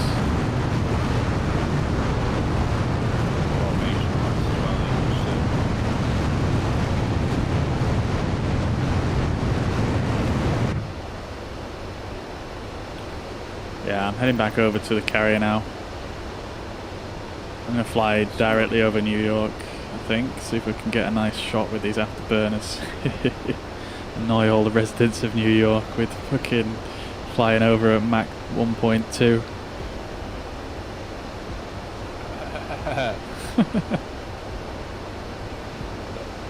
Oh yeah, I can see you coming. By the way, I just heard a low turn, beep, beep, beep, beep, beep. That's your radar altimeter, top left panel. Yeah, I can see it coming. There it goes again.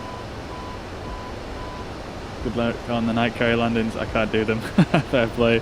Yeah, I did wonder what that beeping was actually. Radar altimeter. Interesting. Got you. I'll have to look into that. It's not something I'm too familiar with. But I have, yeah, thank you very much for that, dude.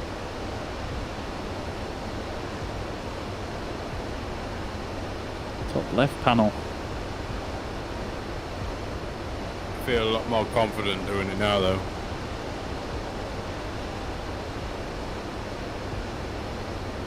Yeah, man.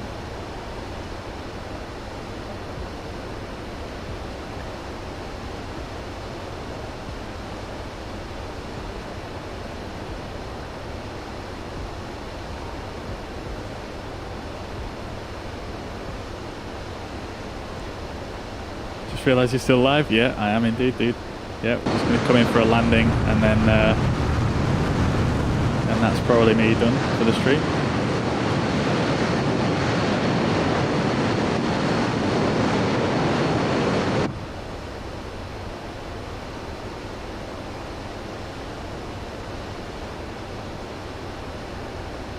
Gotta love this aircraft though. I mean, maybe it's just me. Maybe it's just because it's the first time I've flown a fighter jet like this in the sim. But I'm having a lot of fun. I'm having a lot of fun.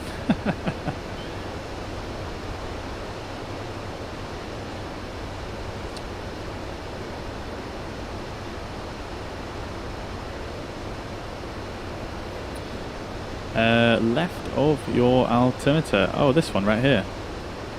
Oh, okay. Got you. Okay. All right. Nice. I'm still not sure what that means, but I'll. Yeah, that definitely gives me something to go by, though. Appreciate that, man.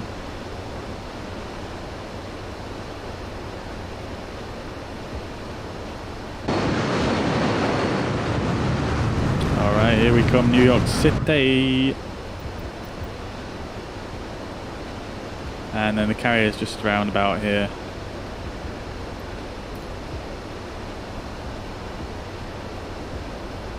No whinging passengers and afterburners, exactly. Exactly, Dave.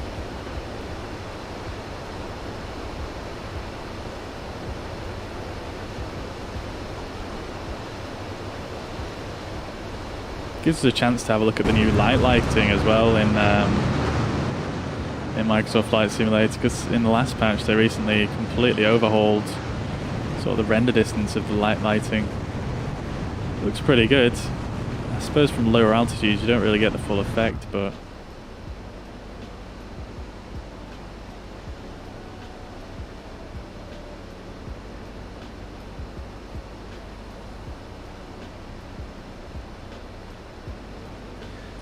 oh, you could set a marker in it. Okay, well that makes a lot of sense. That makes a lot of sense. I mean, it must be settable if there is a beep modeled. I wonder if it's just based on your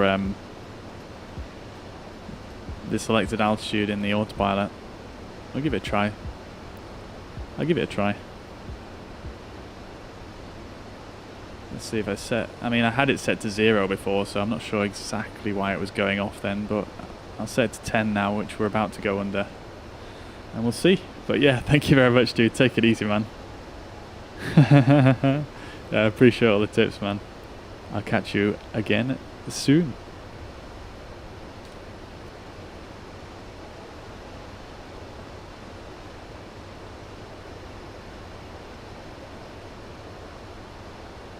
Ah, it's so nice and peaceful here in the cockpit, and then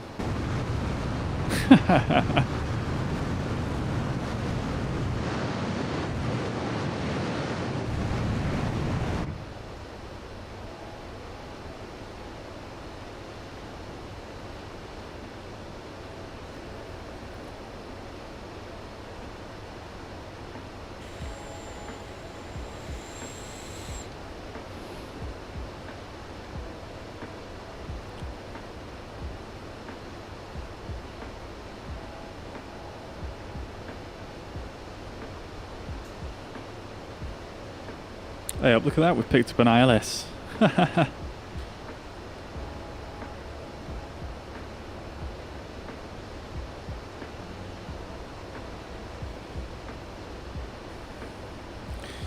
Don't mind us residents of New York, we're just passing through at Mach 1.3, don't worry about us.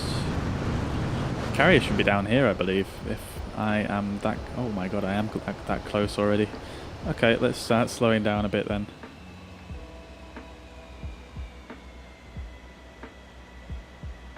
If you listen very closely, you can hear the locals shouting. Exactly. So we should be passing straight over JFK right about now. If I give us a bit of a tilt to the side there. There we go. You can just see the runways coming into view there.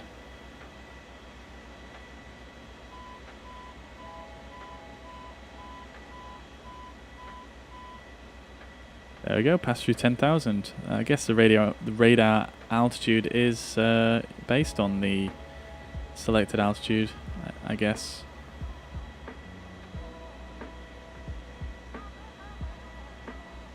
Alright, let's see if we can spot the aircraft carrier then. Alright, I'm coming in over the aircraft carrier now, I think. Roughly. I completely destroyed it, man. Oh no. Ended up in the water, my engine stopped and everything, so I've had to come back to the main menu. Wounded. I'm coming back in now.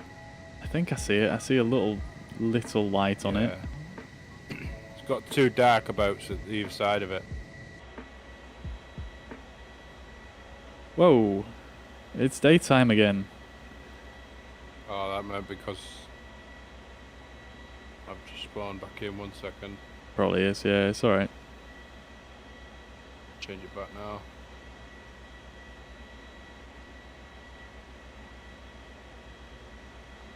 Well, at least I know that I was looking at the aircraft carrier then.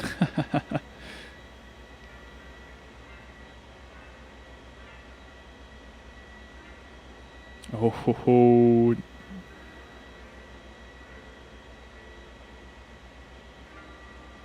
Might be able to see me on it, that might be a good marker now. It's just gone out of sight.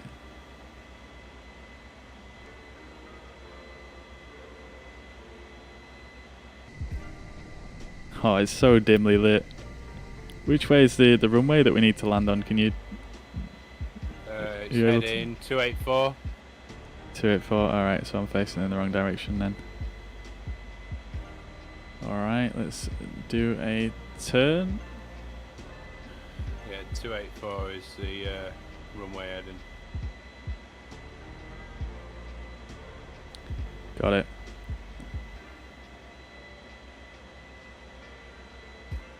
Oh, it's so much easier being able to see the hood properly.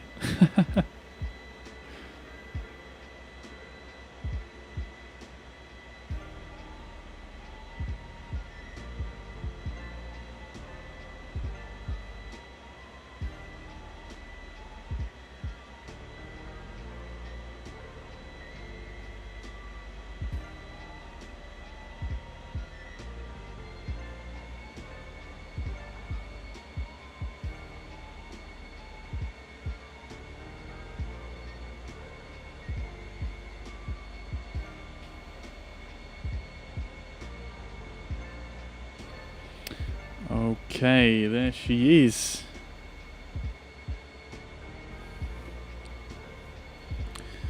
Okay, let's get this on. Oh dear, what did that just do? Oh, it's so high now. I'm not sure what that's just done. Okay, DLC. We need to put the flaps out first, don't we?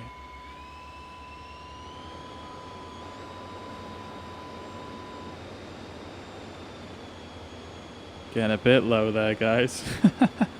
I'm not sure what that switch just did. It didn't do that last time I pressed it. Anyways, let's get some flaps out.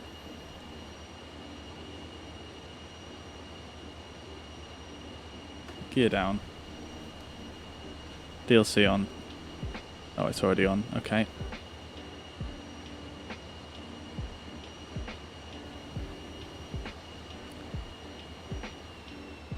Okay, definitely a bit fast for gear and flaps there, but it's gonna have to suffice.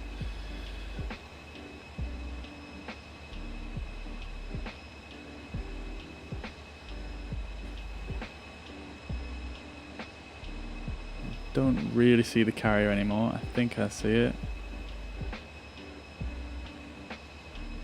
Sorry, residents of New York.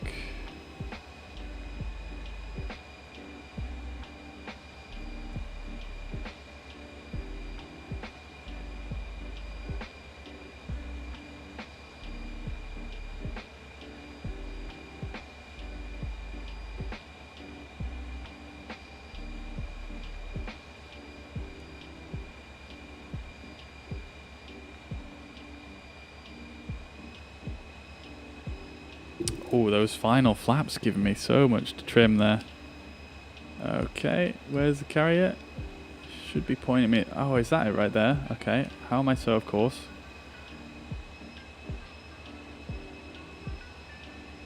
Oh, it's there. It's there. I see it. I wasn't too far off. It's right there. You guys probably won't be able to see it, but it is there.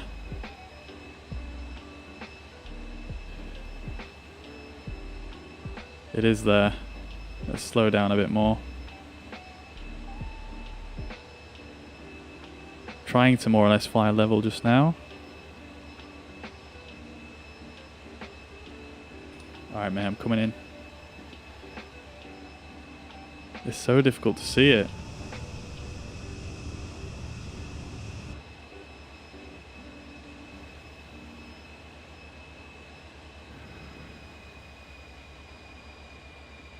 Oh my god. It is actually almost impossible to see this carrier right now.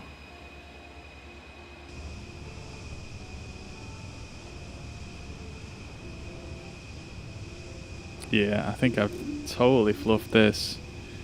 It's just so hard to see it.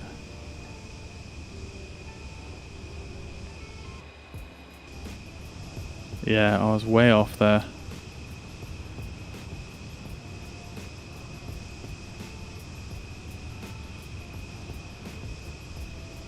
Tell you what I'm going to do is I'm just going to do a little... Oh, we're getting close to stall there. Let's give a bit more speed. I'm just going to do a very slow banking turnaround rather than going all the way back round.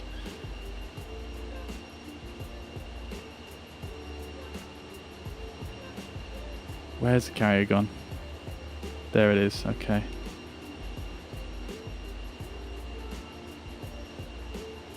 Fuck, fell off the edge.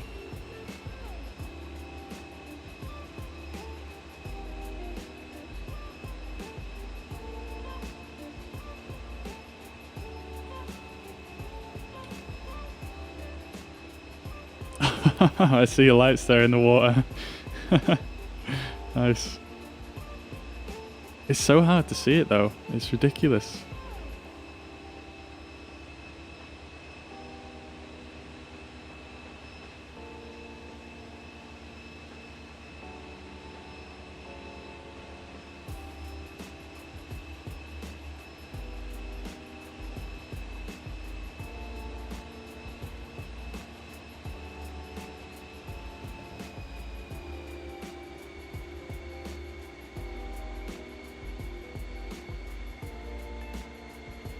Okay, chat, I might be able to salvage this.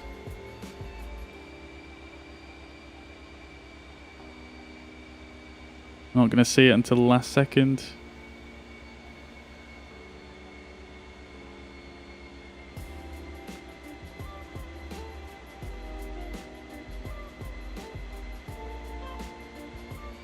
That's two. We're two. Oh no. Oh no. Oh no.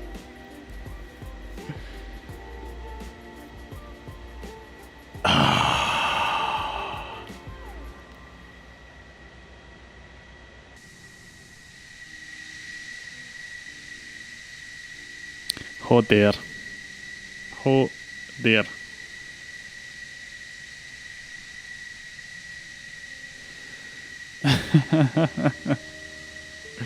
Oops. I just clipped the edge. I thought I was literally just perfect there for a second. Alright, we'll try one more time. Let's just pretend... Oh no, I've crashed the sim. Never mind. That's very anticlimactic. I think it's just unfortunately this this carrier module is causing some crashes in some scenarios there, which is a bit of a shame. God damn it. God damn it. Yeah, guys, that's a bit of an anticlimactic end, I think, but nevertheless, I'm gonna have to end the stream there, unfortunately. But thank you very much for tuning in, everybody. I hope you guys have enjoyed.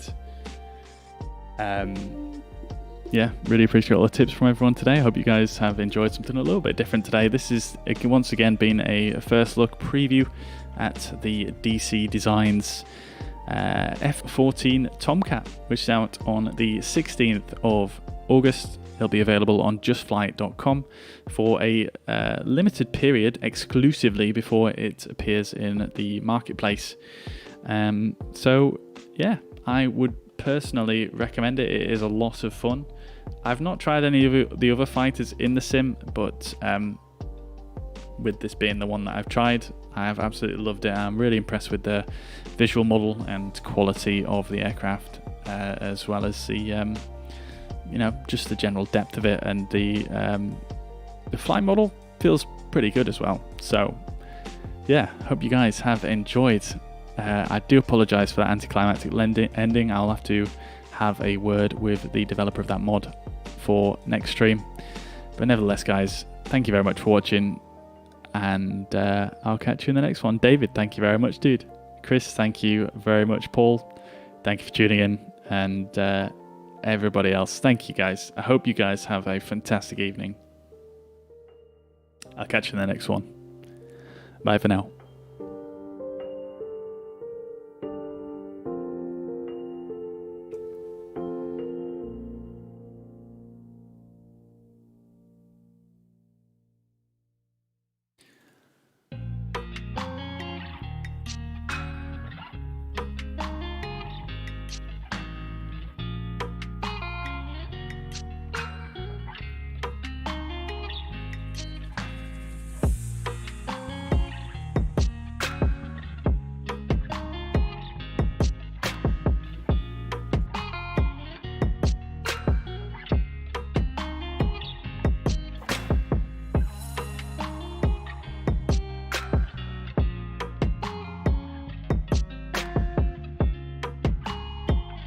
Yo, man.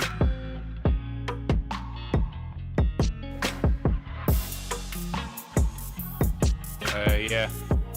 Just coming in to land on the carrier.